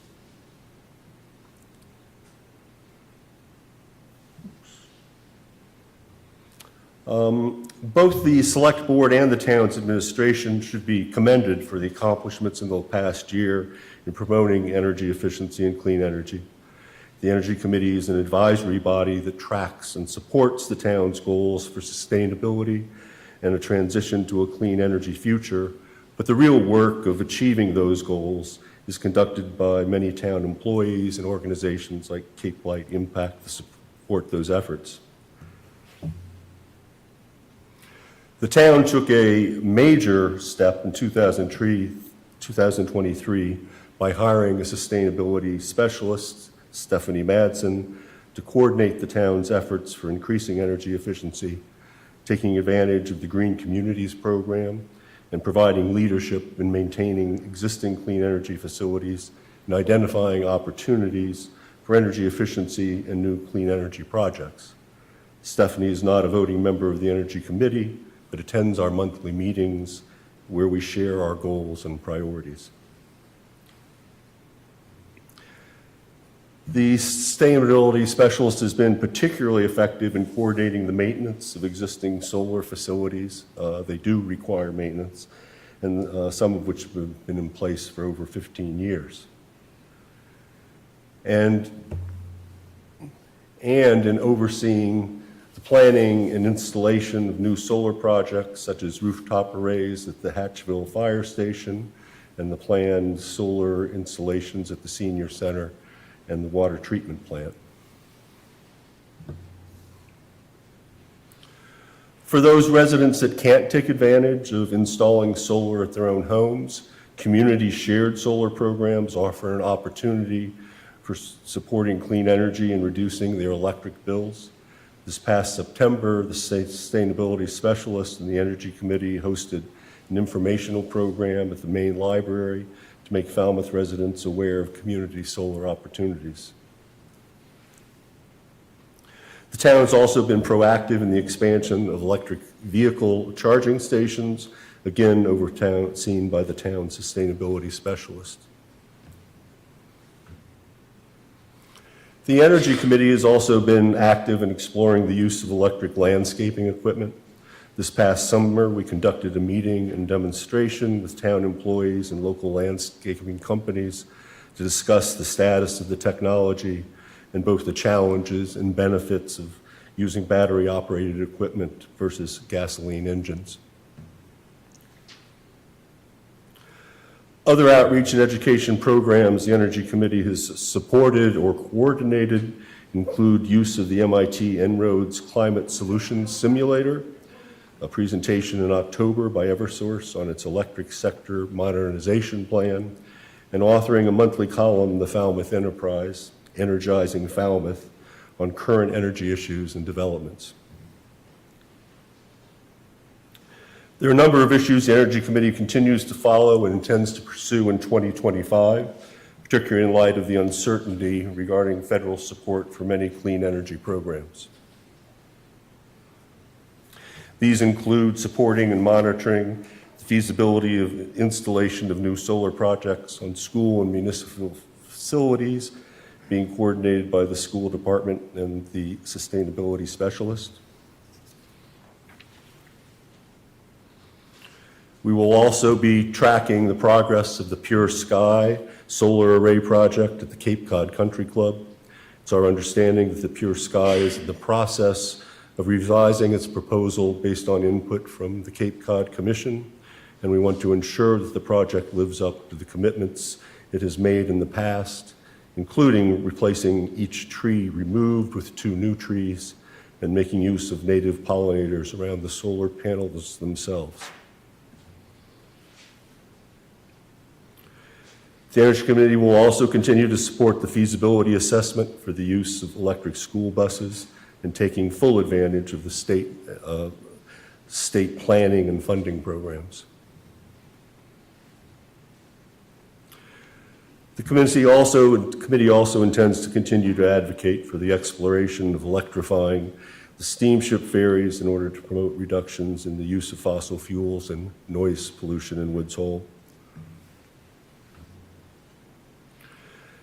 Another opportunity the committee supports is implementation of the Property Assessed Clean Energy Program, or PACE program. This program allows commercial property owners to finance clean energy and energy efficiency upgrades through a betterment charge. It's my understanding that implementation of PACE has been put on hold pending installation of new accounting software for the town, but once that's in place, it's our hope that Falmouth can join the over 70 communities in Massachusetts offering the PACE program to its businesses. While there's a great deal of uncertainty regarding the development of new offshore wind facilities, we will continue to monitor those projects which have provided significant opportunities for communities such as Barnstable that host interconnections. The Cape Light Compact provides significant benefits to the residents of Falmouth, not only by making available a green electricity supply option, but also by sponsoring a number of programs such as energy audits and grants for clean energy upgrades. The Energy Committee will be hosting a presentation by Cape Light Compact in March at the Falmouth Library on its decarbonization plan and the programs it offers to residents and businesses in Falmouth. In the last month, the Energy Committee has been planning its activities for 2025, one of which is to recruit up to 3 new members for the committee, which is a 7-member committee, and we now have only 4. I note that this year we saw the departure of two long-standing members of the committee, Megan Amsler, Chair of the Energy Committee for 9 years, and Alessandro Bocconcelli. We thank them for their service and hopefully look forward to welcoming several new members to the committee this year. We, of course, would also welcome any suggestions and input from the board on how we can be of assistance to the town. Thank you. I'll take any questions. Questions or comments from the board? Go ahead, and then Mr. Brown. Two questions for you. You cited the Massachusetts state emissions reductions goals, and I'm curious if we have any data for the town of Falmouth to show where we are in terms of We emissions don't at the reductions. moment. We're waiting to receive that from the Cape Cod Commission, and that's something that Stephanie's working on. Excellent. And similarly, I love seeing all the new solar projects. Do you have a sense of what the municipal total solar capacity might be? How much could we generate if we kind of max things out? I don't have a figure, that figure. I don't know if Stephanie can provide any details on that. Hello, Stephanie Madsen, the Sustainability Specialist for the town. If our total usage, we could cover, would be covered for the municipal buildings and the schools combined with 6 to 7 megawatt of solar installation. I think we have a cap of 10. Capped at 10 megawatts. We're fine. Yeah. They lifted the cap. Good, thanks. Mr. Muscali? Yeah, sure. Given what we've heard in the news about the current administration and what it's thinking about doing with respect to reducing, renewable energy and clean energy and so forth, is the committee thinking of speaking about how it's going to respond if federal money starts drying up, or what it might need to think about going forward as alternate options for funding and grants and so forth? Well, I think we're fortunate in that the state and the Commonwealth of Massachusetts has been, very supportive of clean energy measures, some of which obviously comes from federal funding, some of which is from the Commonwealth itself. I mentioned that we sponsor a monthly article in the Enterprise, and the article at the end of November was encouraging residents to take advantage of programs now, because we don't know what the future might hold in terms of future support for solar installations. But that's certainly, we don't have a crystal ball, and we'll just have to see what happens at the federal level. Any other comments or questions? Mr. Brown? I've been installing some heat pump systems, all electric, with combination with solar panels, and people are investing a lot of money and finding that they still have really high electric bills in the winter. And I wonder if we should be considering and advocating for continuing to use gas in the extreme winter months. I know you can use a heat pump on a gas furnace, and it doesn't kick in until like 34 degrees or whatever you set it at. Just throwing that out there. I find that people are really surprised and disappointed after spending $100,000 between panels and a heat pump system, and they still have $500, $600, $700 electric bills. How's your electric bill? Well, I just installed it in December, so okay. I'll let you know. Thank you. But there are two things going on there. Your electric bill, you can separate a little bit from your heat pump. So the heat pumps are evolving in quite a bit as technology advances. And so cold climate heat pumps are working more efficiently. You don't have to get rid of your gas as backup. If you can show Mass Save that you are primarily using your heat pump and only keeping the gas hookup for emergencies, they allow you to do that, and you still can recoup that rebate. So that's advisable for resiliency. The electric bills are skyrocketing, and there's a lot of reasons for that. So there is some concern about electrifying so quickly, staying balanced, managing it properly, and taking a look at your utility bill and really analyzing it. You'll see a lot of fees are going up, and Eversource is sharing the cost with us. And so you're going to continue to see a rise in your electric bill. That's why I highly recommend you put in solar. And we'll have Cape Light Compact share with you the new solar loans, low-interest loans that they recently just launched. Sounds good. I'll just say my experience is it takes a little while to even out, but over the course of the year, we break even, let's put it that way. Okay. Electricity with heat pump and solar, so. Great, thank you very much. Okay, thank Appreciate it.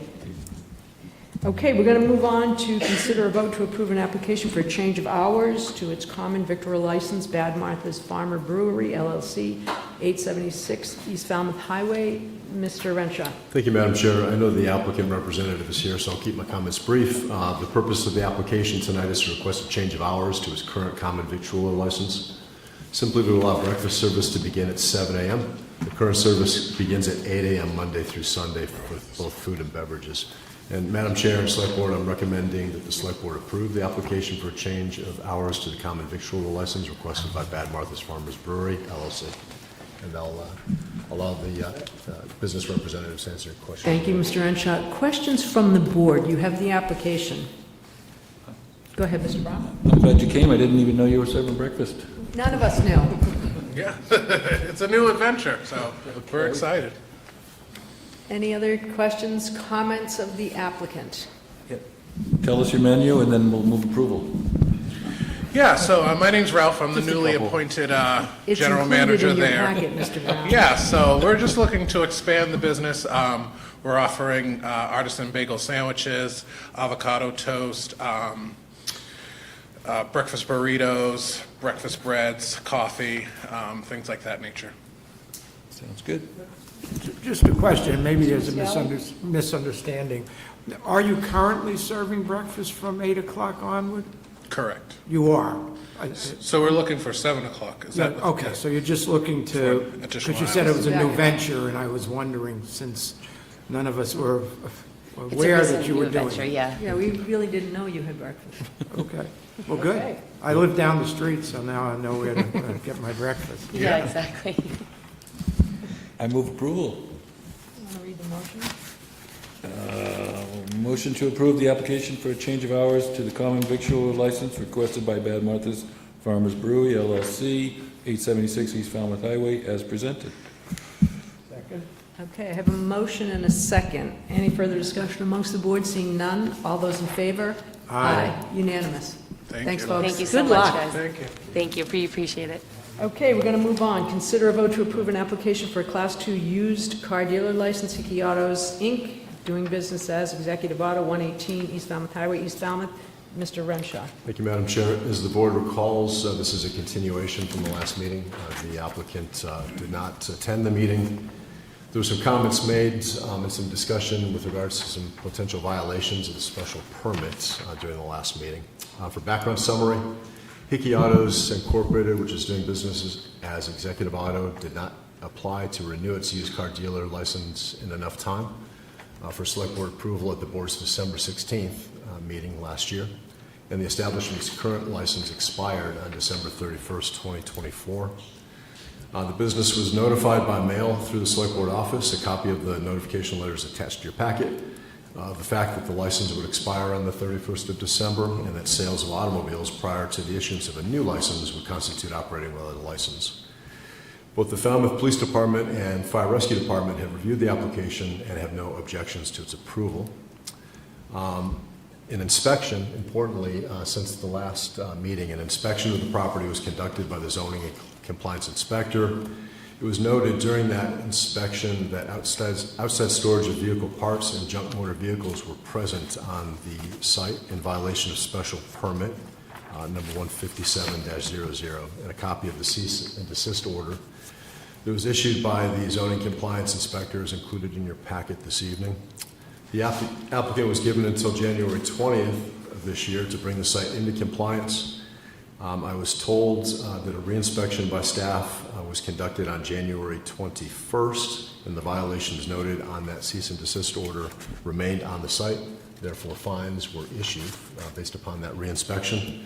Madam Chair and Select Board members received notice today that the zoning compliance inspector again did a reinspection.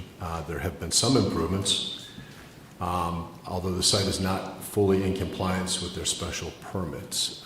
There continue to be materials, tires, stored outside, and there was what appeared to be 2 junk vehicles still on the lot. So there's still some ongoing violations on the property. Madam Chair and Select Board members, it's my recommendation, and I believe a representative from the company is here tonight. It's my recommendation that the board deny the application for a Class 2 used car dealer license to Hickey Autos, 118 East Falmouth Highway, until all violations of the special permit have been abated. Thank you, Mr. Renshaw. Is the applicant here? No. Okay, discussion amongst the board. I would say that we're not ready to approve. We don't have the applicant, and we don't have compliance with the special permit. What about the number of vehicles? I believe the special permit was 16 vehicles? I'm reading the notes. I apologize, Madam Chair, Select Board Member Brown. It appears that the lot has become less crowded. Some of the vehicles have been removed from the lot. I don't have a count, and I'll try to get some more clarification. So it appears some effort, some improvement in terms of the reduction of the number of vehicles on the site has been made. Questions, comments? Mr. Yeah, Scally? I guess I'm just wondering, I mean, what happens if during this time he's actually selling vehicles? I mean, is this, he's being fined, right? $300 a day. Is there any way we know what his business is, or is there any way to increase fines or anything like that? I mean, if he's selling, I mean, operating and just operating without a license is one thing, but operating and profiting without a license, you know, is an entirely different situation. I'm wondering if $300 a day is a sufficient penalty, honestly. It's pretty stiff. It adds up quick. Well, There's all he actually, has to do is sell one car, and he makes $300, you know, a lot more than that. for used car dealers, there's actually 2 opportunities for fines here. There's one under the license, and then there's a separate fine for the violation of the special permit. Violations of a license to operate a used car dealership is actually a criminal matter, and there are fines of $500 per violation. So it is separate, and if this continues to be a problem, we may want to investigate that. I certainly would, given how uncooperative the applicant has been, unresponsive. So anyway, be sure to look into that. Thank you. I would agree with Mr. Brown that we not move forward to approve the license. The applicant, this is the second time, and the applicant isn't here. Maybe the town manager can monitor the improvement, and if there's significant improvement, we put it back on the warrant. They can come back. I would agree with that. So do I have a motion? I make a motion to hold, Gary, we're going to make a motion to deny the approval of the application for a Class 2 used car dealer license to Hickey Autos Incorporated, doing business as Executive Auto, 118 East Falmouth Highway, East Falmouth, until all violations of the special permit are abated.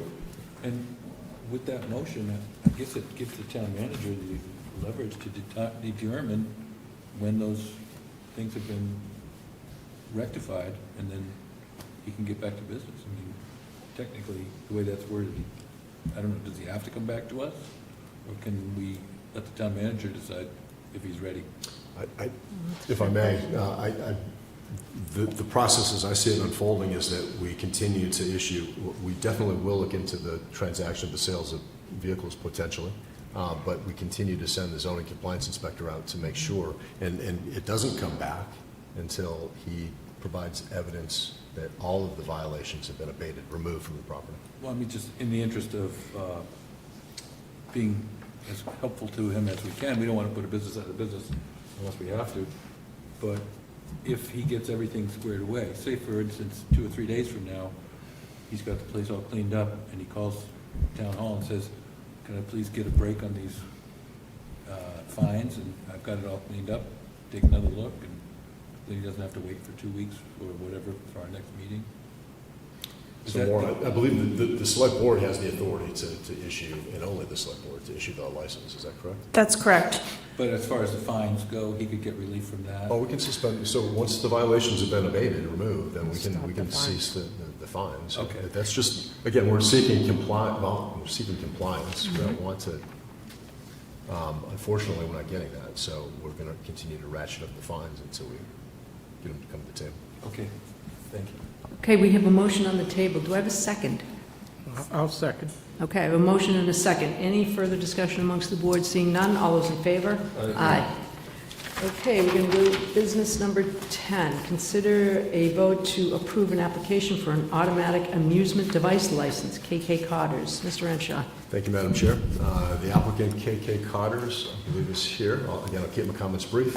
This is a jukebox, I think a pre-existing jukebox that was on the property that was discovered. We have a copy of the site plan. The Falmouth Building Department Code and Compliance reviewed the application.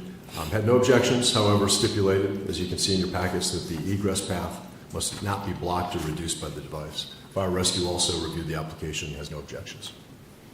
Questions of the applicant? Not really. Not here.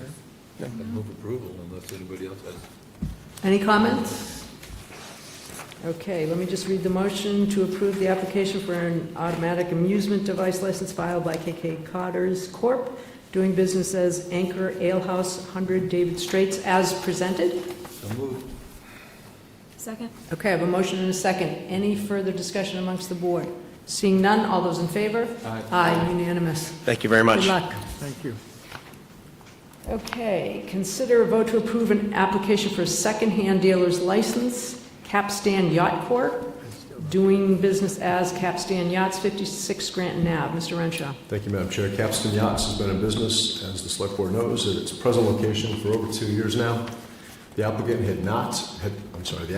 been operating under a Class II used car dealer license previously, which has been determined not to be the correct license for the sale of used boats in accordance with Town Code Chapter 136, which governs secondhand dealer licenses. Boats are regulated property under the code.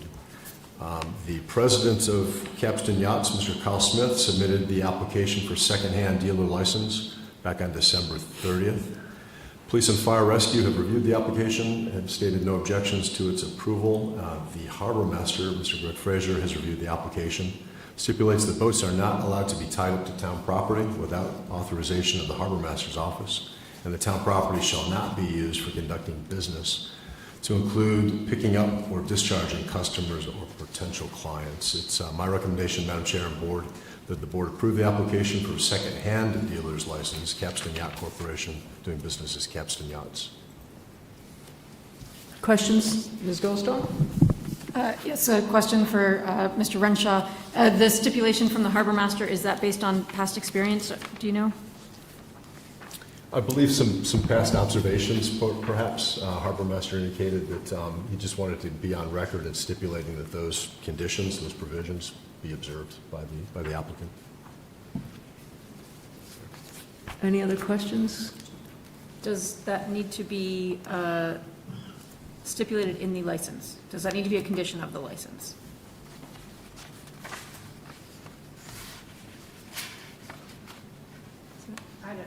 I missed the question. What are we talking about? The harbor master reviewed the application, stipulates that boats are not allowed to be tied up to town property without permission. Town property cannot be used for conducting business, including picking up and dropping off clients and potential customers. So you want to know if that needs to be a condition written into the license? It should be.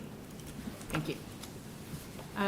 Madam Chair, I'll make a motion to approve the application for a secondhand dealer's license for Capstan Yacht Corporation, DDA Capstan Yachts, 56 Scranton Avenue, Falmouth, with the stipulation that boats are not allowed to be tied up to town property without permission of the harbor master's office, and that town property shall not be used for conducting business, to include picking up or discharging customers or potential clients. Okay, we have a motion? Second. Okay, we have a motion and a second. Any further discussion amongst the board? Seeing none, all those in favor? Aye. Okay, discuss seasonal communities designation, and I'm going to throw that over to Mr. Muscali and Ms. Goldstone, they requested that it be put on this agenda. Well, thank you, Madam Chair. The Advisory Council has just started meeting. They had their first meeting a week or two ago. I've actually brought this matter up to Lieutenant Governor Driscoll at the meeting that Mr. Brown mentioned before. I've also spoken to our state senator, Dylan Fernandez, and Kip Diggs, who is a state representative from Barnstable, too, who is on the advisory committee.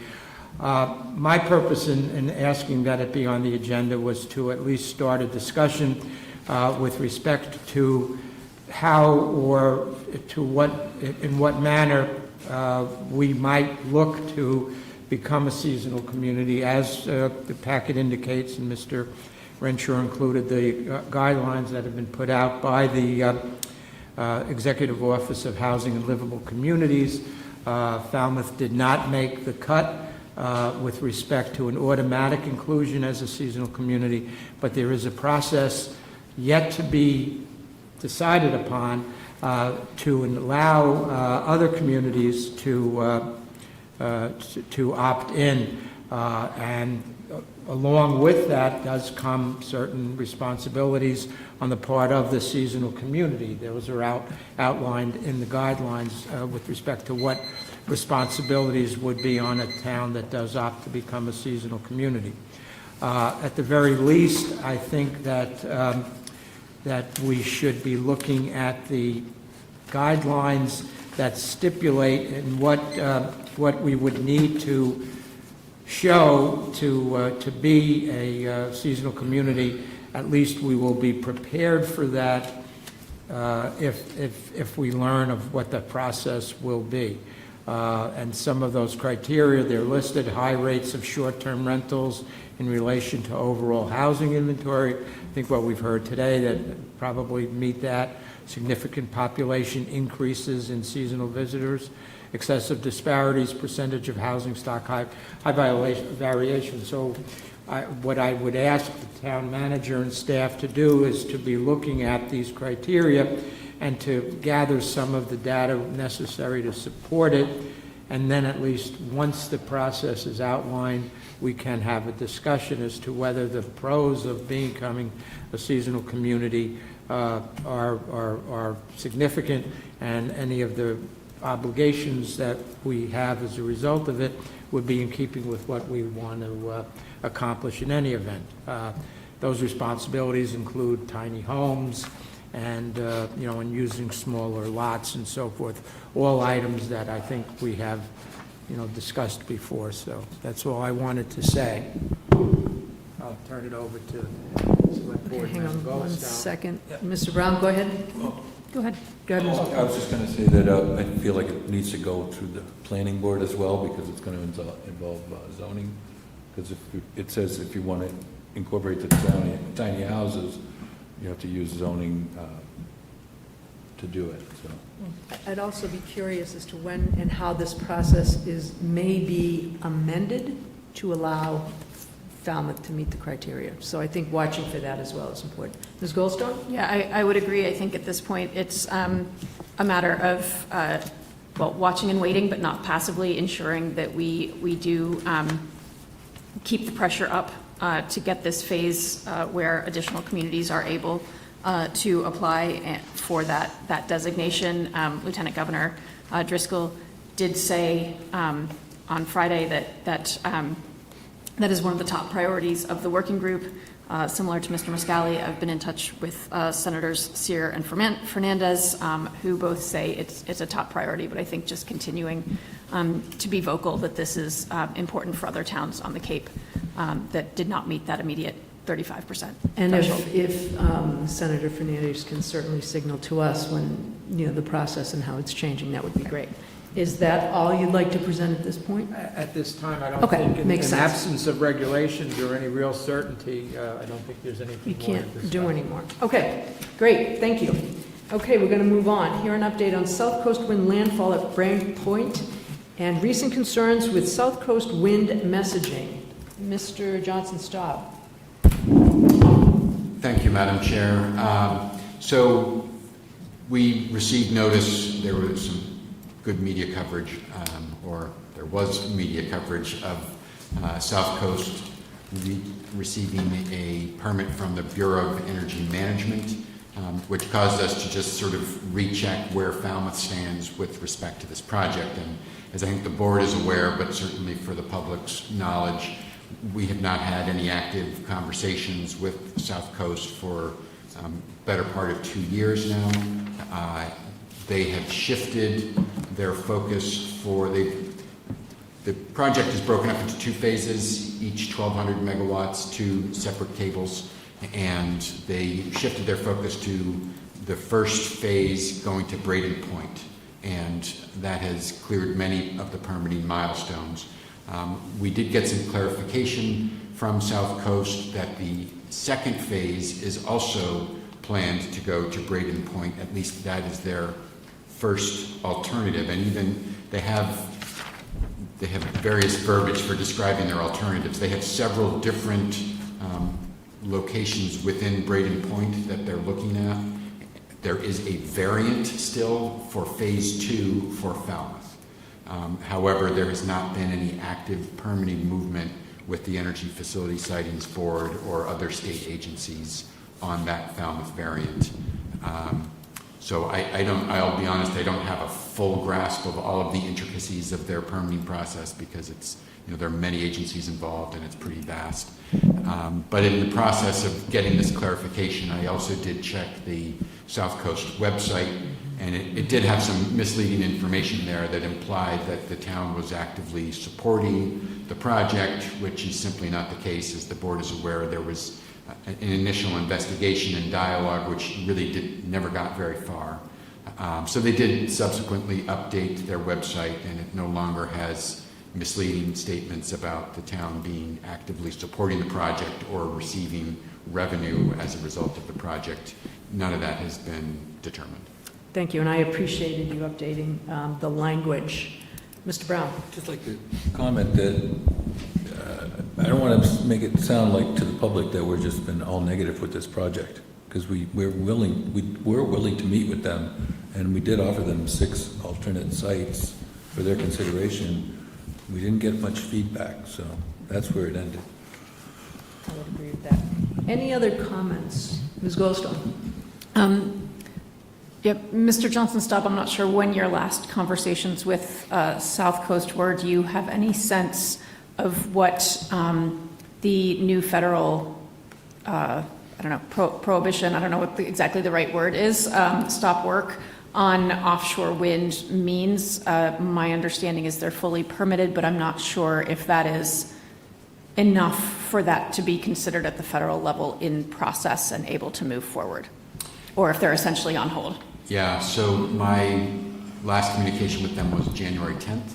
Okay. And so, I don't have insight as to exactly what the recent Trump administration decision means for them. There is an article in the Enterprise from Friday that makes a reference to most of the federal permits have been received, but there may still be some lesser thresholds to cross. So right. That's as much as I know. Thank you. What do you know? Any other comments? Well, they cut their funding of the Cape Cod Marathon, so I think that's a pretty telling indication as well. They've been a prime sponsor for a couple of years, and they're not sponsoring it this year. Okay, we're going to move on. Review and discuss meal and travel policies. And Mr. Encher, I'm going to cut you back a little bit on this, on time, because I believe that this is a first read. Go ahead. Perfect. Yes, Madam Chair, it is a first read. A few months ago, I requested that our finance director, working with Assistant Town Manager, draft a set of policies with regards to meal reimbursement and travel lodging reimbursements. Is indicated in the packet. Best practices. I was kind of surprised, quite honestly, that the town didn't have a policy in place to kind of govern that and regulate that. As Madam Chair indicated, this is a first read. You have a copy of the draft policies. This actually started a year ago. Our previous finance director sat down with me and indicated the need for the policy. So it started back with Ed Centeo, and culminated with Laura Citron, the new finance director, putting this together, working with assistant town manager. In effect, what this does, particularly with regards to meal expense reimbursements, is based on the U.S. General Services Administration GSA rates. As you all probably know, and Peter can talk a little bit more detail about this, based upon particular zones and cities, the rates. For instance, reimbursement rates in Boston are likely going to be higher than, I don't want to say Des Moines, Iowa. So larger municipal areas, you get a higher reimbursement amount. So again, based upon best practices, currently, in the absence of a policy, I think the town does a great job, but it's left more in the discretion of the town accountants to kind of make the decision and make the call as far as reimbursement, what's reasonable, in looking at Massachusetts general law. So this removes that gray area, so to speak, and really memorializes this in a policy, in two policy documents. So I'd be happy to answer any questions. Again, this is a first read. We're going to be bringing this back again for a potential vote, but if you have any questions tonight, I'd be happy to try to answer those, but it'll be brought back in a subsequent meeting. So would the board like more time to send their feedback to Mr. Renshaw regarding the development of this policy? Mr. Brown? I would recommend it might be something that staff would comment on as well, right? I mean, they're going to be probably more impacted than we will. True. Well, I mean, so we meet. Peter and I meet monthly with the senior management team, and then quarterly with the larger management group. So we can certainly kind of take this out to the troops, so to speak, and get their feedback. Haven't done that yet, quite honestly. But we can do That would be my thought. Ms. Goldstone? Personally, I'll say I'm glad that we're creating the policy so that there's no more gray area. I don't see a need for the select board to nitpick a staff policy of this sort. It's based on best practices and seems pretty thorough. I'd have to I would concur agree. with that as well. Okay, so I think you are not asking us for a vote. However, it is a first read. I would say take it back, have staff review it, and then bring it back to us for a vote. I agree. Okay? But it looks good, though. I mean, It does look all good. makes sense. It hits everything. Okay, we're going to move on to consider a letter of support for the grant application of Tisbury Towing and Transportation. Mr. Renshaw. Thank you, Madam Chair. In your packets this evening is a copy of a draft letter of support, in addition to some information in regards to this Marine Highway Program Transportation Grant Program. It's administered by the Maritime Administration. I'm not an expert in it, but I have visited their website a couple of times. Funds for this Marine Highway Program grant are awarded on a very competitive basis to projects on designated U.S. Marine Highway routes that provide a coordinated and capable alternative to landside transportation or that promote marine highway transportation. You have a copy of a December 20th, 2024 Martha's Vineyard Times article that I think does a good job of outlining the goals of RM Packer, or I should say Tisbury Towing and Transportation Company's grant application. In effect, they're looking to construct a new boat ramp at the Tisbury Marine Terminal, which proponents of the grant application say could help relieve the Steamship Authority of hazardous materials and trash and increase commercial transportation between the island and New Bedford. If awarded, construction of the new boat ramp, repairs to existing bulkhead, and modernizing electricity will help expand TTT's, Tisbury Towing and Transportation's business operation, and streamline the island's commercial transportation. I did, Madam Chair, Select Board, have a chance earlier this week, or late last week, I should say, to talk to Debbie Packer of the company. She's excited that the Select Board is taking it up tonight, considering issuing a letter of support for their grant application. A lot of the data in terms of removing the amounts of vehicles you can see in the packet here. They talk about 33 tractor trailers, reducing the amount of traffic on Falmouth roads by 33 tractor trailers.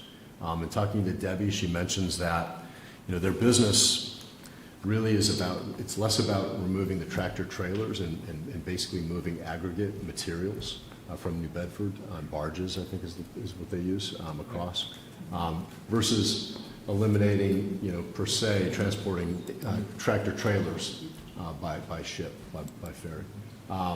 But it has the same effect, reduces truck traffic through Falmouth, and particularly in the Woods Hole area. So, Madam Chair, I'd be happy to answer any questions. Again, Debbie Packer was very much enthused that the Select Board is taking it up. The draft letter of recommendation, or letter of support, I should say, is eerily similar to a letter that the Duke County Commission recently approved, last month actually.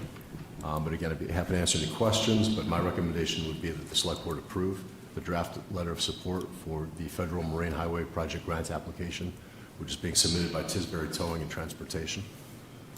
Questions from the board? Mr. Muscali. Just a comment. I certainly support the initiative and the grant application. With respect to the letter itself, however, much of the letter seems like, this is independently known to us, and I'm not sure that all of that information really is. I mean, it comes from our understanding of the grant application, newspaper articles, your discussion with Ms. Packer. So I would maybe urge to take a look at the letter and maybe frame it in such a way that doesn't indicate that, we have made these decisions or come to these conclusions ourselves based on information that we may not, actually have ourselves. And the only other comment I'd have with respect to the letter is the third paragraph from the bottom discusses the benefit to the 6 towns and residents of Martha's Vineyard. I think we might want to just, change that wording to make it more why it's important to the town of Falmouth and why we're supporting it. And I think the paragraph above that actually does indicate where it's of value to Falmouth to be in support of this, the congestion on Woods Hole Road and at this terminal. So that's my suggestion. I think the board wants, at least I want to support the application.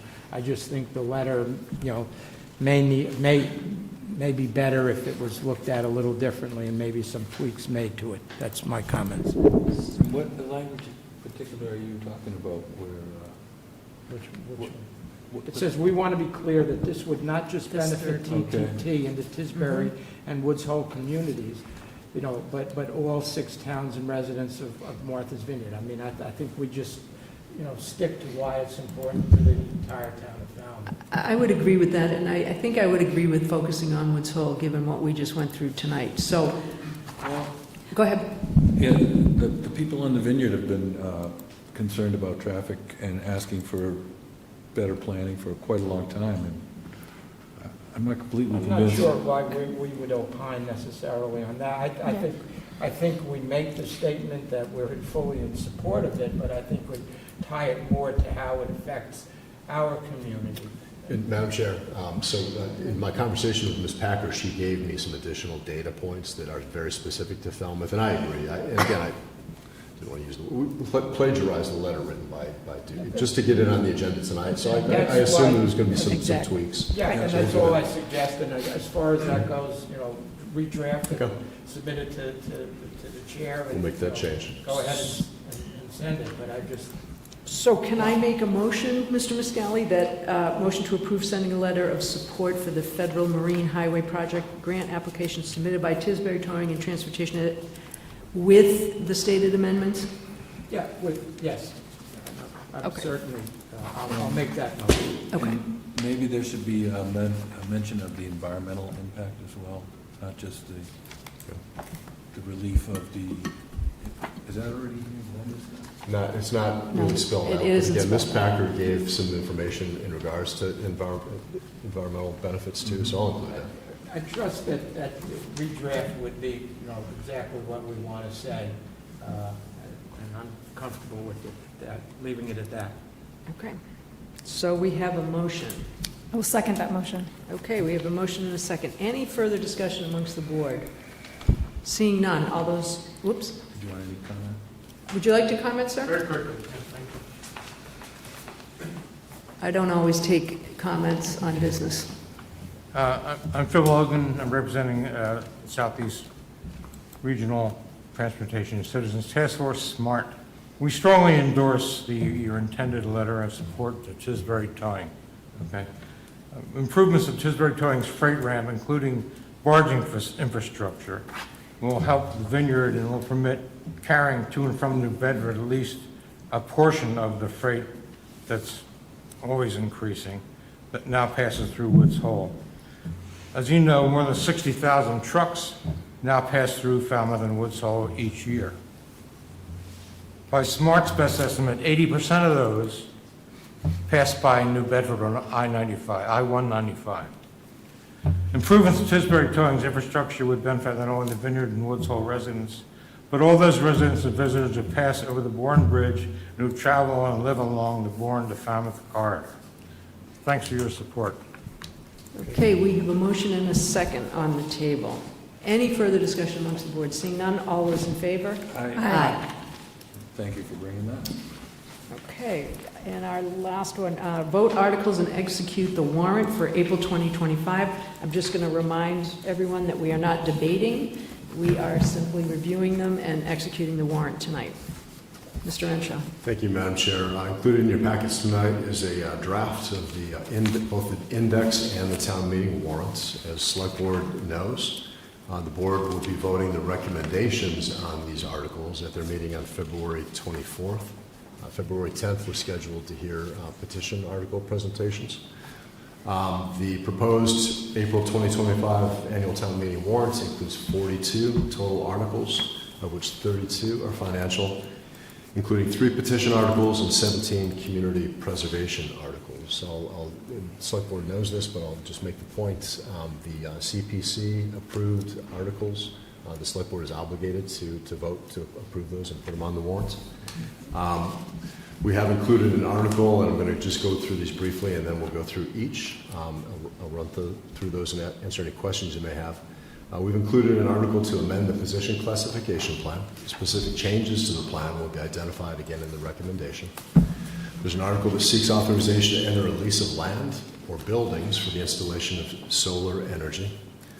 There's another article, Madam Chair and Board, that would seek to expand the veterans exemption through acceptance of general laws, Chapter 59, Section 5, Clause 22nd J. This is known as the HEROES Act, which authorizes an annual increase in the amount of the exemption granted by 100%, basically doubles the exemption to qualified veterans and their spouses' families.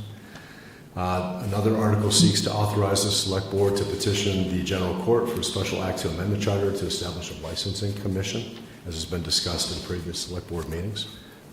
This article does not have any such language. It basically gives us the authorization, working with Town Council, to draft that petition. So that information will come back to Select Board at a future time. Town meeting would be voting to approve us going forward with that process. So with that, what I'd like to do, and I'm going to rely on Assistant Town Manager to help me out with this if I need any assistance, but we'll just go through each of the articles. Again, there's 42 total, 17 of them are CPC, and there's 3 petition articles that we'll be hearing about on February 10th. As you can see, the first few articles, the first couple are hearing reports and choosing town officers, fixing salaries of elected officials.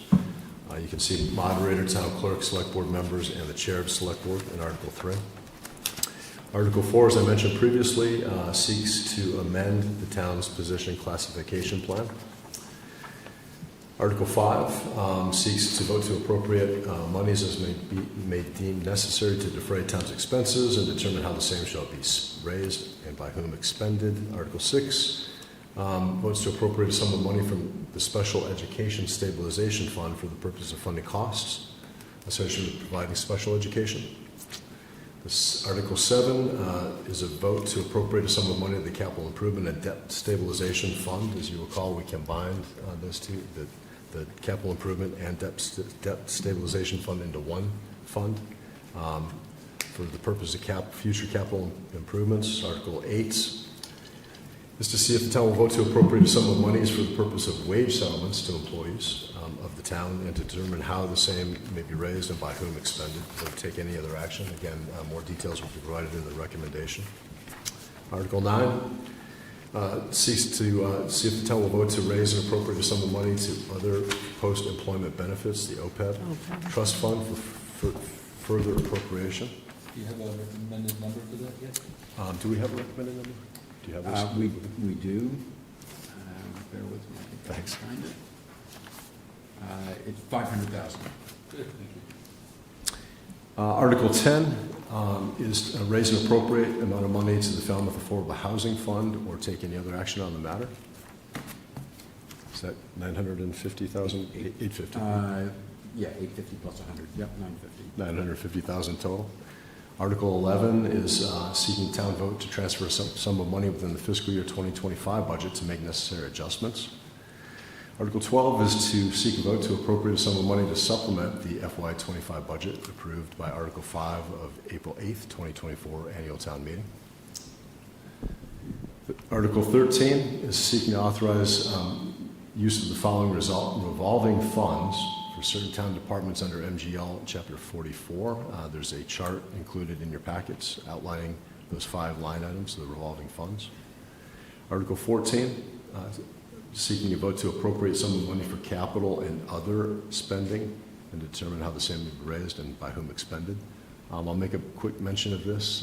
There's going to be, again, some additional detail. One of the committees recently appointed, the 250th committee, is looking to make some additional funds to fund some of the projects and whatnot for the 250th celebration. Peter and I have been working to include some additional funds for that purpose. So it's one just very small element within that Article 14. Article 15 seeks a vote to appropriate a sum of money to fund the engineering, design, and construction of the wastewater collection system for the northeastern part of the Mara Vista Peninsula. This is obviously the large one. For pump stations and force main to convey the wastewater to the town's main wastewater treatment facility and the rehab of the town's existing northernmost open sand beds for discharge of treated wastewater. The next 4 articles are petition articles. Again, some more detail will be provided during presentations at the next meeting on February 10th. Article 16 seeks to appropriate a sum of $48,750 from certified free cash for the purpose of conducting an assessment of equipment and installation costs to incorporate urine diversion technology in 50 homes. 17, again related to urine diversion, seeks to appropriate a sum of $94,320 from certified free cash for the purpose of conducting a 1-year urine diversion study using portable unisex urinal features and storage containers at 30 homes to determine the pounds of nitrogen, phosphorus collected and removed in diverted urine. Article 18, the third petitioner article, seeks town vote to transfer and appropriate a sum of $80,000 from the Ferry Embarkation Fund for the purpose of funding costs associated with the provision of a police detail in a pilot to the village of Woods Hole, 7 days per week, 8 hours per day. Again, pilot period from July 1, 2025 through September 13th of 2025. The last petitioner article, Article 19, seeks a town vote to amend Chapter 191 solid waste of the Code of Falmouth by adding prohibition of the sale and release of balloons inflated with lighter than air gas. You can include in your packets, again, as a brief explanation, purpose and intent of that petitioner article. Article 20 is to see if the town will vote to accept the provisions of Chapter 59, Section 5, Clause 22nd J. Again, this is the HERO Act that I mentioned, which in effect doubles the existing benefits to qualified individuals. Article 21 seeks a town vote to authorize the select board to lease certain portions of land or buildings owned by the town, as further described below. You're going to see this on the 24th when we present the recommendations. There's a list of town-owned buildings and land, which the sustainability specialist has put together. Has done quite a bit of evaluation and study for these particular town assets, and again, seeking a town vote to authorize the lease of those properties for that purpose. Article 22 seeks a town vote to appropriate or transfer from the Community Preservation Fund sum of money for the friends or relatives with autism and related disabilities, or forward, for the Rock Phase 2 Regional Community Housing Project. And Madam Chair, Select Board, I should have mentioned the next 17 articles, literally, Articles 22 through 38, are those Community Preservation Committee articles, which have been already approved by the CPC. So the board is obligated to vote those to the warrant. So unless there's any specific questions with regards to those CPC, I'll save a bit of time and not go through each of those, but we can certainly return to any one of those if there is a question that I can try to answer. Moving on to Article 39, is to seek to vote to authorize the Select Board to accept from Margaret Scharf Dimmick and Barbara Dimmick Collins as trustees a certain piece of property, a gift of land shown as portion of 0 Hatchville Road, described in the Assessor's Parcel ID 21-06-011-00A. It's about 7,968 square feet, so a very small parcel, abutting land owned by the Town of Falmouth Conservation Commission. Article 40 seeks a vote to authorize the Select Board to petition General Court for special act to amend the Falmouth Charter to establish again the Falmouth Licensing Commission. The said licensing commission to be the local licensing authority for the Town of Falmouth with the power to issue, suspend, modify, cancel, or revoke licenses to sell alcohol pursuant to Chapter 138 of General Laws, entertainment licenses pursuant to Chapter 140 of the General Laws, and any other license deemed appropriate and desirable by the Select Board. Article 41 seeks a town vote to authorize Select Board to lease land in the Falmouth Village area for municipal parking purposes. And Peter, this is the, is it Martha's Vineyard Bank parcel? Yeah. Do you want to? So this is an article that's needed in order to issue an RFP, actually to seek competitive proposals from any properties that might be willing to lease land for parking, and Martha's Vineyard Bank would be one of those that we would hope would submit a proposal. Thank you, Peter. And lastly, Article 42 is an article seeking town vote to authorize Select Board to accept a gift of an access easement on a parcel of land owned by the Church of the Messiah in Woods Hole. The said easement would be used for access purposes over said parcel, the church land, to and from the Shining Sea Bikeway, and a further appropriate sum of money for costs incidental and related thereto. So, Madam Chair, Select Board, it's kind of a quick recap or summary of the 42 articles. Again, 17 of those are CPC articles already approved by the Community Preservation Committee and obligated to place those on the warrant, and the 4 petition articles that I've described. So I'd be happy to answer any questions the board may have. Questions on any of the articles? Go ahead. Not exactly. I guess a statement more than a question, as came up with the fall town meeting warrant as well. I guess a statement of personal preference that I understand we're just setting the warrant now and we will vote recommendations now, but articles that show up as on request of the Select Board, it really feels to me as if those are things that shouldn't be a surprise when I read them on the town warrant. They should be things that we have actually discussed and that they're actually on request of the Select Board, and so would just make a request moving forward that items that are going to show up on the town warrant should be things that we're actually discussing and moving forward. Mr. Muscali? Yeah, I actually just want to make a comment and acknowledge that the petitioner of Article 19 is here in the audience this evening. On a school night, no less. No, it'll be February 10th, but there's just an acknowledgement that they're... Okay. So you're not here to present, are you? Okay. I don't want to put you on the spot. Okay. Any other questions or comments?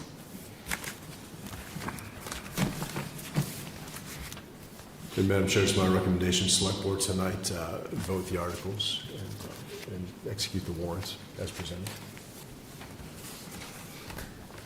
I move that we...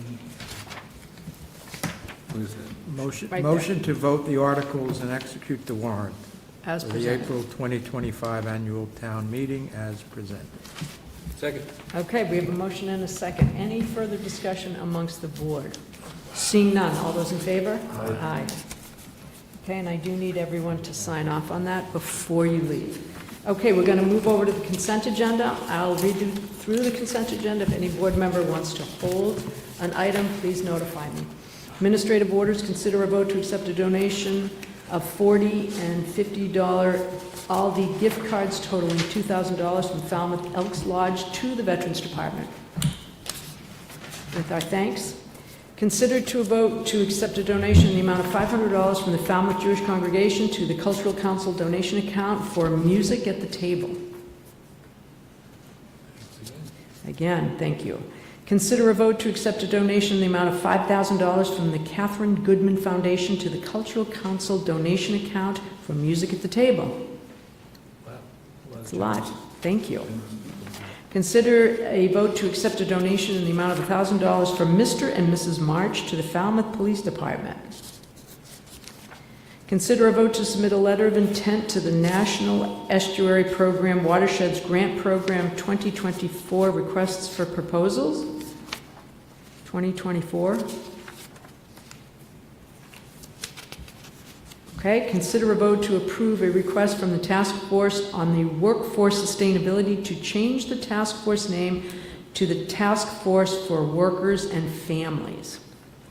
I'd like to just hold that for discussion. Consider a vote to accept the Executive Office of Public Safety and Security and Department of Fire Services, DFS, FY 2025 Fire Safety Equipment Grant in the amount of $25,000. Okay, I would entertain a motion to approve the consent agenda holding item F. So moved. Okay, I have a motion. I have a motion and a second. Any further discussion amongst the board? Seeing none, all those in favor? Aye. Mr. Muscali for item F. I really don't want to make a big deal about this, but I don't understand how, what anyone would understand this task force to be when it says Task Force for Workers and Families. When the purpose of it, I understand, is to prevent the people moving out of town and so forth. I just don't think that, in my opinion, that change of name indicates in any way really what this task force will be doing. It's Task Force for Workers and Families. Retaining workers and families. Well, right, but that's not, but it just says task, I understand what they're doing. I just don't think the name actually conveys what it is that the task force will be doing, that's all. Just a comment. I put it out there. If the board wants to go forward, that's fine, but I just have trouble figuring out exactly what that's supposed to mean to people when they see that. Maybe it should be Task Force for Worker and Family Retention. Well, again, it could be a number, yes, something like that. I just don't think that name as presented really says anything to the public. That's my comment. Once they get busy, we get to know them, it'll make sense. As I said. I think the reason, from my understanding, was they wanted the word sustainability taken out of there because they were getting calls and concerns about sustainability, and they thought that this was the best name for their group. So because it came from within that group, I'd like to move it forward. And their mission does also mention families as well as workforce, so I think that was another part of the desire to change that name, was to ensure that was included in there. I hear you that it doesn't say much about what they're trying to do for workers and families, but again, to Doug's point, it's not always entirely clear from the name exactly what they're doing, but. What's in the name? As I said before, I certainly don't want to make it a big deal, but I do think there's a better name out there to convey what it is, but I certainly defer to Max Johns and the task force as to what they want to be called. Maybe they'll come back with another name later. Okay, so does someone want to move that?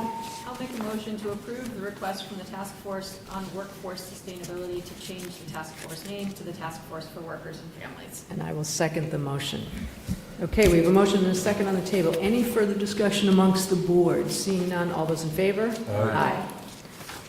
Okay, we're going to move on. Did everyone have an opportunity to take a look at the minutes? That's something we could put off till next week if you want. I'm ready to say, okay. We have made amazing time. I had a feeling, but go ahead. All right. I move to approve the minutes of both meetings of public session of January 6, 2025, the joint meeting with the ZBA and the regular meeting of the Select Board. I'd second that. Okay, I have a motion and a second. Any further discussion amongst the board? Seeing none, all those in favor? Aye. And how about public session, January 6, 2025? Have people had... Okay. Do I have a second? Sorry, second, I thought we'd done both of them I together. thought we did too, but yeah. Oh, yes, you did. Regular meeting. I'm sorry, that was my Joint mistake. meeting with the ZBA and So you approved them. Perfect. Okay. Save more time. All right, town manager supplemental report, Mr. Renshaw. Thank you, Madam Chair. Real quickly, I just want to, the Select Board is aware of the press release that was issued today in regard to the John Neal Baseball Complex. But for the benefit of the public that perhaps had not seen it, we posted some information on the website with regards to that release. I want Select Board and the community to know that the town is very much concerned. Our priority right now is the safety of the community. We have a consultant that we've engaged with. It was the first kind of testing of the soils, and it's basically some non-compliant soils were discovered as a result of, if you all recall, the Phase 1 improvements to the ball fields. The light poles that were placed required some borings to set those light poles. The spoils from that project were placed on site and piled up. When we tried to have our subcontractor remove that pile of soil, it was discovered that there were some metals and glass in it. So we had to have that tested. It goes back to December 20th when we engaged the services of our consultant Arcadis, our LSP, to go out and test that soil. And as a result of that initial testing, lead, arsenic, and PCBs were discovered in that soil. They did 14 borings, kind of scattered strategically throughout the entire complex, and some additional non-compliant soils were discovered on site. So I want the community, Select Board to know, and the community to know that we've had an initial discussion with Mass DEP, Department of Environmental Protection. We're developing a plan going forward to address it. It's going to be a work in progress. We're currently awaiting the results of an additional analysis of those soils. It's called a risk assessment. It's going to give us an indication of specifically where on the site the exposures are greatest. It's our hope, working with the Mass DEP, that we will be able to phase in remediation and mitigation, so that we'll perhaps be able to utilize some of the fields going forward as we kind of phase in the remediation. All of that remains to be seen, and it's probably premature for me to even say it, but that's the hope. Questions? Mr. Muscali, Mr. Brown. Just a quick one. What impact will that have on Article 23?